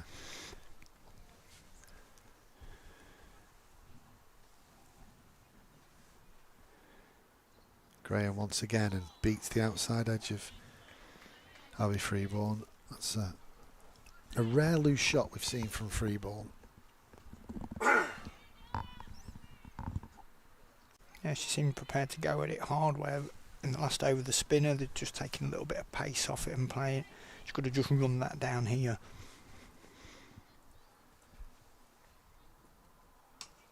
Cut away again. We've seen that a few times today. This time in front of square. And another single. I need to ask you, because I know nothing about planes, but we've had all these jets flying over us. We've had smoke coming out of them. Not recognised them. Were they the red arrows? Yeah. Wow. Yeah, they get in the way of our training nearly every week. Really? That's incredible. Sorry, apologies. They don't get in the way of it. They add value to it. Yeah, no, it was incredible to watch. But yeah, people travel all the way around the country to see them, and then they're based about 3 miles away from here, and we see them in the summer on clear days we'll see them every day. That's fantastic. Spoilt. Thanks, Mr. Fletcher. Just returning the chair. Yeah, we're very good, thank you. What are you seeing out there? I'm seeing it's a wicket that rewards consistent bowling. You don't have to overthink these positions. Just consistently line a leg. Our observations were the wicket, the new ball has gone slightly up and down, which has been that difference point, as opposed to lots of lateral movement. I think the message for us really was to run and hit the pitch hard. I think the bowlers that have sort of gone funneling along the wicket, the punishment if you actually hit the pitch hard and get a bit out of the surface, inconsistent bounce. I think we did that well once we found the links. Yeah. Awesome. Thanks for that, Mr. Fletcher. Little interlude there as we have a drinks break. Bit of insight from inside the Blaze tent. Hopefully you picked that up on my mic. I think we did. So, what's the state of play? 20 overs gone, 86 for 5. It looks better than it did if you're just joining us. The 28 for 5 it appeared. They'll be home by now. Yeah, they were reduced to 28 for 5. Grace Ballinger and Catherine Bryce have picked up all 5 wickets. 2 to Ballinger, 3 to Bryce. They bowled a combined 47 dots from 60 balls that they've bowled. And when you consider the other balls, 3 of them were boundaries. There was only 7 other scoring shots beyond outside the boundaries and the dots. But yeah, they were reduced to 10 for 1 and 13 for 2, 13 for 3 and 13 for 4, and then picking up Katie George as well at 28 for 5. Stair Callis went first ball, choked down the leg side for a duck. Suren Kumar didn't last particularly long, caught on ball by Catherine Bryce. Davina Perrin, rising star, real promising talent, departed for 1 from her 4 balls. And Bethan Ellis, who played a couple of elegant shots off front foot and back foot, she ended up clothing one into square leg for 9. So they were reduced, as you say, James, to 28 for 5. But the rebuild is on, 86 for 5 now. So the partnership is worth 58, if my maths serves me right. Not gone quite. felt quite sort of patient to begin with, but actually when you look at it, they've gone to almost run a ball to get that. Yeah, 58 from 60 balls this partnership is worth.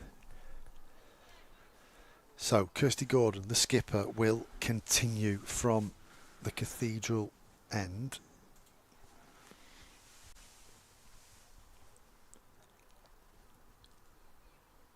She's left arm round the wicket. Swept fine by Abby Freeborn. It'll just be a single. Well anticipated there by Catherine Bryce. She was on the blocks. She was out the blocks, wasn't she? Even before, as soon as she saw her got down on one knee, she knew exactly where she was looking to place that. Well, she's an incredible outfielder. She's off the rope in seconds. Yeah. We see it all too often at Trent Bridge. Gordon in again. Into that gap at cover. Just be the single. Wraith just happy to knock the ball around, just going at shy of a runner ball. And then the drop catch was a collector's item when she dropped one in front of the scoreboard. She almost ran in too much and it just kind of hit the heel of her hands and went through her. Freeborn back on strike. Just pushes it that hard. Will take the single. They've ran well, these two as well. I think it could have been easy to go into your shell. I thought we saw with Katie George in that partnership, they just went into their shell a little bit, and maybe they needed to do it, but this partnership has run really well on the square.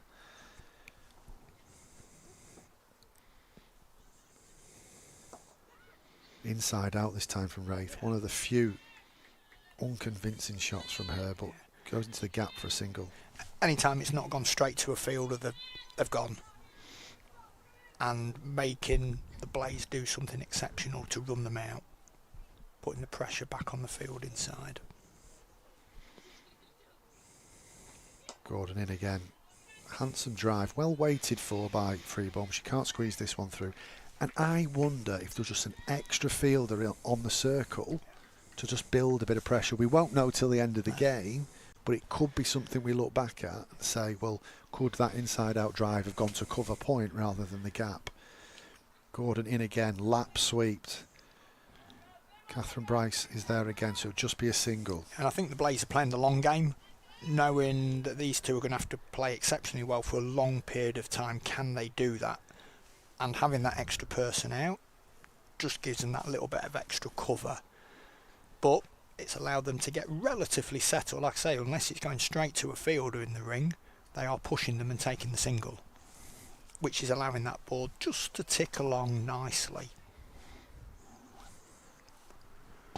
And the run rate it's hovered around 7 for several overs now, which means they're around about the rate, because the rate isn't going up. It's been 7.1 or 6.9, hasn't it? So they're keeping in touch with the rate. Heather Graham then from the hockey end will continue. She's right arm over the wicket, cut hard by Freeborn, straight out to Sarah Glenn, who's doing the boundary riding.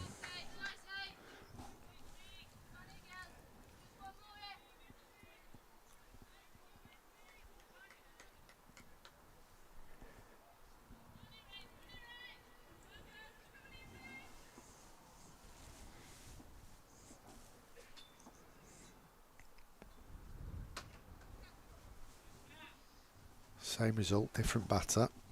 Wraith pushing that one into the offside off the cut shot for another single. Just a little bit too much with... Yeah, I just wonder if she's a bit fearful of going too straight because they've got mid-wicket up, but if you get your length right, it doesn't matter, does it? Graham's in. Bit of width again, this time lifts a bit so it goes further in front of square, but it's a single nevertheless, so 3 singles from the over. Now the 2 cut shots would have been 4 if extra cover was in the circle, but you get that length right, that could be 2 dots, 3 dots, then extra cover goes out. Instead they're 3 from 3 here, so a boundary would be really damaging in this over. Wraith on strike, couple of taps of the bat, slower ball, bit of a cutter. Just squirts off the edge of the bat a bit, or the face of the bat, goes square, and there's no run. But I think this is precarious now. There's kind of 2 opportunities here to get a boundary, and it's 7 and over again. But you've got to take the risk to get the boundary sometimes as well, haven't you? So, who's going to win this over. Bunted into the leg side. They're going to take the single comfortably in the end. It's a 4 from 5 in this over. So it's a win for the Blaze if it's a single. But it's a big win now for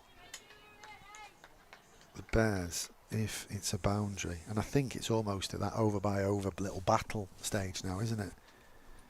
Freeborn. Bat aloft, waiting for Heather Graham. And that one lifts as she feels for that one outside off. So that was the best ball, wasn't it? That's the area she's got to bowl. So little win for Heather Graham there. 4 from the over. Warwickshire on the rebuild. They're 95 for 4. It sounds much better than 20 for 5. But a long way to go in this game.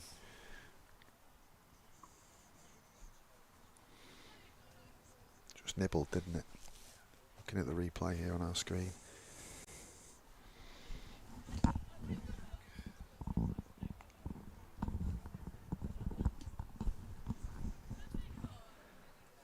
It's a tricky one for Warwickshire because they'll both be set now, and it's, do we try and step on it a little bit and just push the momentum, try and put the Blaze under a little bit more pressure, or are we content at going at 5s?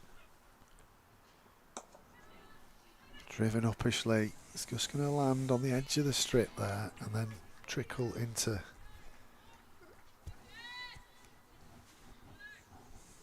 Georgie Boyce, who's doing the fielding it mid-off.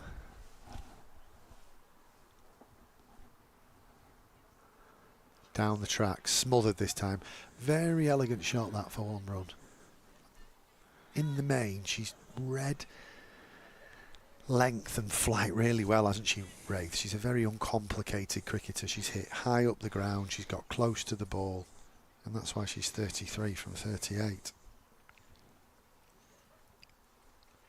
Free ball back on strike. She's doing what she does, just turning the ball into the leg side. Chase on for Catherine Bryce. It's about 3 times. There should be a button. Catherine Bryce. Catherine Bryce. She's everywhere.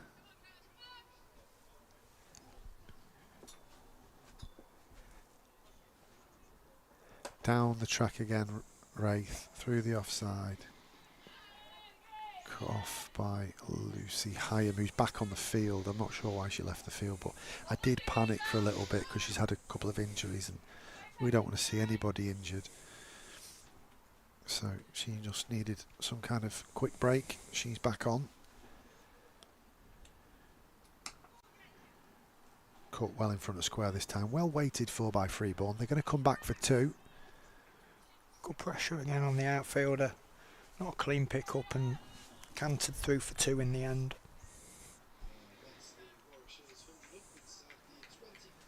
100 up for Warwickshire. If you were 100 for none off 22, you'd be quite happy, wouldn't you? Which would only be 4 overs behind where the Blaze were, to be fair. Lap from outside off stump, so nothing going for that appeal, hence the stifled appeal. I think you'd be in the driving seat if you hadn't lost those 5. Yeah. Absolutely. But rearguard action here, probably disservicing actually, rearguard action, because it's 6 and 7 that are batting, but it's middle to lower order batters, isn't it, that are offering the resistance here. And they've not looked in too much trouble. Been able to work the ball around, manipulate it well, put pressure on the fielders and then punish the bad ball as and when it comes. Yeah, each bowling attack so far have been different exponents of how their innings have gone. It's been a new ball exponent that's got the wickets for the Blaze, where it's been pace off, hasn't it, in the middle overs and the squeeze from a Bears point of view. Heather Graham then to continue. Caught in front of square. Sarah Glenn comes round and cuts it off, so just be the single.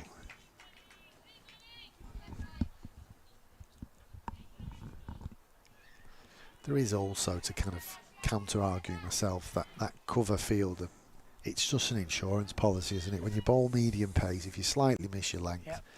Is 1 better than 4? I think the answer is yes, isn't it? Make them do it 4 times. Yeah.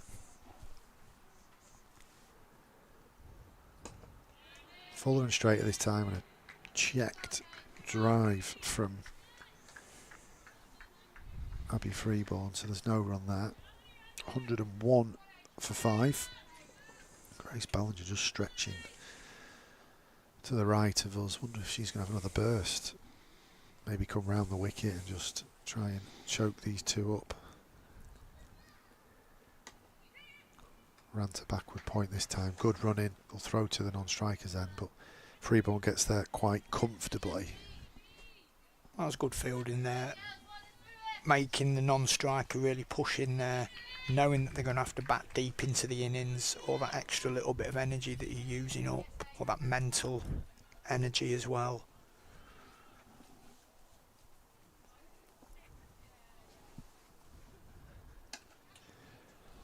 Cut on the up, well in front of square, and it's going to get through for 4. That is great manoeuvring from Nat Wraith. She waited on that and picked a gap. Could have been so easy to just tap that for 1, and instead waited a little bit longer, opened the blade, hit it well in front of square. So 6 from this over with 2 to go. Graham in, banged in, slapped well in front of square. Oh, a big dive there.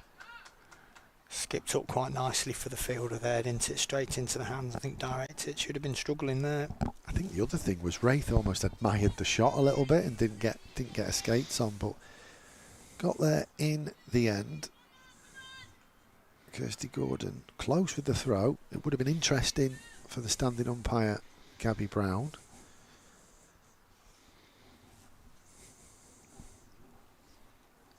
Graham then, how does she get out of this over? With a Yorker, and it's dug out by Abby Freeborn. So 7 from it, the asking rate. 107 for 5, 24 gone. This game is bubbling on. That's what the crowd wanted. It is indeed. You don't get much first class cricket and list A cricket here, so you want a spectacle when you get it, don't you? It just reduces our hourly rate, doesn't it, if the game's finished a bit early, a bit later, but we don't mind. We're not here for the money, are we? Not at all. So Freeborn 42 from 55, Wraith 41 from 43. They've complemented each other really well in this rebuild. Partnership worth 79 as the skipper Gordon's in, and she's been very full and a little bit wide and been hit through that gap between point and extra cover too easily for me. I know she won't want to stray too straight and be bunted into the leg side, but perhaps just needs to adjust that length ever so slightly. He's in again now. She does adjust the length, but it's back foot driven really well and hard by Abby Freeborn. So another single. Oh, they're going to come through for buzzers here because that one kept low off the wicket end. And the fielder was on the boundary, so 2 more to the Bears. The field at the minute is also sort of really telling the batter where it's going to be pitched, what their aim is. Oh. Well, there's the first one in a while we've seen go off the straight. Played and missed and genuinely beat the outside edge of Abby Freeborn there.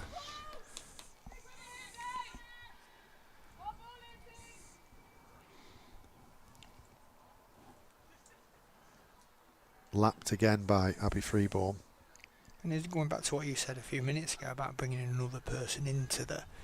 And if it doesn't work, an over goes for 8 and 9. Because of that, you can reassess. But at the minute, it just feels like the game's really drifting. And the Blaze, if they're not careful, will get involved in a game that an hour and a half ago looked dead and buried for them. Gordon, once again. Wraith hits this hard, goes through or to the left of mid-wicket. It'll just be the single. Marie Kelly doing the fielding at long on. Before long, that required runs needed is less than 100. And then if you're batting 8 or 9, all of a sudden what you need to contribute, if and when you come in, is a lot less.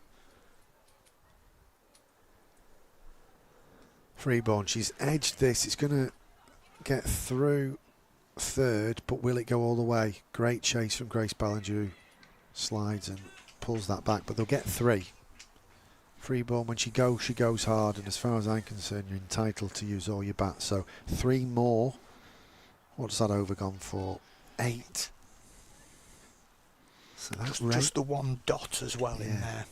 But they're just about keeping up the rate. They're teasing us, aren't they? Here, they must be teasing you at home, and it's teasing everybody who's come to join us. Great to see so many deck chairs here, families here, enjoying the cricket live from Lindem Sports Club.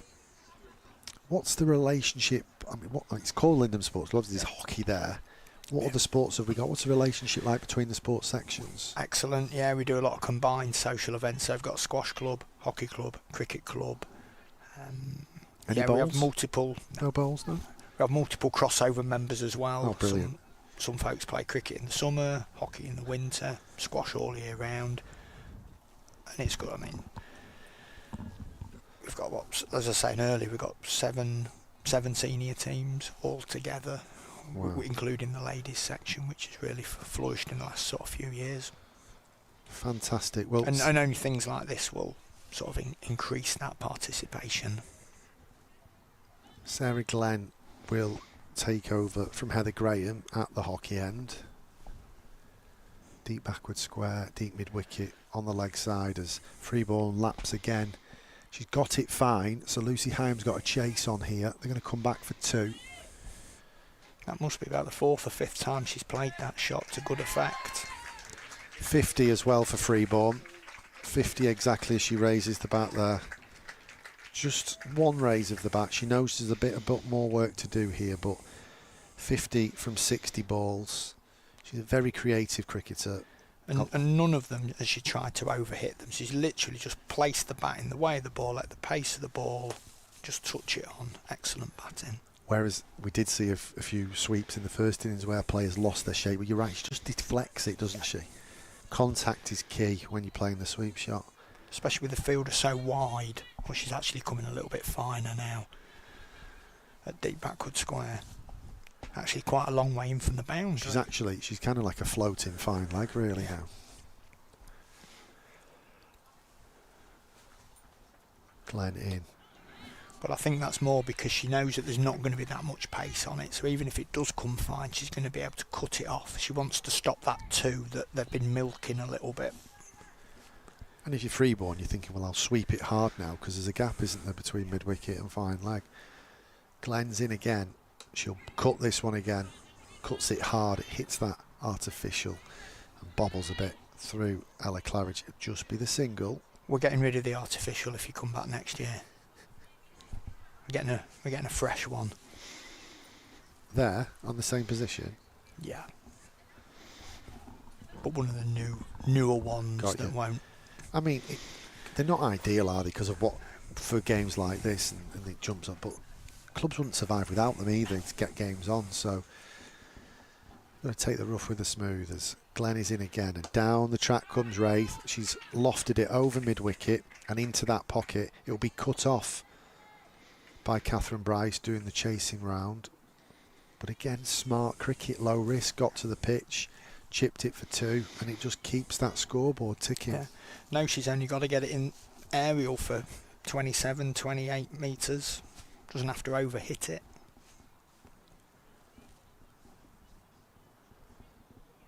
Sarah Glenn just pulls out that one, and it's made the fielder run 20, 30 yards, or 2 of them run 20, 30 yards to cut it off. So it's become very attritional, this game. Cut away this time. Another single. And it's feeling like one of those, sort of, as you say, attritional innings where the Blaze are almost seemingly waiting for them to make a mistake, and there's been no sort of glimmer of that happening yet.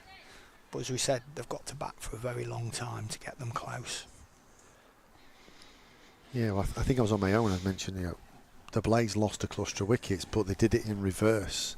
Not many teams get out of being 28 for 5, but it can happen, and we're seeing something happen here as Freeborn turns another one into leg side. She thinks about the set. Oh, she had to think about the single before she set off, so There was a bit of a dive at the end there, but 7 from the over again. Glenn's been a little bit expensive. She's 31 for none off her 4 overs. The Bears are on to 122 for 5. And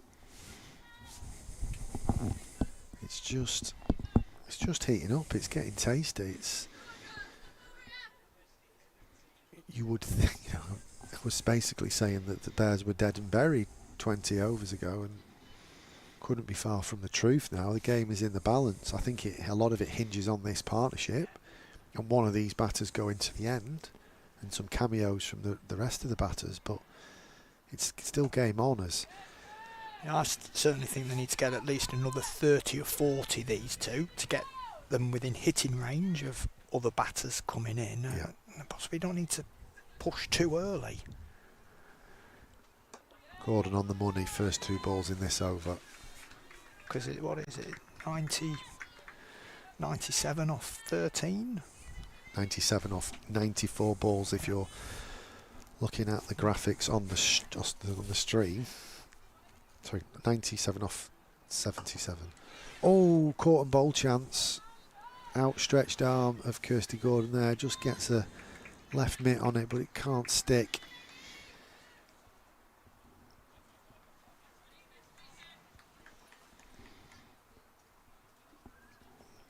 Will they rue that chance at the end of the game? Gordon now to Wraith. Down the track, goes aerially. It's just going to land in that vacant space again over the top of long, mid off. So she moves on to 48. From 48. She's always been around a runner ball in this innings.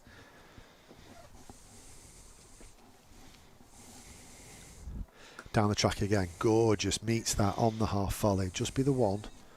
Cut off by Lucy Hyam at extra cover.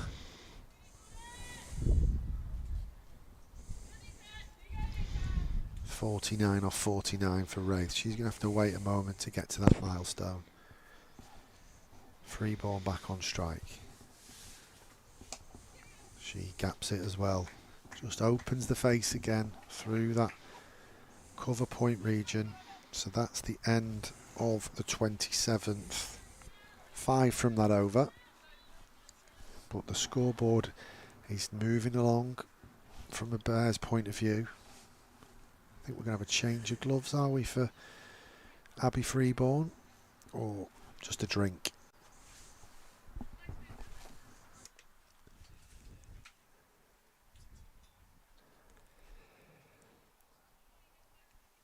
She's just, I think she signalled gloves before, but she's been given a drink and now she's asking for gloves, so might have a little delay here while Freeborn changes her gloves.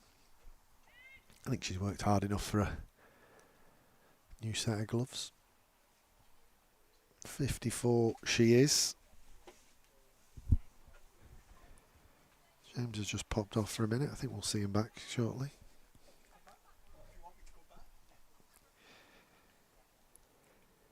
So the equation, 92 from 72. Runs per over is 7.67.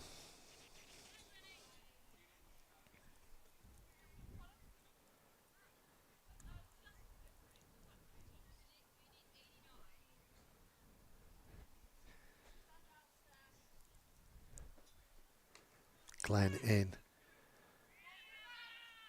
Wraith calls the run, but Freeborn sends her back.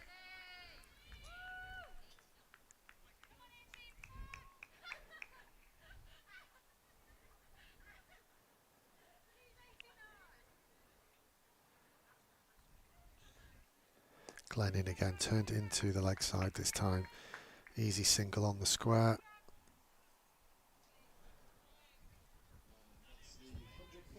.100 partnership brought up. Outstanding recovery from these two. Go through the finer details of that 100 partnership in a second. Sarah Glenn just shaping up to bowl Another ball, this time Wraith on strike, who hits this aerially, but it's in that vacant gap again at cover point. So she's through for 50 as well. So 100 partnership and then the 50 for Nat Wraith in consecutive balls. Really, really elegant 50. Used the crease really well, got at the ball, especially against the spinners, and driven the ball through the offside and high up the ground very, very elegantly. 129 for 5 now.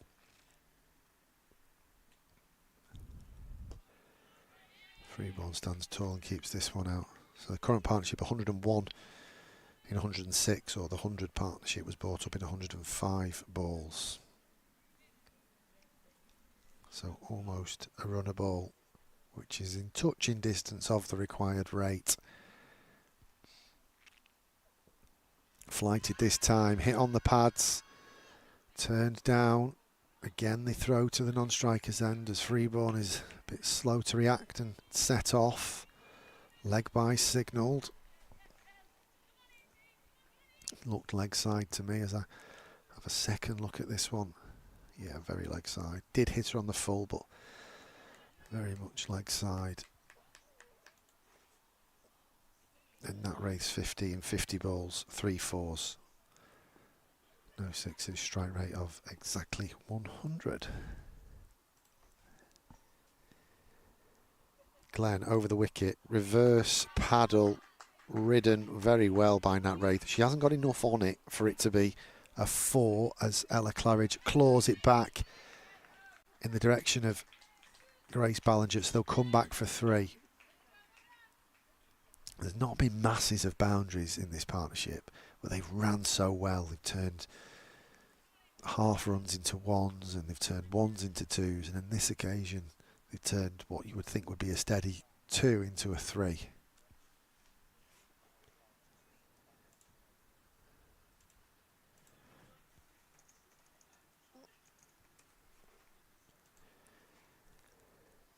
So Freeborn's got her new gloves. That's the end of the 28th. 133 for 5. And Kirsty Gordon's taken herself off and she's brought back on Georgia Elwis.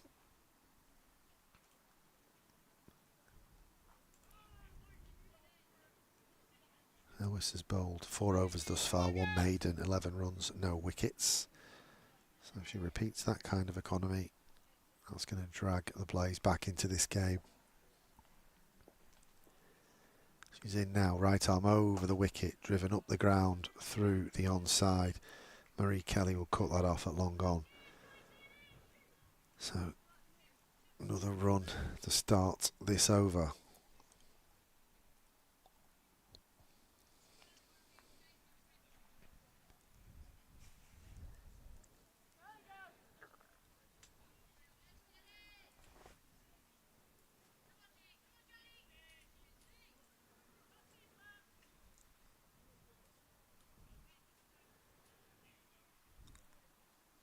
Freeborn just tying a shoelace. Putting her gloves back on. Elwis is ready. Batter's ready now. She's in. Cut away. That reinforcement on the boundaries there, though, in Lucy Hyam, who fires it into the ball's end. So it's just a single. This over's gone 1-1 so far.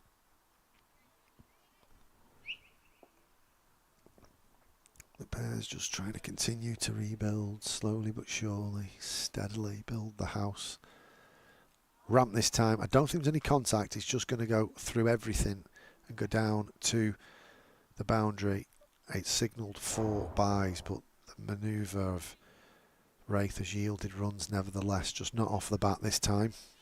Bit rough on the keeper, but that's the way it goes. It'd been even more rough if it was signalled wide, so just missed leg stump or leg bail by a smidgen that time.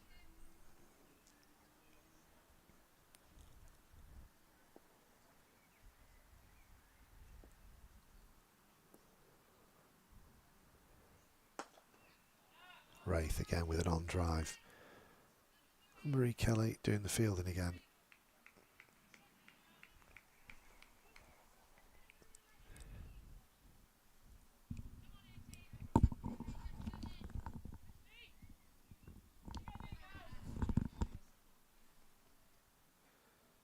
So in effect, with the extras, 7 off this over with 2 remain. She's gone for a lap again, and it's hit her on the pads. And the slow death of Simon Widdop as he raises his finger. And the bowling change of Georgia Elwis has broken this partnership.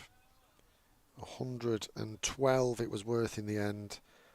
But Freeborn has to go for 56. And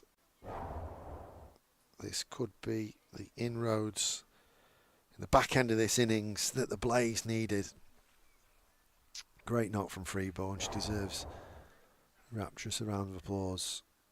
And not only for scoring 50, but in the circumstances she's done it with backs against the wall. Fair play to her. So Freeborn goes for 56 from 73. 90 minutes at the crease. 3 fours, lots of ran 2s and 3s. She eventually goes LBW to Georgia Elwis. Now, a name I didn't mention before that brings a bat is Izzy Wong. She can get on with it. But she's going to need to stick around for a while and contribute for more than 10 minutes. James is about to rejoin me. And James, you've missed a wicket. I didn't miss it. I did see it. You weren't here. Just saying that, great knock. The circumstances in which Freeborn's got the 56, you know, they were really. It's a meaningful 50, and it might not get the team over the line, but backs against the wall. Kudos to her. Yeah, and to go at that rate as well, keeps them in it. Wong then facing up, play and miss, fumble from Bryce behind the wicket, but it's the end of the over. It's a dot, and it's 140 for 6 now after 29. Just saying, of all those names I was mentioning on the scorecard, Izzy Wong wasn't one of them. Now, Izzy is another one who's opened the batting in T20 cricket, has played as a pinch hitter at times in 50 over cricket. So if Wraith keeps going at a run of ball, 79 off 10, and Wong, you know, offers a bit of impetus, then, you know, it's still game on for the Bears. And we mentioned this, didn't we? 10 overs ago I said, well, what do they need to get off this 10? They've got 60 off the 10. So it makes the equation 79, like you say. it's one of those where you just think if you score off every ball, you can be very, very close. It's always those first 2 balls of the over as well. Can you squeeze one through for 4? Yeah. And Catherine Bryce will have other ideas. She's the new bowler from the hockey end. It's going to be nudged away again, carved away actually, is probably a better adjective from Nat Wraith. She takes another single. But the Blazers stuck to the task. They've not gone for boundaries here, there and everywhere. They've just made it a very attritional innings, as you said. There's not many boundaries, full stop. You know, I mentioned, as you just rejoined me, Abby Freeborn, she got 50, it was 3 boundaries. She dealt a lot in singles, 2s and 3s. They ran incredibly well. Hit on the up by Wong. It's going to evade all the fielders in the ring on the offside, and Sarah Glenn will do all the fielding coming in off the rope. Yeah, how many boundaries in the innings altogether? 8.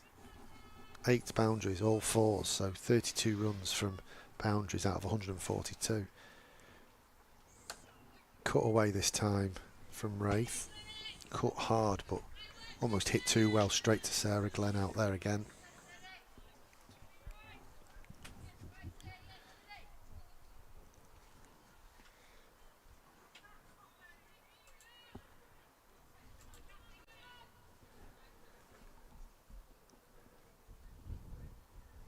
Wong back on strike. Plays with a straight bat into the offside, and Sarah Glenn, she's in the hot seat now, doing all the fielding. 4 singles from the first 4 balls of this over.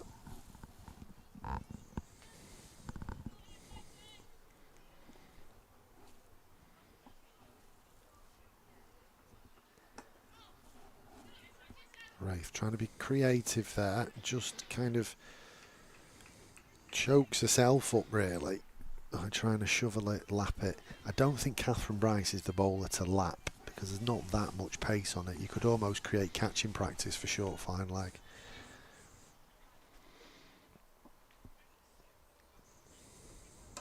That's the way to play. A hitter hard through extra cover. The chase is going to be in vain from Sarah Glenn, as that's a very attractive cover drive for 4.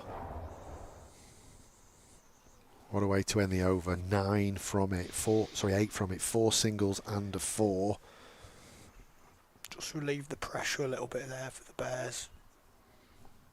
108 for 6. 9 remain. This is going to get very interesting. Very interesting. Can the Blaze just finish off in the same way the Bears did in terms of taking regular wickets just to halt the momentum? Well, the other thing now from the Blaze is they knock a couple more over and they've won the game, and everything we're talking about is academic, but they can't now squeeze all four bases have to be loaded, and they have to kind of stick to that plan that they went with. As soon as the power play was over, they spread the field, and if they win by 10 runs, it's worked. Elwis is in, driven hard up the ground. Elwis will get a hand on it and take the sting out of it, but it'll still run up to mid-on for a single. You know, we'll never know now. Well, what if we just put 3 out? If we'd have reinforced the offside, equally they could have got more boundaries and be even more ahead. We'll never know now, because we'll never know whether that plan would have been executed. But we do know that the Bears are on the hunt to try and recover, as this one's clothed by Nat Wraith. Again, not her game, that, to force it too much. Fortunately, the field is set deep on the leg side, and it landed well short of deep mid-wicket and deep long on. But the Blaze are forcing Warwickshire to play well consistently for a long period of time through the game. Absolutely, yeah. Elwis in, driven hard but almost too well up to Georgie Boyce at mid-off, and it's no run.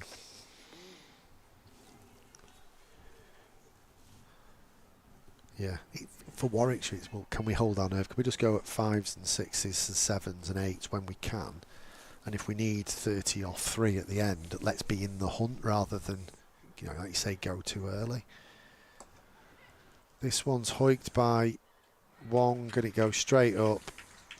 Caught by Sarah Glenn at point, and it's a short stay from Izzy Wong. Came with some intent. Hasn't wasted any time, chewed up any balls, but hasn't kicked Warwickshire on too much further either. She departs for 3, and Warwickshire are reduced to 150 for 7. But it's easy from here, isn't it? Knock it round, just take the ones, take the ones, take the ones, go at 6s. The Blaze have trusted the game plan. If the game has to go deep, we trust ourselves to restrict the boundaries. So one goes, 3 runs for her 6-ball stay. Millie Taylor, the new batter, she's wearing 11 on her back. She must be a left winger. Ryan Giggs. If you like that kind of thing, yeah. Probably the best left winger that the Premier League's ever seen. So, not that I'm a Man United fan or anything like that, but anyway, it's cricket season. Who is anymore? She's got 11 on her back, but she's batting 9. Georgia Elwis in now to Millie Taylor, who gets bat on ball, square drive, and she's run herself out first ball. Wraith called her through straight away, but Millie Taylor stalled in her run, and it was very calm fielding by Sarah Glenn at backward point, and then good work from Georgia Elwis to get back close to the stumps. I'm talking too soon, but it just feels like the game's sort of just limping to its conclusion. Yeah, it is. It is perhaps, like I said, I think if I was Warwickshire, I'd be trying to I wouldn't mind if they got to needing 30 off 3 at the end rather than, and then have a dip. They don't have the wickets, they never had the wickets in the tent to have a dip earlier. Perhaps when Freeborn was in, but she's not, and it's down. It's all on Nat Rafe now, really.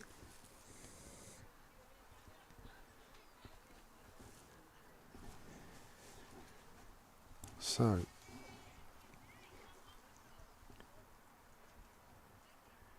the new batter.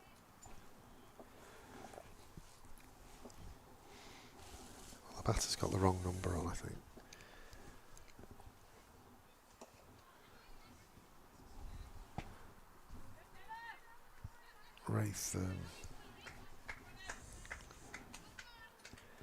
Wraith's on strike there. Why have I got? Oh, it's because of a run out. So that's why. I'm absolutely. It's been a long day. I've been up early. Wraith was on strike, which confused me about the numbers on their back. It's G Davis that's joined her at the crease. They got a single off the last ball. Sorry, 2 off the last ball there. So they're 152 for 8 from 31. And like I've said, Georgia Davis brings a bat with her. It's not inconceivable, but I know where my money would be at this stage. But if you're a neutral and Georgia Davis can just have a dip, a 15 ball 30, it would make it very, very interesting. I mean, I'm not one for the DLS, but I'm just looking at the DLS board now. It is actually only 166. Not that we're going to use it at all because the weather looks set fair now for the next. It's a good guide minutes. though, isn't it? It's a good guide in run chases. Another change of bowling. Grace Ballinger's coming back on. She's going to stay over the wicket. Change of ends though from the hockey end. Turned into leg side from G Davis. So she's off the mark first ball.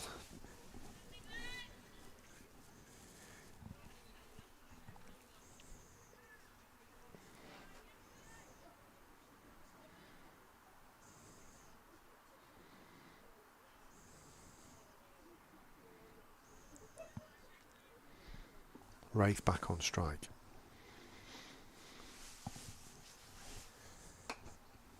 This has gone up to where mid-on would be. Clothed a bit by Nat Wraith, but a bit of a free shot because long gone is so far down there at the hockey fence. Doesn't feel like Wraith's game this. She needed Freeborn to go hard and her just keep knocking it around and playing proper cricket shots. But G Davis might have other ideas as she drives this one well in front of square. So they're going to come back for 2 as Sarah Glenn cuts it off, running round from cover point to extra cover on the boundary. Yeah, it just feels every time Wraith tries to overhit a little bit, she just loses her shape. And as you say, her game is working it around, manipulating the 1s and 2s. Powerful boundary hitting isn't really a strong point, which is when you get up to like 8, 9, 10 and over.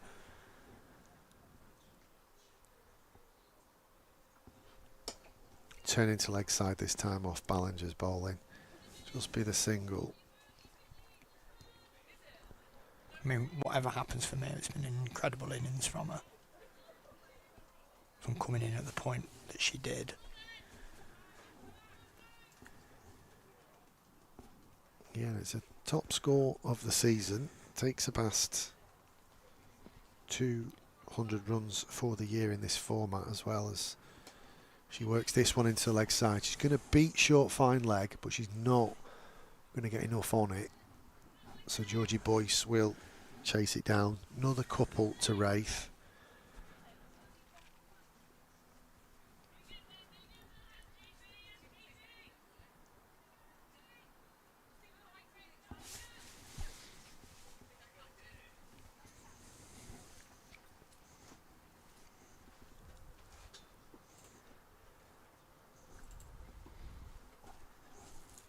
Ballinger in full, and this one's got a leading edge. It's gone very high, but there's no one in on the single on the leg side. So Ballinger tries to chase it off her own bowling, but it evades her. A bit of luck there from Wraith, but she deserves a bit of it. So 160 for 8 from 32. 7 remain. 69 required. So we're at 10s. We're at 10s.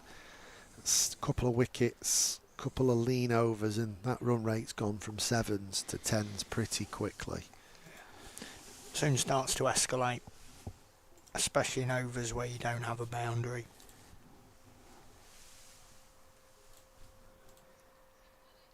And then the pressure to score off every ball becomes even greater.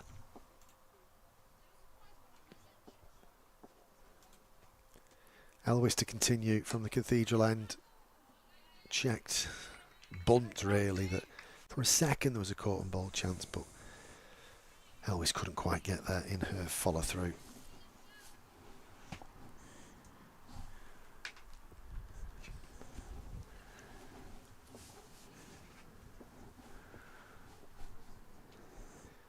Elwes again, pulled into leg side, flicked into leg side, and it's too good for Catherine Bryce, so boundary to Wraith. Proper cricket shot again though, isn't it? Picking it off, that's her strength, off the hip, through extra cover. Too straight or too full? She punches you both sides of the wicket.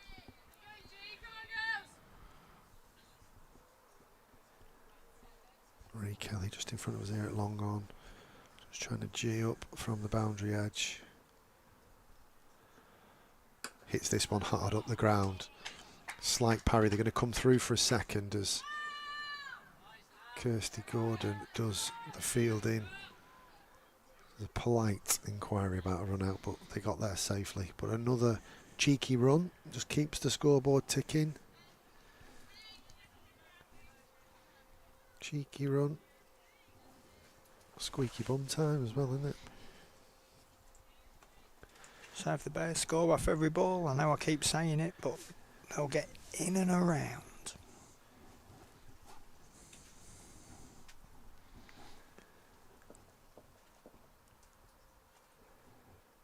Elwes to Davis, who muscles this up the ground and just lands at the edge of the 25-yard circle, holding the ground. So just be a single. Well, it's pretty low risk, isn't it? Check pull almost for one run. Brings Wraith on strike, who plays and misses at that one. Half a shot really.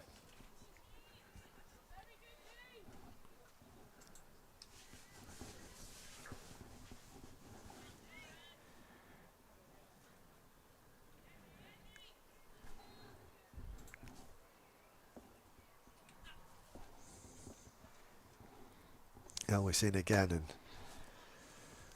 again forward pull this, forward slap from Wraith, just lobs the bowler and lands short of where mid-on would be, so it's just another single. So 167 for 8, 6 remain. That run rate is creeping. Just a quick one. England bowled India out this morning at Old Trafford for 358, so they only added around 100 runs this morning, and England are currently 182 from 34 overs. That's the way they play. Crawley got 84 from 103, which sounds slow, and Duckett's 88 from 92 not out. Pope's joined him at the crease, but more importantly, we've got a game on here that's, you would say Blaze are in the ascendancy, but a hefty blow in this over would just swing the pendulum back as Ballinger's in, left arm over the wicket, and Wraith will turn this one into deep mid wicket for another single. Georgia Davis is going to have to come to the party here. Can she find the boundary? Can she throw a punch back at this Blaze bowling attack and fielding unit?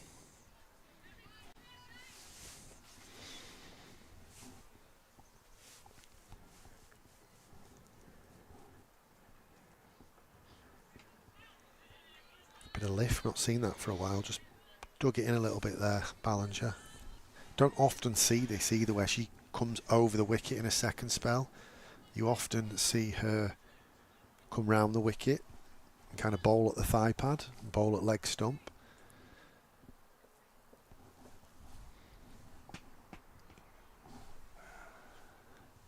Ballinger once again in past umpire and gets a play and a miss again. Just getting something out the surface, isn't she? 1 off 3. Pressure feels like it's building up. Davis has got to find a way to get off strike. Bringing fine leg up. Probably, as I was saying, it's probably going to be full.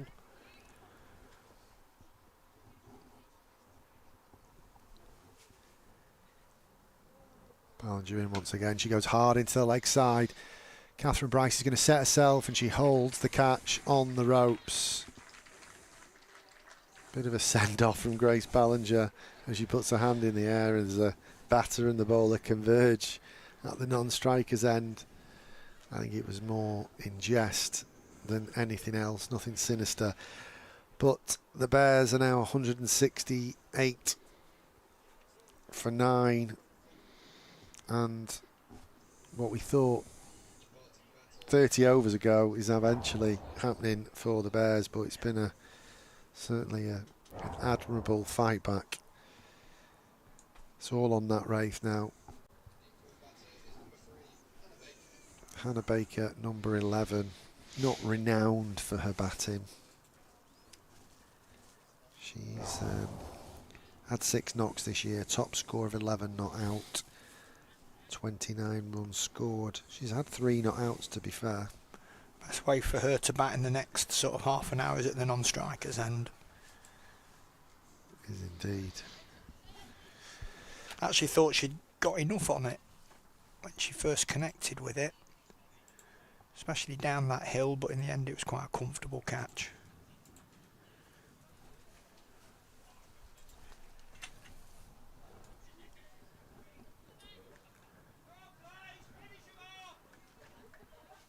Ballinger then at the number 11. She's in, down the leg side, it'll be signalled to wide. Good glove work by Sarah Bryce down the leg side.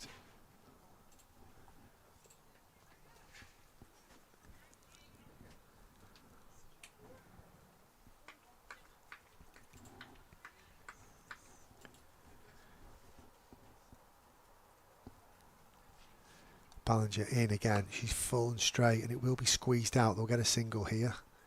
Goes up to long on. Marie Kelly done a lot of leg work today. She's in front of us at this end, we're near the tent, and then she's all the way down at the hockey end doing long on, 2 long on. So just 1 ball left in this over, and Nat Rafe needs a 6, but she also needs to be on strike at the other end, doesn't she, for the next over. She's going to turn down the singles. You hit it too well as Kirsty Gordon fields at mid-off. So that's the end of the 34th. 5 overs remain, 30 balls in total, and the equation is 49 runs to win. Which, if you had 5 wickets in the tent, wouldn't be inconceivable, would it? And you have to say, if they can find a way for Wraith to face all 30 balls, still may be an opportunity, but it's just as and when she gets off strike, how quickly can Baker get her back on strike. And she's picked the tempo of her innings up as well. 75 off 70. Elwis in to Baker, who plays a very good shot for no run.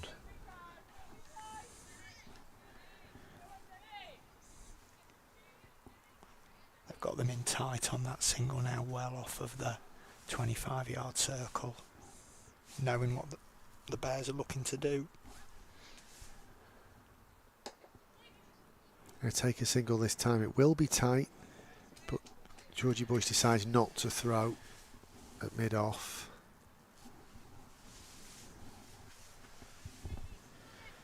So Wraith is on strike. She needs a couple of lusty blows in this over. The one problem, she's got Georgia Elwis and all her experience with ball in hand. She's gone hard at this. It's gone high in the air. Kirsty Gordon comes round and takes the catch, the winning catch. Extra cover. So that is the end for the Bears run chase. We thought it had been over a long time ago, but there was an incredible fight back from them. But in the end, the 5 wickets in the power play did the damage. Warwickshire winning, finishing 171 all out with 4.4 overs left in the innings. Incredibly, the sun's out again. You know, the day started much differently, didn't it, James, with covers on and everyone inside watching it rain. But as the day's gone on, it's warmed up. The cricket's been incredible. Great to see so many people here at Lindem Sports Club, old and young, male and female. Warwickshire batters walking off now. Players starting to shake hands. Staff starting to pack their bags. Let's have a little review of the statistics. But before we do that, James, I'll give you your final word. Where was the game won and lost for you? I think probably the first 10 overs or so of the Blaze power play really went at it hard. Played proper cricket shots. I'm not talking slogging and going over the top mindlessly, aimlessly, trying to smash the ball out of the park. Proper cricket shots and got on top of the rate. Yes, they stuttered a little bit after that first wicket went down. Regained themselves at the end. Nice little sort of cameo at the end with Bryce and Glenn. And I think they're just bowling up front as well. It was just too much for the Bears. Very rare do you chase over 200 required when you've already lost 5 wickets in a rain-reduced Metro Bank Cup game. Absolutely, you've done my job for me there. I'll just add a bit of statistics and context to that, but the game was won in the power plays, wasn't it? Bossed by the Blaze when they batted. Georgie Boyce, Marie Kelly, 105 for the first wicket, 105 off 18 overs. Georgie Boyce getting 46, Marie Kelly getting 66.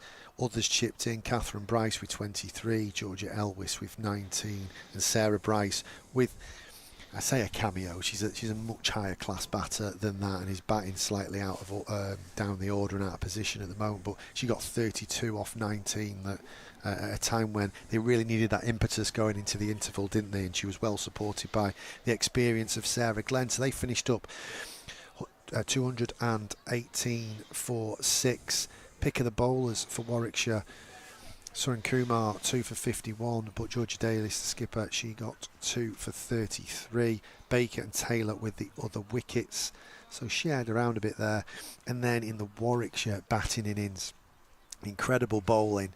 We saw lots of spin choke the Blaze in the middle overs, but it was the opposite in the Warwickshire chase, in that the Blaze got so much out of the new ball and out of the surface. They hit the pitch, and we got a little chat, a little cameo interview with Luke Fletcher organically about wanting the seam balls to hit the pitch and get as much out of the surface as they can. And we got the ball to we saw the ball lift a bit, didn't we? And it just challenged the Warwickshire batters in ways we didn't see in the first innings. So Warwickshire were reduced to 28 for 5 in that first spell. Ballinger picked up 2 wickets and Catherine Bryce 3. Overall, in the end, Catherine Bryce finished with 3 wickets for 18. Ballinger 3 for 26. And Georgia Elwis, actually, she's gone under the radar a little bit there, but she's come in, dotted it up, ball wicket to wicket, and picked up 3 for 26 and broke that key partnership when there was a rearguard action. And then there's got to be a mention for Abby Freeborn and Nat Wraith, who scored 56 and 75 respectively.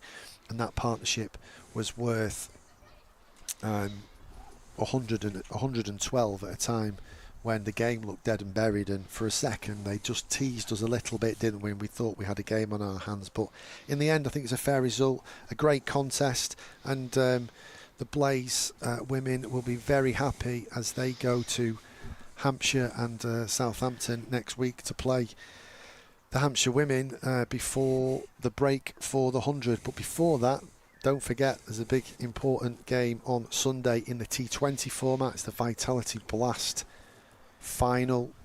These two teams will meet again in the eliminator in the morning, and then the final against Surrey for the winner of that eliminator, live from the Oval. So please follow that, follow the Blaze socials, and cheer the women and girls on in that T20 final. Of course, they're defending T20 champions as well. On Wednesday, after that, very little rest. You won't be able to celebrate too much. You're going to go to Hampshire, and of course Hampshire are near the top of the table in this 50 over competition. Then the 50 over competition will take a break. We will check some of the scores out before we go in a minute, just to see the state of play. Looks like the table hasn't updated because there's still some fixtures going on, but it's gone as we thought it would have gone. Up at Durham, Lancashire have fallen short by 89 runs against Durham. Up at Chester Street, the Hampshire-Surrey game is still ongoing. Actually, there's a bit of a rain delay there. It's going to come down to DLS. It's hanging in the balance there. I would suggest. I don't know what the DLS pass score is. Try and find that out for you now. But either way, it's going to be tasty at the top, and that Hampshire game on Wednesday is going to be a really important game when the Blaze visit Southampton. So the table as it looks, Hampshire are top with 27 points, and that game is in the balance against Surrey. Lancashire are second, but they've lost today, so they've not accumulated any points. And then Blaze have won quite comfortably, so they're going to leapfrog Hampshire if Surrey get up in that game down at Guildford. James, thanks for hosting us. Pleasure to work with you.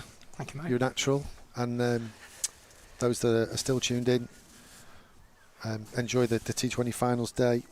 Follow us at Hampshire, and if not, we'll see you after the break in September for the finale of the Metro Bank One Day Cup. Until then, goodbye.